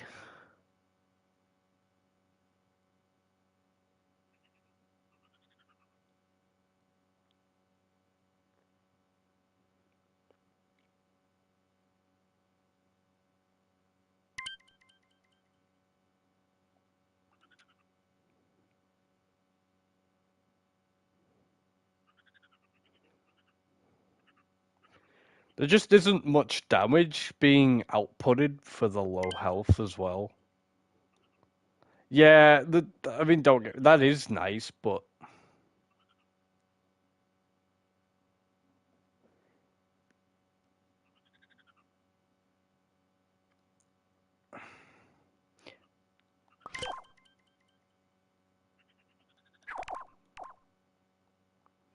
yeah, maybe like middle E. Wait, I mean, I'm gonna.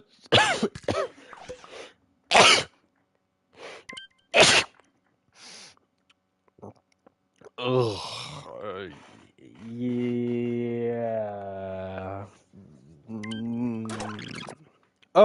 Oh god. Oh god. I didn't mean to do that. Oh no. Oh no. Oh no. Oh no. Oh no. Um, between these two, I'd say.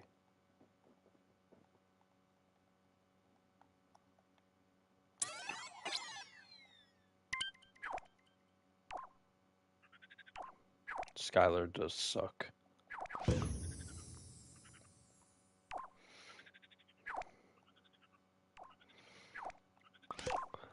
Up next is everyone's favorite man with an eye patch. That isn't Gino. Metal Gear Butcher.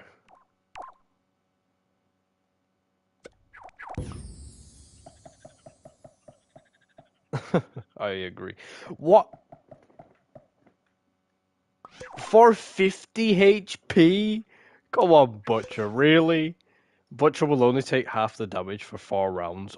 For 4 rounds? Upon dropping to half HP? Sorry, that is terrible. That is terrible. But with that being said, he's dishing out a lot of damage, but like he doesn't even have the ability like these two down here where he can like withstand a hit. Like he could be knocked out in one go and that's it. Like I want to do the honors of this one. What the? I can't move it. Oh.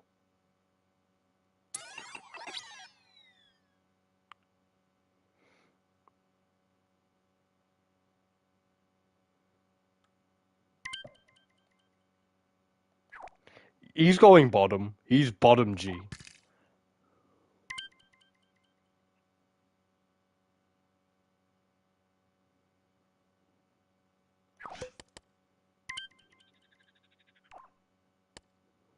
Oh yeah, fighting type currently is just not doing very well at all. I mean, we've done what, two? And the G.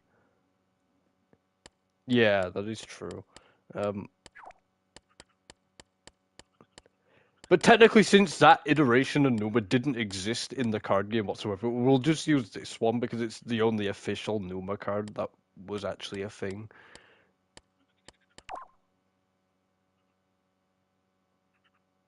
Fighting doesn't even deserve fighting. It doesn't even. It's not even worth fighting for at this point. We got an ace up our sleeves anyhow.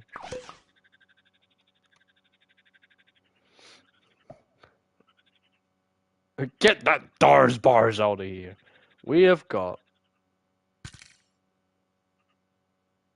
Athena, 650 HP. We've got defensive stance. Athena can enter defensive mode. In this mode, she'll take 100 less damage from attacks, but her attacks will only do 20 damage. This can be activated and deactivated at the start of a round.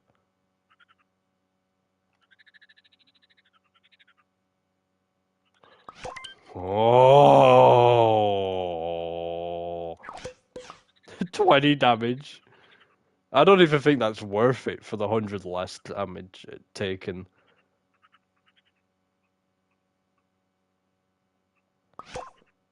That's not very good. Even with the 100 damage extra, 150, that is pathetic.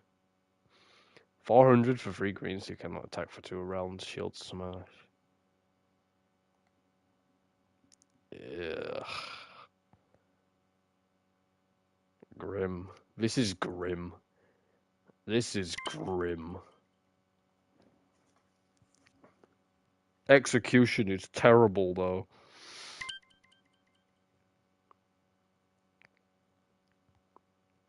I think this is going to have to go at, like, F.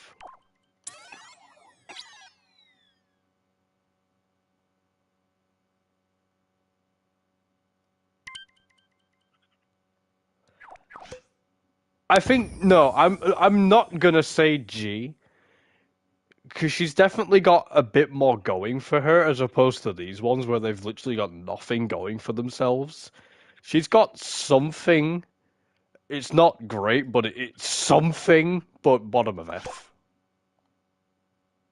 Complete bottom of F.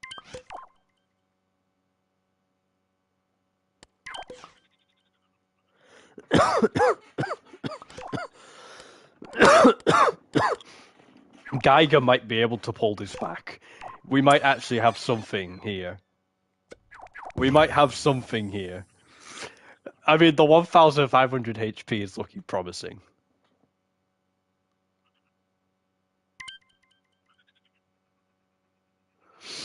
Brute strength. Geiger only takes 10 damage from physical attacks, and if Geiger remains unhit for 3 rounds, his attacks will deal an additional 200 damage. This buff is lost if he's hit. Jeez. Head smash, 250 damage. Physical causes confusion for 2 rounds, 2 greens.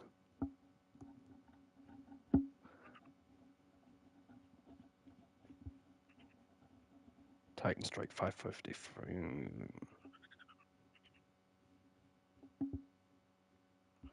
That is. Ooh, yeah, I was gonna say that is tricky. Like it's 1 green and it's an instant KO, but you gotta wait 5 rounds. That's good if you're going against an Uber who has HP and has a hard time hitting.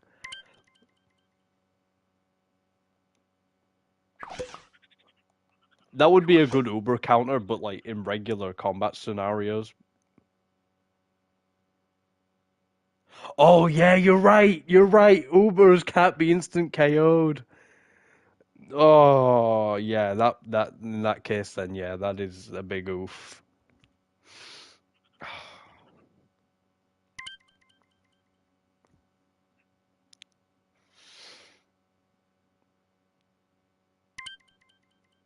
Yeah, that is the problem. Geiger has some had could have had good potential, but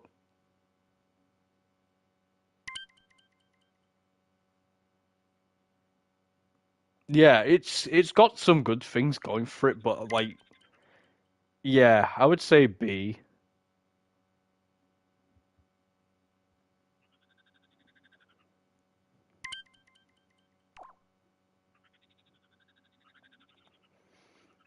Um maybe above Cryogen.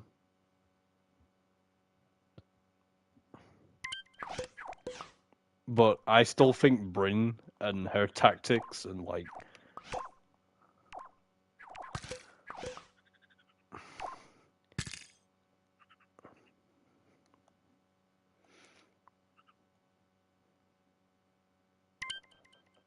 the Bryn cheese is superior.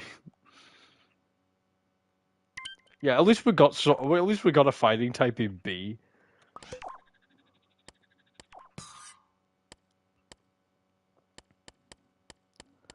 Lantana. Here we go. 800. Deals an additional 100 damage to opponents with 800 HP or more. That's nice. That's nice. I like that.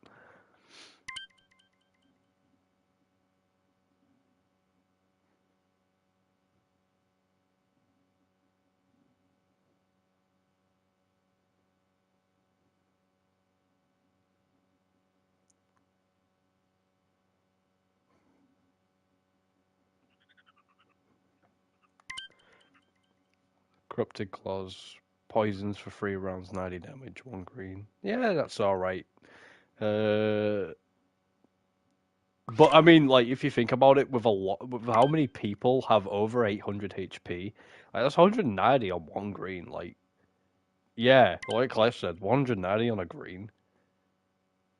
170, like, that, I mean, why would you ever want to use that, though? Like, I know it's paralysis for 4 rounds, but, like, that would just be superior in every way.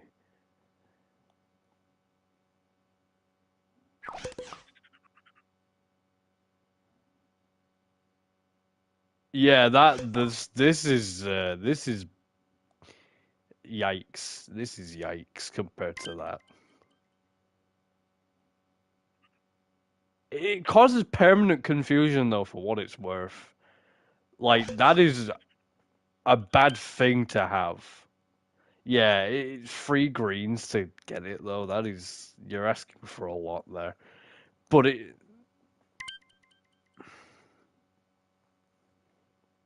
yeah, I think the B is warranted. In terms of where we'd put her in B, probably low B. Maybe like between these two. I think Cryogen's definitely got the edge still.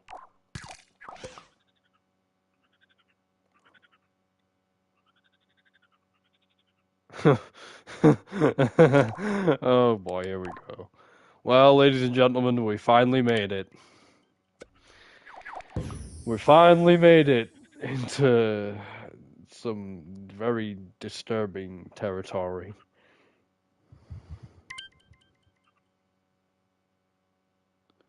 9,900. 9,900.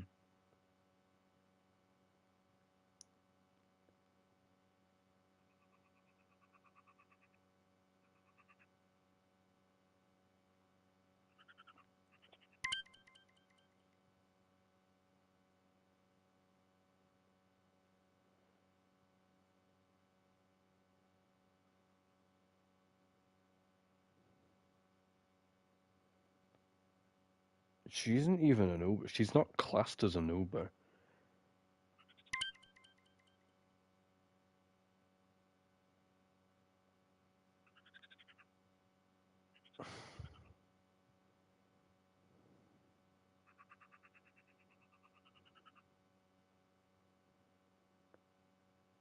Yeah, this is bust.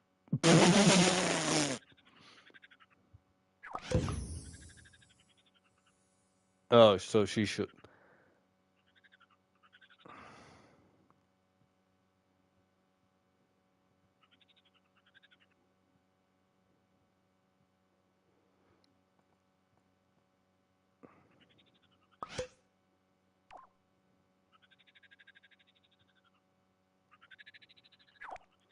I believe Jay has spoken.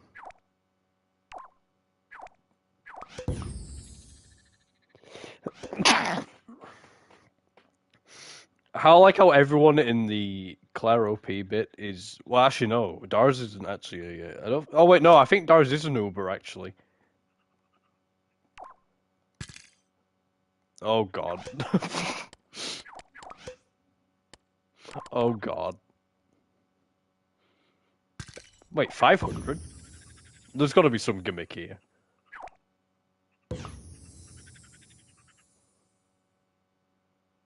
They're all yellows.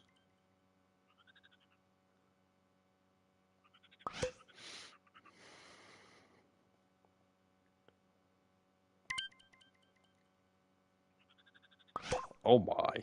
That is scary.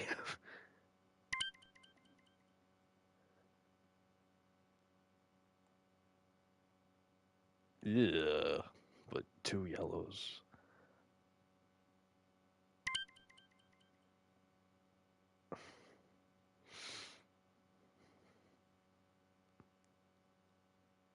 Mm. Yeah, that. Ooh. Okay, you know what? For the sake of this, we're gonna let Claire rank.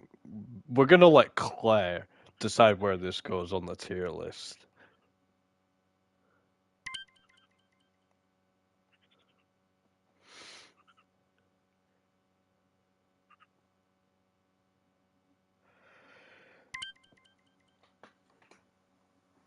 It's a very high risk, high reward card. If you want to challenge yourself, this is definitely the one to go for.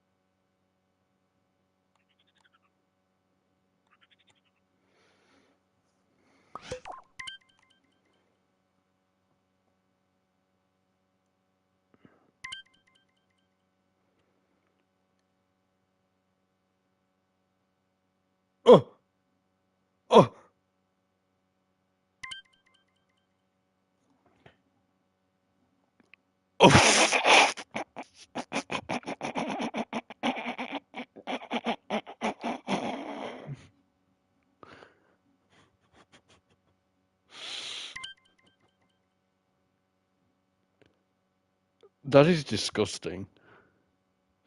And the thing is, as soon as you knock them out, that's 1,000 HP increase.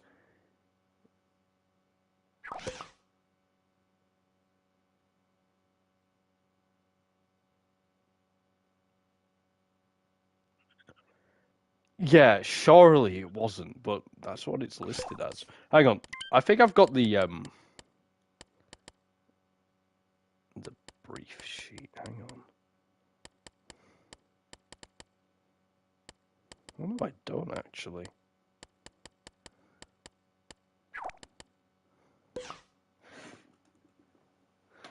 Well, it says 1. Well, I don't know anymore.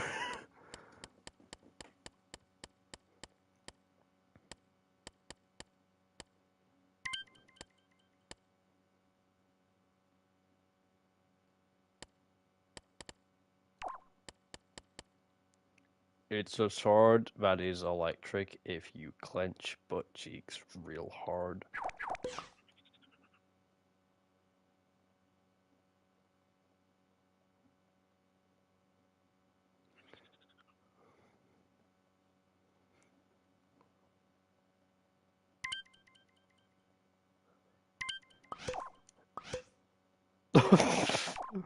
We're deleting the card in a second, Jay. We'll just say for the benefit of the doubt that regardless, she has the potential to be very good. But just because it's so risky that she could be instantly knocked out, I'm gonna put her at the top of A. She has the potential to be scary, but it's whether or not you can actually even get to that potential to begin with.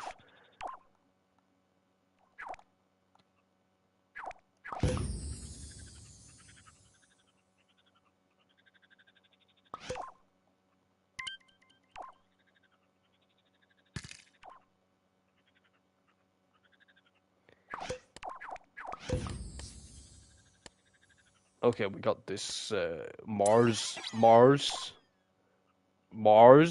Dars? We can put Dars and Mars together. We'll get the duo. 750. Mars is immune to all elements and takes half damage from special attacks.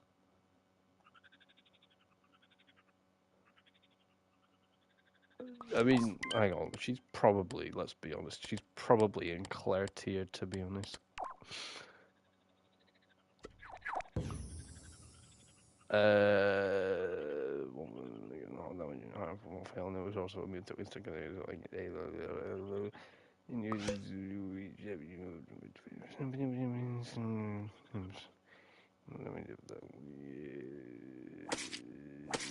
Oh my, what you do?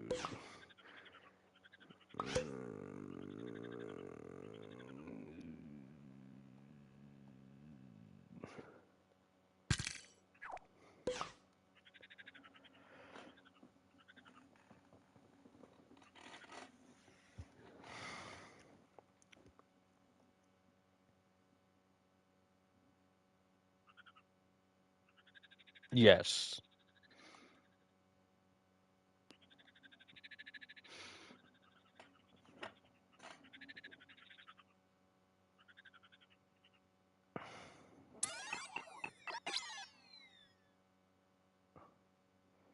If I'm going to be honest, the whole typing thing in this card game is really not that significant. Because if you like look at it on the rules, wherever they are, yeah, most types have a weakness. If a card gets hit by something that it is weak to, it will take an additional 50 damage. For example, blah blah blah blah blah blah. Yeah. Yeah, I know. Yeah. Like typing isn't such a really that big of a thing. Yeah, but like now when you're dealing with such high like HP, yeah, a multiplier would have been good, like a times like 1.5 or something. Something something like that. Hang on, I'm getting a phone call. 1 minute.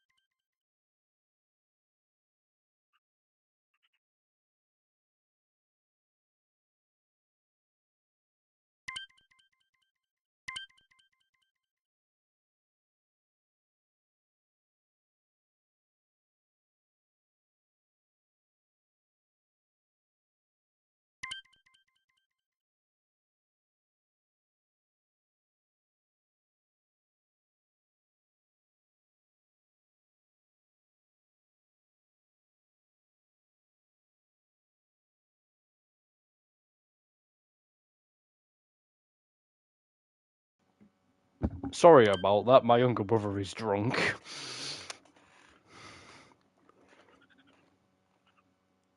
Anyway, where are we?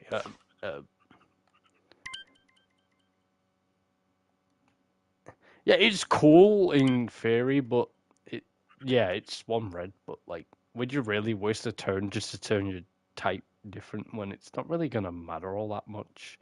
Like, it's an extra 50 damage if it's super effective. Like, it's not a great deal.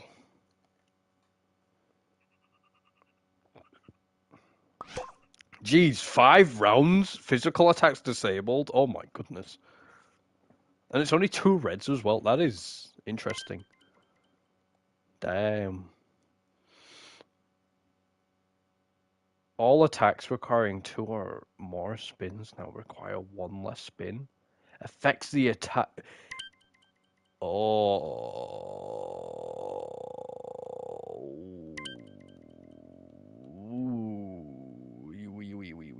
Wee. You reading this? That could be scary.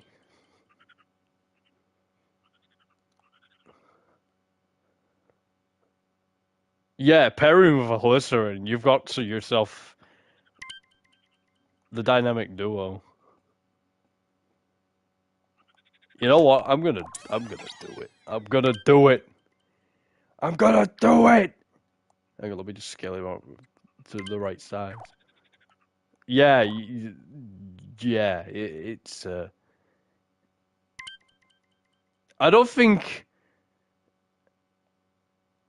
I don't think he like.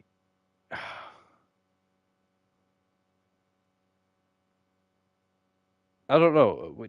Would you put him in A? Would you put him in B? Like where would he? Like I want him in one of these two, definitely. A, yeah. All right, that's fair. That is fair. He goes in A. Bet Bet she wasn't expecting one of her characters to get into A tier anytime soon.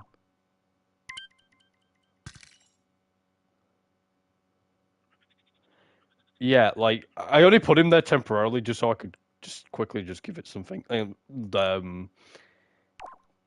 Yeah, we gotta just at least, at least.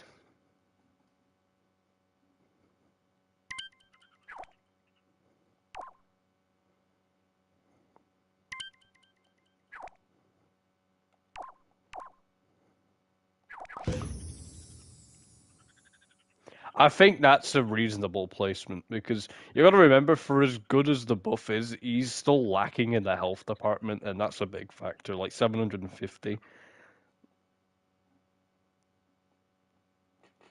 Like you gotta think like at this point, these guys are like heavy hitters with like some crazy abilities. So it's like I like the placement there.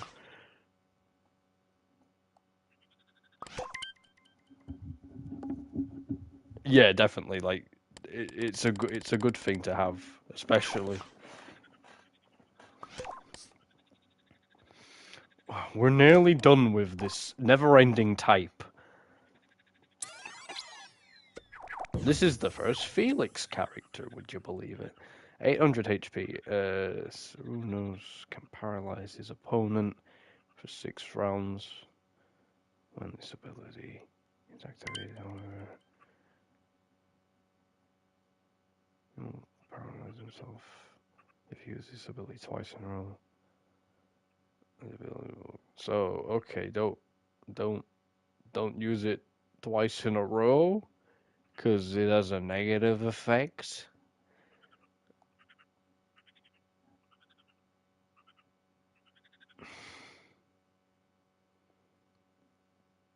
Yeah, I regret not making it a multiplier. That's definitely something that should have been implemented. Relentless. Yeah, I'm not really feeling this card to be honest. Like the attacks are quite average. Like, come on, look at this for example. Like this is a 150 attack, 2 greens, confusion for 2 rounds, or you just go for the one that does an extra 100 damage for the same amount of spins, and it's 3 paralysis. Like, what is the point of this one when you've got this?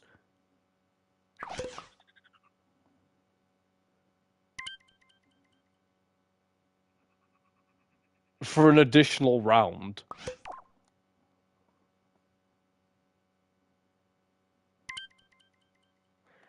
This attack has recoil. This attack has recoil. Granted, it buffs your attacks.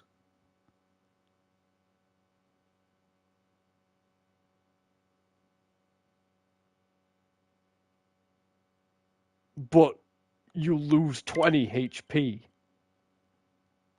And it can be used 4 times.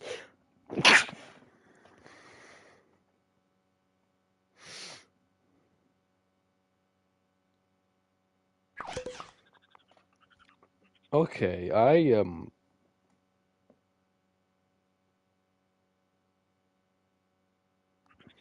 I'm listening.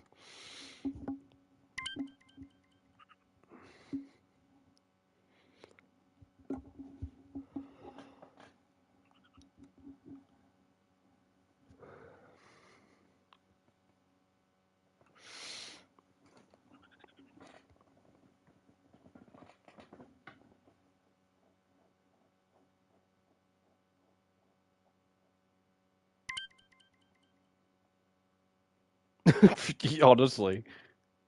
Haldar as well.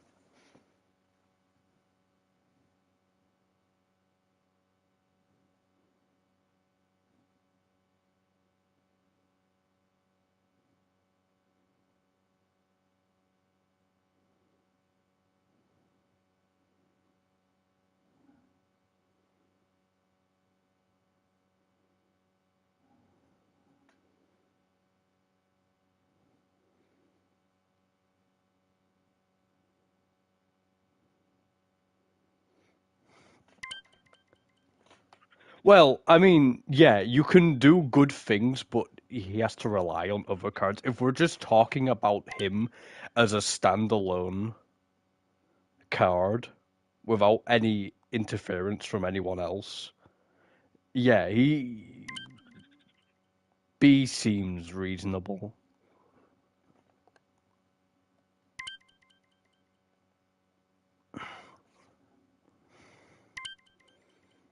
Wait. Oh yeah, it basically is. Oh my god.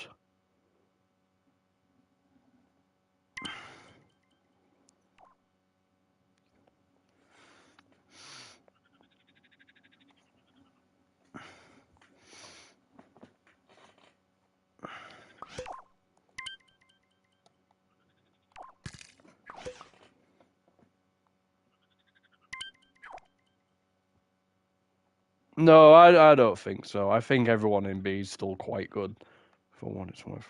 Well, well, well. We finally got to you. 650. That is a shame.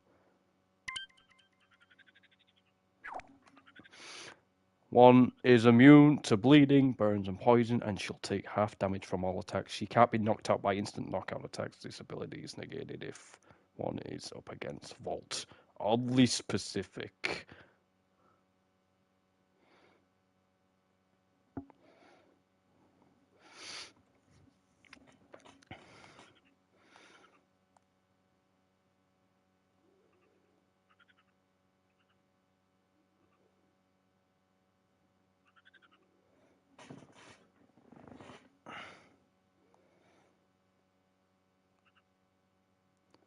Causes bleeding for 4 rounds and heals 1 by 50 HP.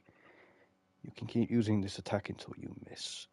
1 round of bleeding for every time you hit 100. Nice.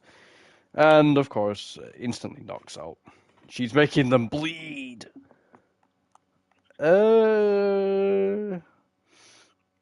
She's quite tanky. I mean, if you think about it, that's what technically like 13,000 HP, which is nice. Unless someone's negating the ability, then no.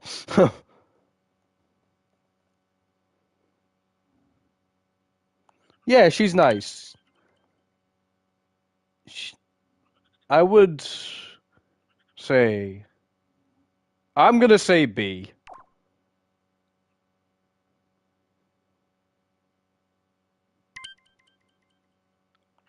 I'm gonna say about around here. Yeah, definitely in the cryogen turf.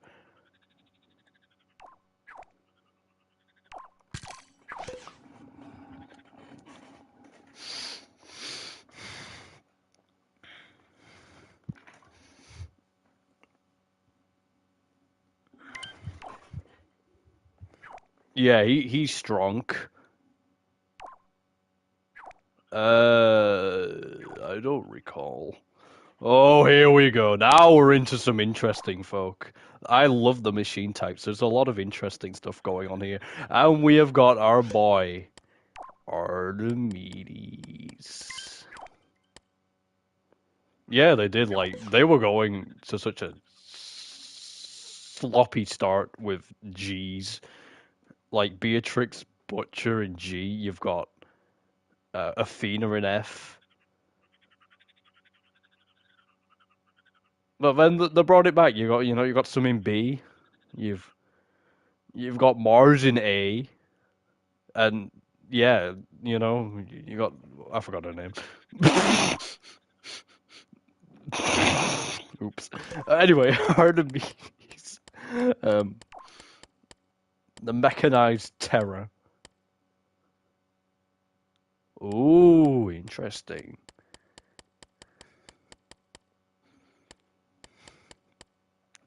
Where's this damn owl?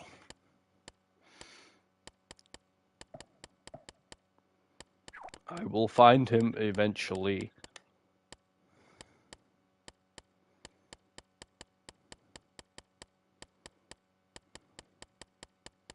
There he is. A nice, hefty 1,000.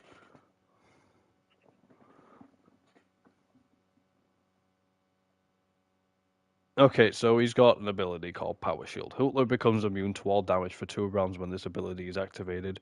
The opponent will damage themselves instead if they hit Hootler with a physical attack while the shield is up. This ability cannot. It's nice, but the fact that it only has 1 activation is very, very situational.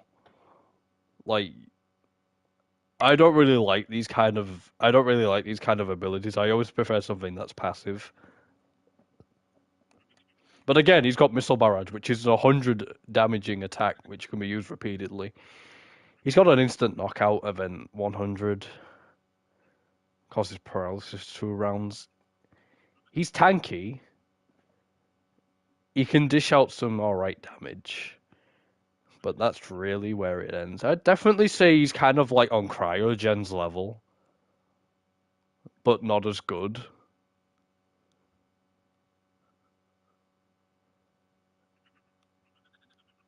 I would probably put him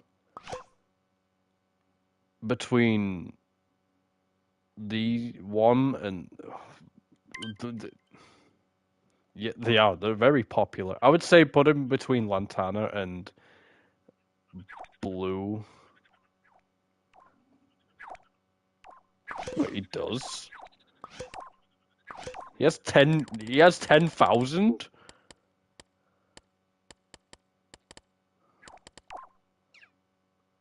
Oh, he does. Oh, it's because he's an Uber in the new version. He's an Uber, so he can only be used on his own. Like this is upgraded, but we're not using this version because that's the new one that doesn't have many cards and it's incomplete. So we're not carding that one.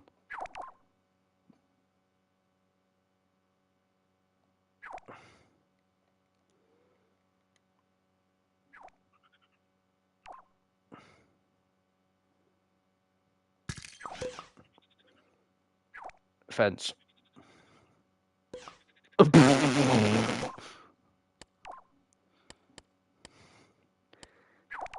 Jason Reynolds is a man with a mustache.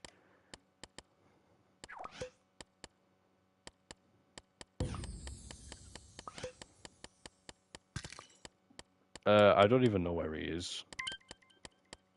Oh, did you kill Jason? It's fine, hang on. We'll get his card out. It's not the end of the world.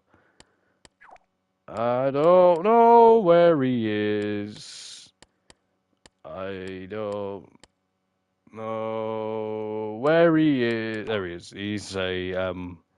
He is a machine fighting type. 750 damage health.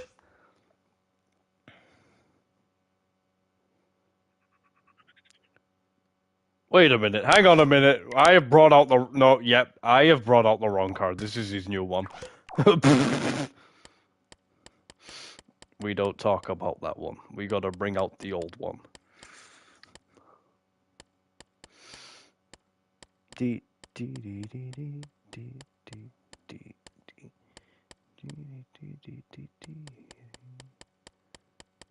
I'll find him eventually, don't worry. There he is, I found him.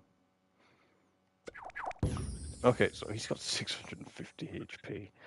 Hollow point rounds. Huntsman will deal an additional 200 damage with his next two attacks when this ability is activated. This can be activated twice.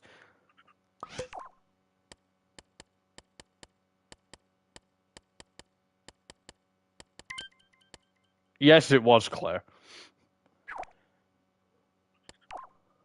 Yes, you did, Claire.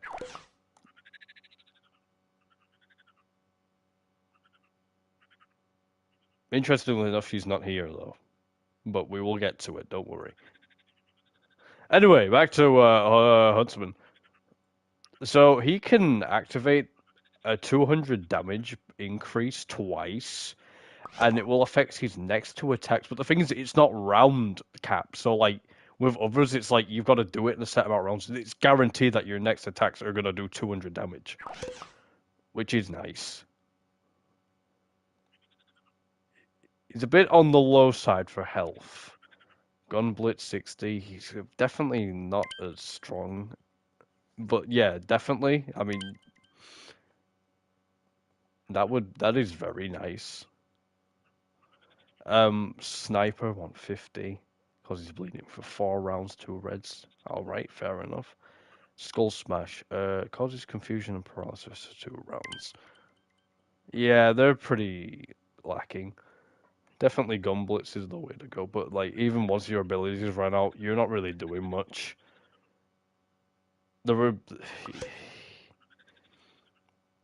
I'd definitely put him in C.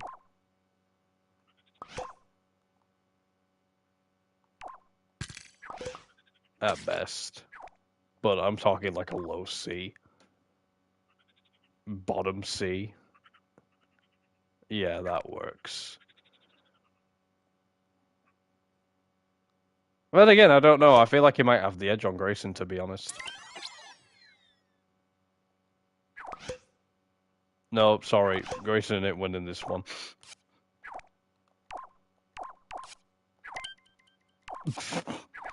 Grayson will forever remain bottom C. Okay, next up we have S9 Maverick. I'm struggling to find these guys now.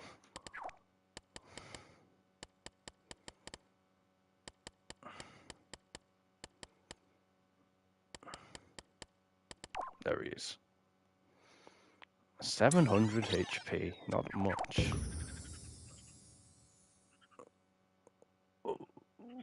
S9 Maverick's next attack will do quadruple the damage. Quadruple.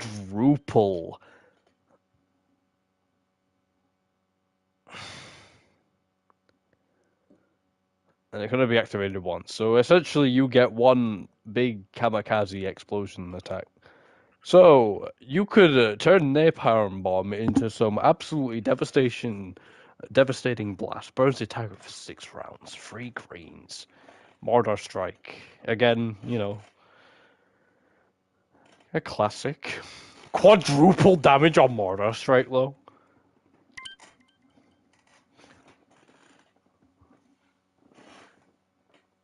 Yikes, that is terrifying.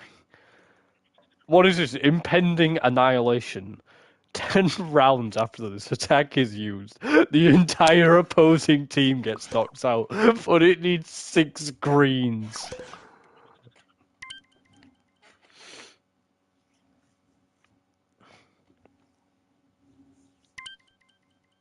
Yeah, 5.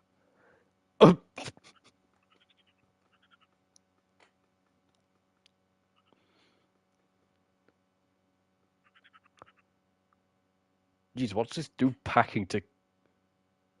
Well, no, the thing is, it's got the exclamation. It's got the exclamation mark, so technically it's counted as a instant knockout. So getting a yellow would count as 2 greens. So you would need 3 yellows to actually hit it still.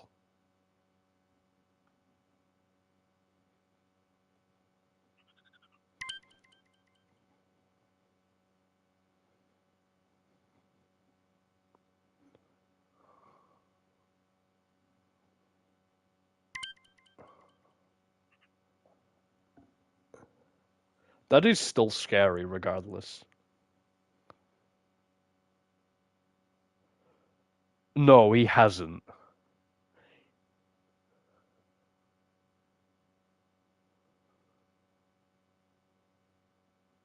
Why is he still messaging you, Claire? He loves you. He wants to be with you.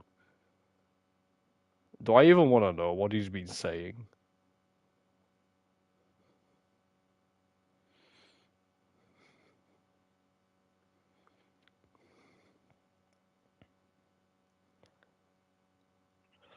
Ooh, anyway, where are we putting this guy?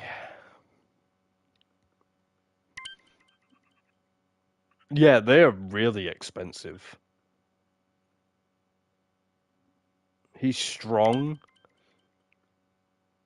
The problem is, his attacks require so many spins, and with so little health, 700, it's like you could be knocked out before you even get to really do anything.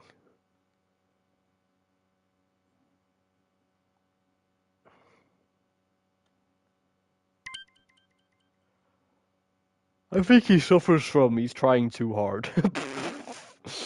um,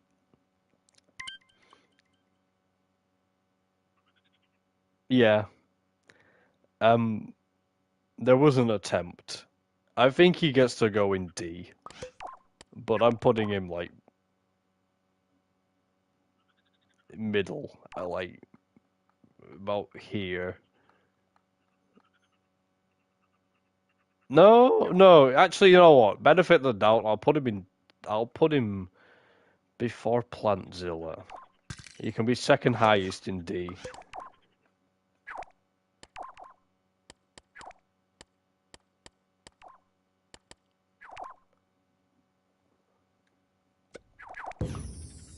Okay, if I'm going to be truthfully honest, guys, I don't think we're going to be able to do this in one sitting because there is so many left, and it's now 20 to 2 in the morning. My eyes are starting to burn out, so I say we wrap up the machine types and then we'll do the rest another time. Because this is still like another, I swear, this is still like another at least nearly 3 hours worth of evaluation. Because, I mean, you look at how many are on the tier list, that is not even like, there's still like another double of that. Anyway, the Crow, 750. For every knockout the Crow gets, he'll get a 100 damage boost to his attacks. Cross Claw, 150. Hack and Slash.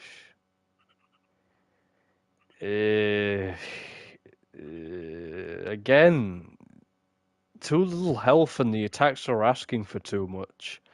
And the ability, I just don't feel like it can be capitalized on well enough. He likes to make people bleed, but I just don't think that things are really working out for him. I would say he's honestly just a worse version of S9.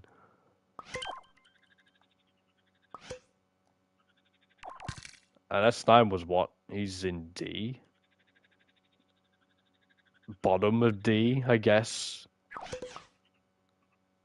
I'd put him very bottom of D.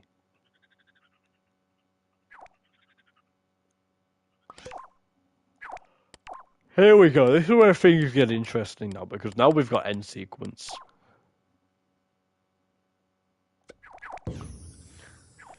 The first card with question mark, question mark, question mark HP.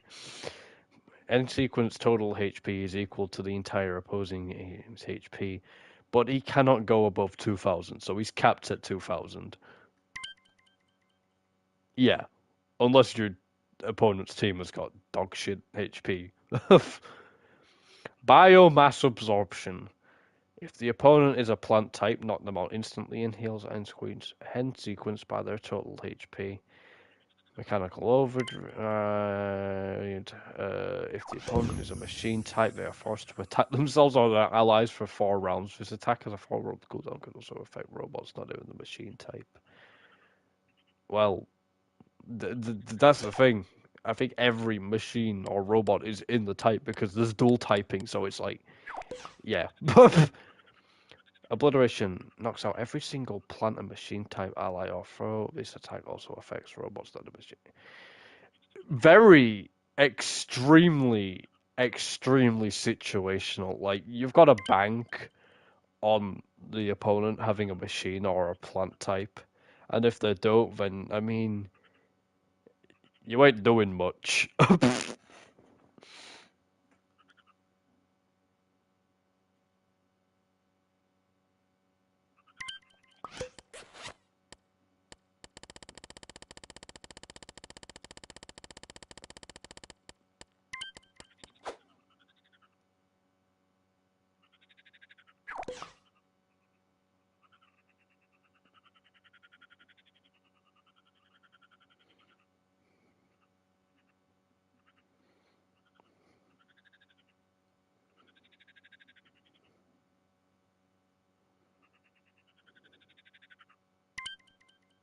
um, yeah, B feels right. Like, he's very situational, but even when like he's not up against a plant or a machine, he can still definitely. You grabbed the wrong one. That's Model A87. End sequence is down here. You leave him there because we're about to bring him out. Yeah, like end sequence is surprisingly like not overpowered. Definitely B. I feel like I'm like, yeah, I would say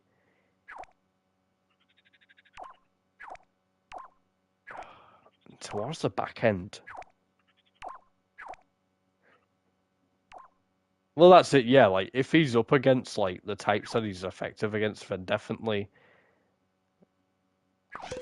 they're gonna do well. But if he's not, he's just kind of just standard attack.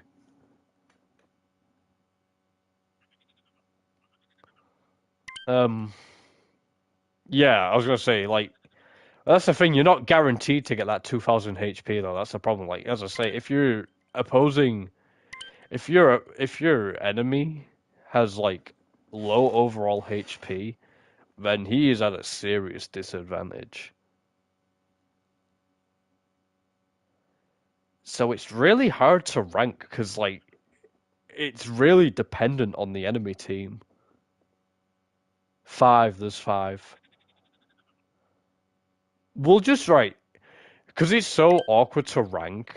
I'm just gonna say put him at the bottom of B because it's like it could go either way, and it's really hard to like group him against others with how he is. So I just say B, bottom of B.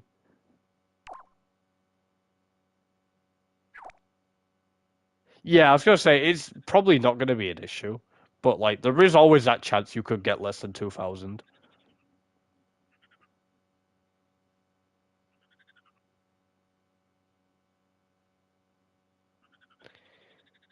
Well, well, well. I believe we have. I believe we have another. I believe we've got another G on our hands.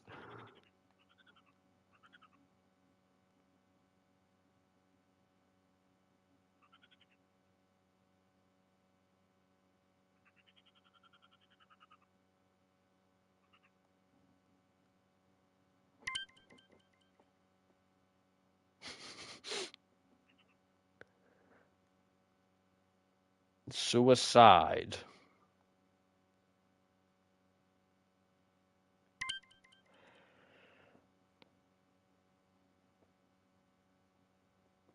Yeah, why would you want to use that?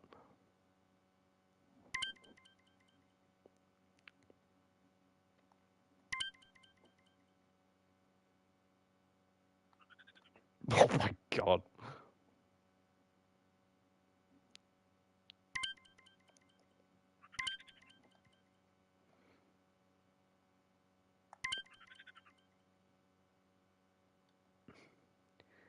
Put him in G. Put Bodley Everson in G. He's G. He's a G.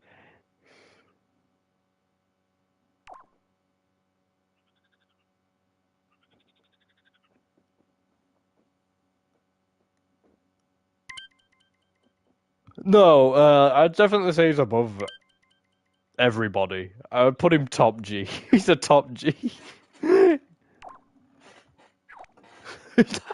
That is a good way of putting. That's a good way of putting it. Um, Next up on the chopping block.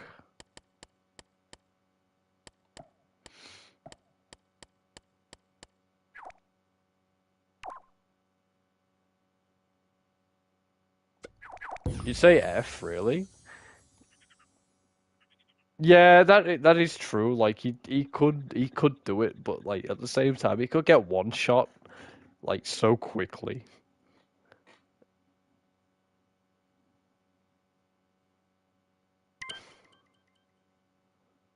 He's a good Morse slave.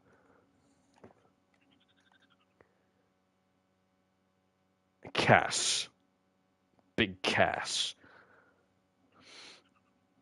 Right, 900 HP. Attacks deal an extra 50 damage to dark cards, but Cass also has the same weaknesses as light cards. So why is he not a light type then? Why is he not a dual type of machine and light? I don't know. Weird.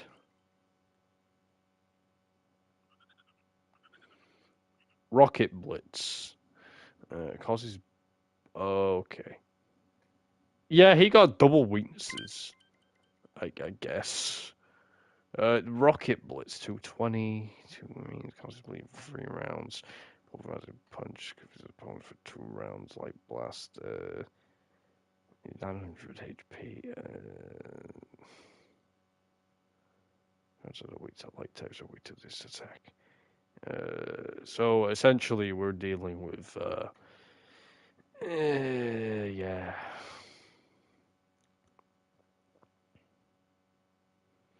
Pretty average,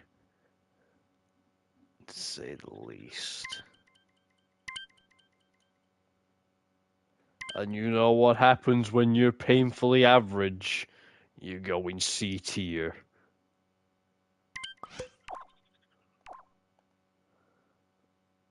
I feel like he's still got the edge on Grayson. Poor Grayson. Poor Grayson. Oh my god. Dude can't catch a break. He just keeps getting pushed to the back of C.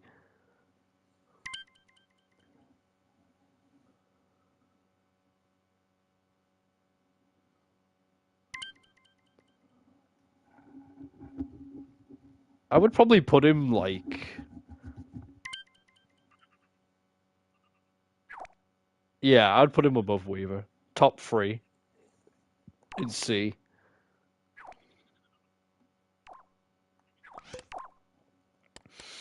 Time for everyone's favorite bootleg Mario.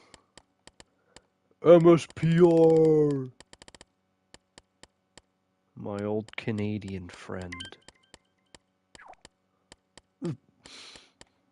Where is he?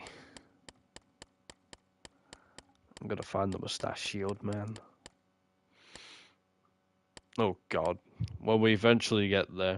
I can't wait to get to, like, some of these. Like, when we pick this up next time, it's gonna be so interesting.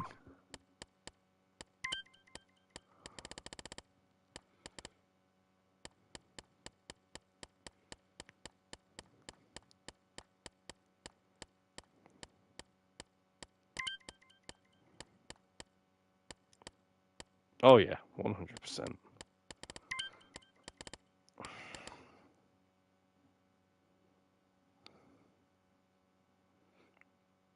Yeah, I know that card is just absurd on so many levels.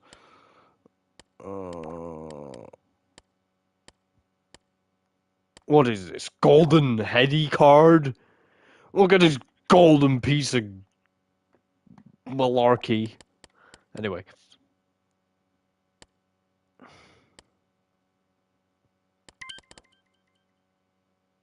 What am I looking at?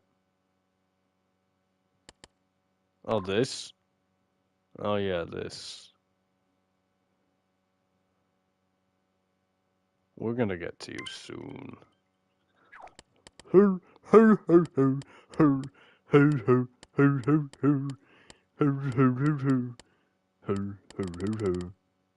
Blueville.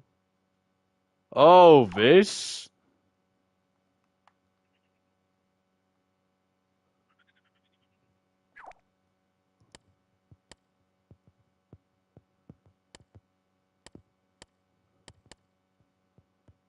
Yeah, Aster. I can't find MSPR. I'm struggling to find the Mustachio Man. Where is he? Where is he? There he is.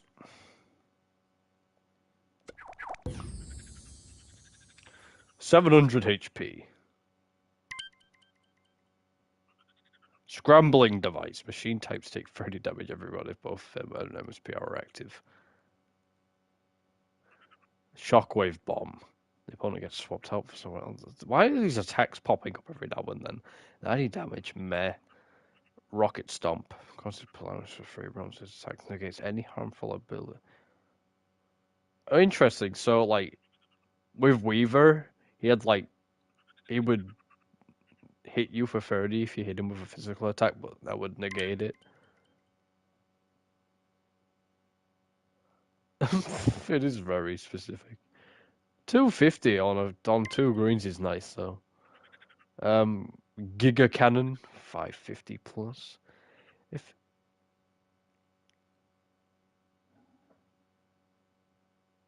yeah, if this attack successfully hits, spin again. If green, deal an additional 150. If red, cause confusion for 5 rounds. If yellow, deal an additional 450 damage. Oh my god, that is gross.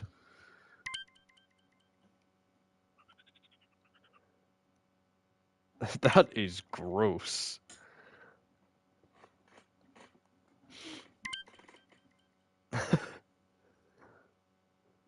The Uber hater. Oh my god, yeah, that would be horrific.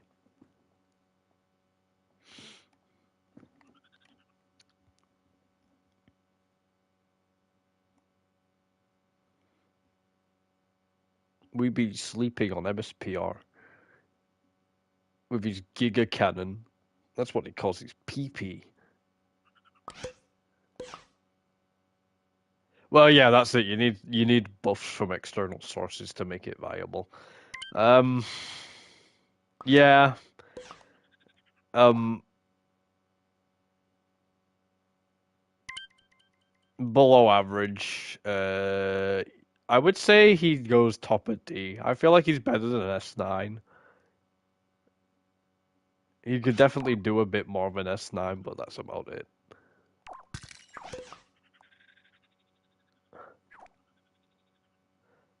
Yeah, end sequence is having this man's life. You move the D!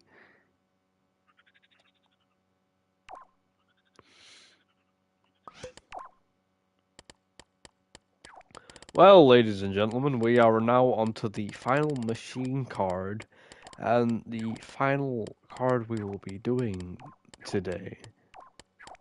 Because I really should go to bed, because I've got to be up in morning. Well, I got to be up at 9 in the morning, the latest, and it's nearly 2 o'clock, so I want to get a bit of sleep. Also, the woman will be coming home, and she'll be drunk, so I'll probably have to deal with that, so that'll be fun. Genesis, as he is called. Let me see if I can find him.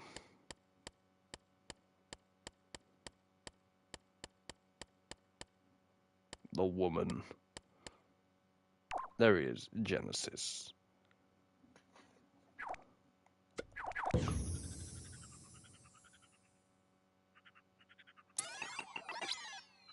$850 HP. Corruption.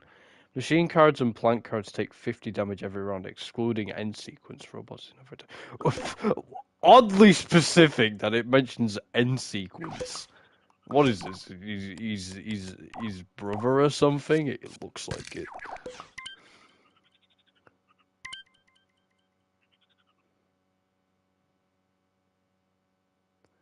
Debilitating. Wait a minute, we're not done with the machine types. There's someone very important we're missing here, but I'll bring him out after.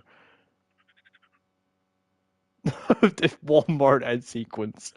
Debilitating drill causes bleeding for 3 rounds, deals an additional 200 damage to machine cards. Interesting. Bio drain deals 50 damage and heals 50 HP on the next 3 rounds. This attack has a 3 round cooldown. Interesting. So it's damaging and healing. Flamethrower burns the opponent for 3 rounds, deals fire damage. So it'd be super effective against plant types.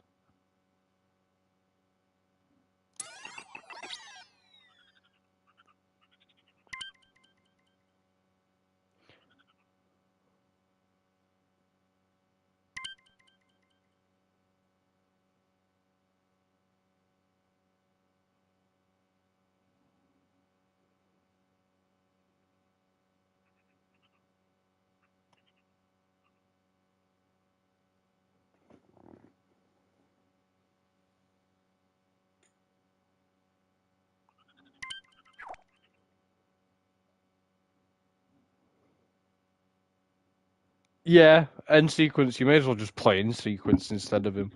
So I mean, where did you say around Huntsman? Where's Huntsman again?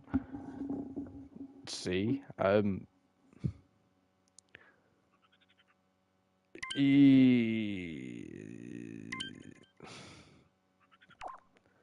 Bottomless sea. I guess bottomless sea. Okay, well, I did say that would be the final one, but for some reason we are missing a machine type who is not listed here, and it is the one, the only. If I can find him,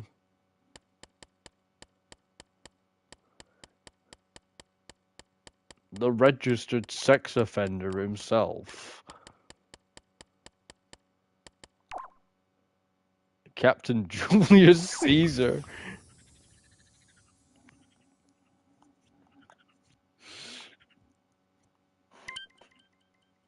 With his 1000 HP.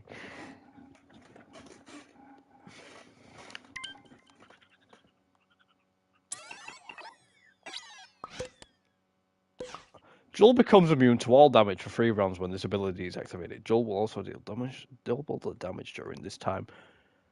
Okay. Oh my god.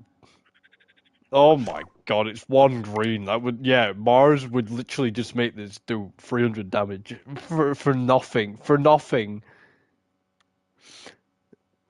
Deal an additional 300 damage to opponents over 1000, and it's already doing 500. The opponent cannot attack for 2 rounds, and that's just 250 with 2. Oh my god, what is Joel? What is Joel?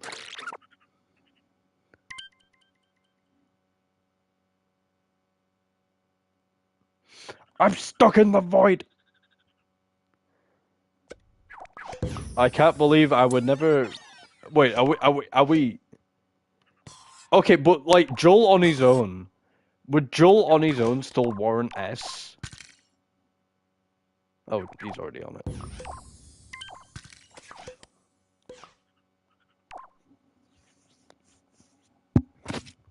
Like, we gotta keep in mind with him just being his own standalone thing.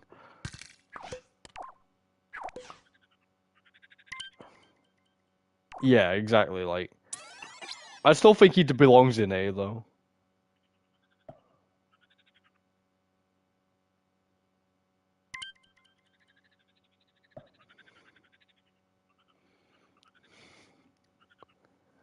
Am I really gonna have to swallow my pride and put him above me?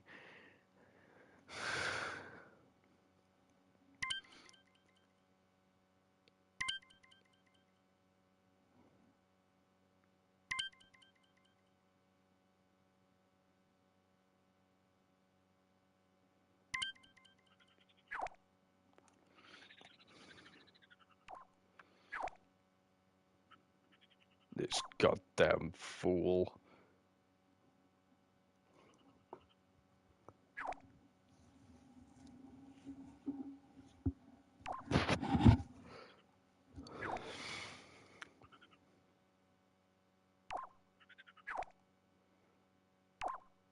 Are we just gonna slot him there and just call it a day?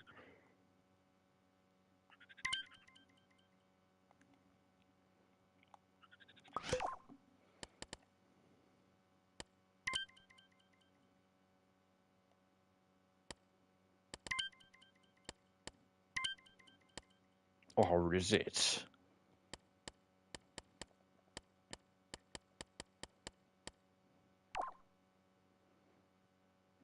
We're gonna have to do the comparison, aren't we? We're gonna have to do Gino versus Joel.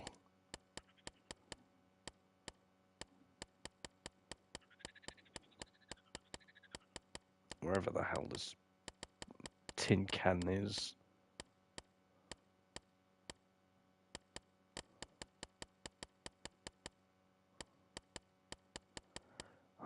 There we go.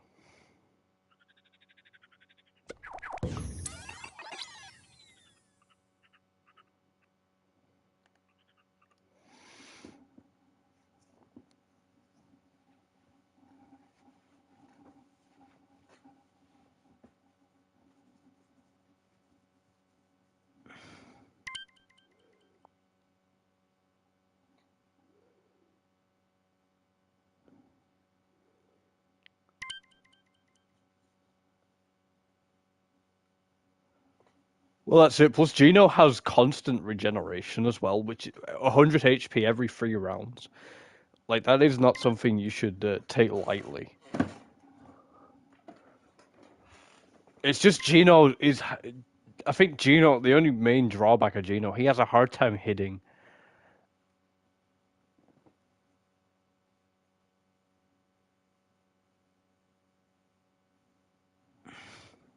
Yeah, it's kind of fitting how similar these two are. Like,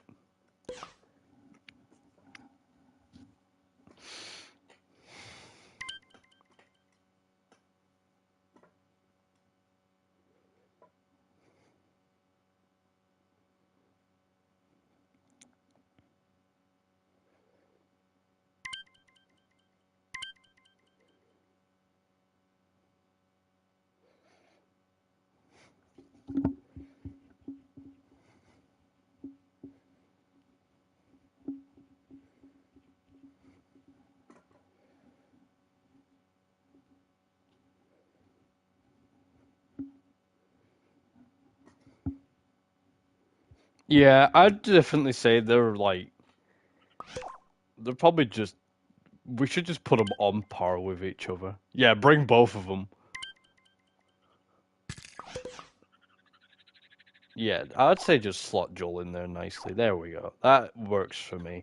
Well, I believe that is where we're going to call it for now. We've got a hell of a lot more to get through. But as it stands, this is the tier list. We've got Numa, Zephyros, and Dars in the Claire OP category.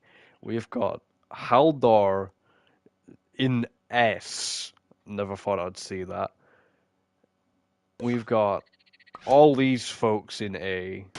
Definitely a few surprises up in A. But yeah.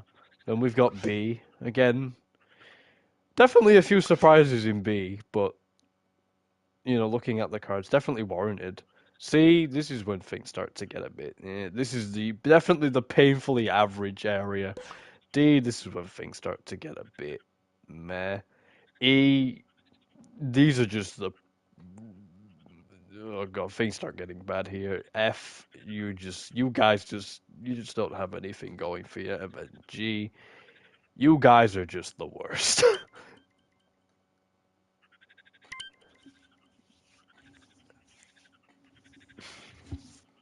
But yeah, that is currently the tier list as it stands. But we will call it a day. I won't be able to stream tomorrow because I'm doing stuff after work tomorrow, so it might have to be Sunday that we wrap it up. But I'll be able to stream earlier on the Sunday.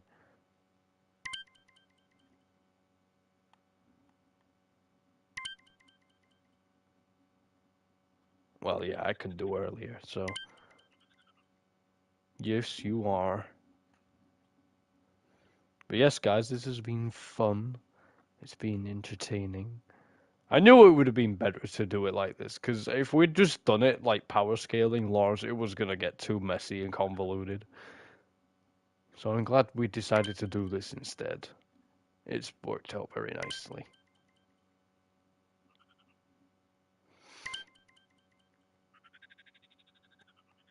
It'll be nice to finally finish it off.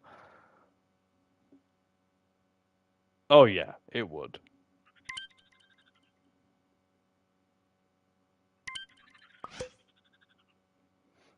Well, I'll definitely say this right now. We've definitely learned that there's some hidden gems in this card game, from Mars to Haldar to Infernos.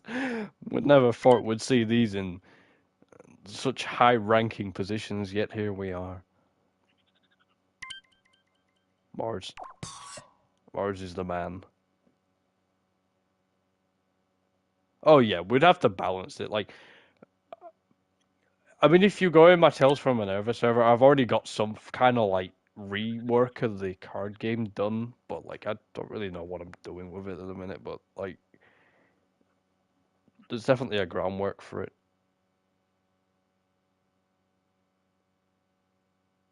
Oh yeah, definitely. Yeah, I'll give that a read, but for now I am gonna end this stream. I am gonna go to bed because I'm really tired now. My eyeballs are hurting.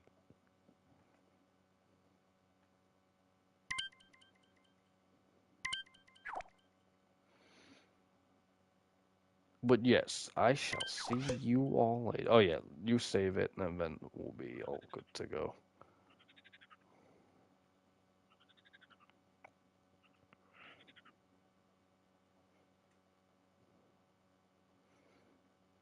Claire of the Real.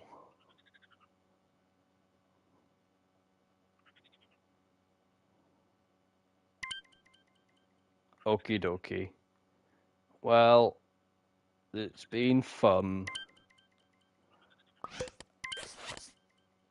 Goodbye. See you later. And remember to eat your fish.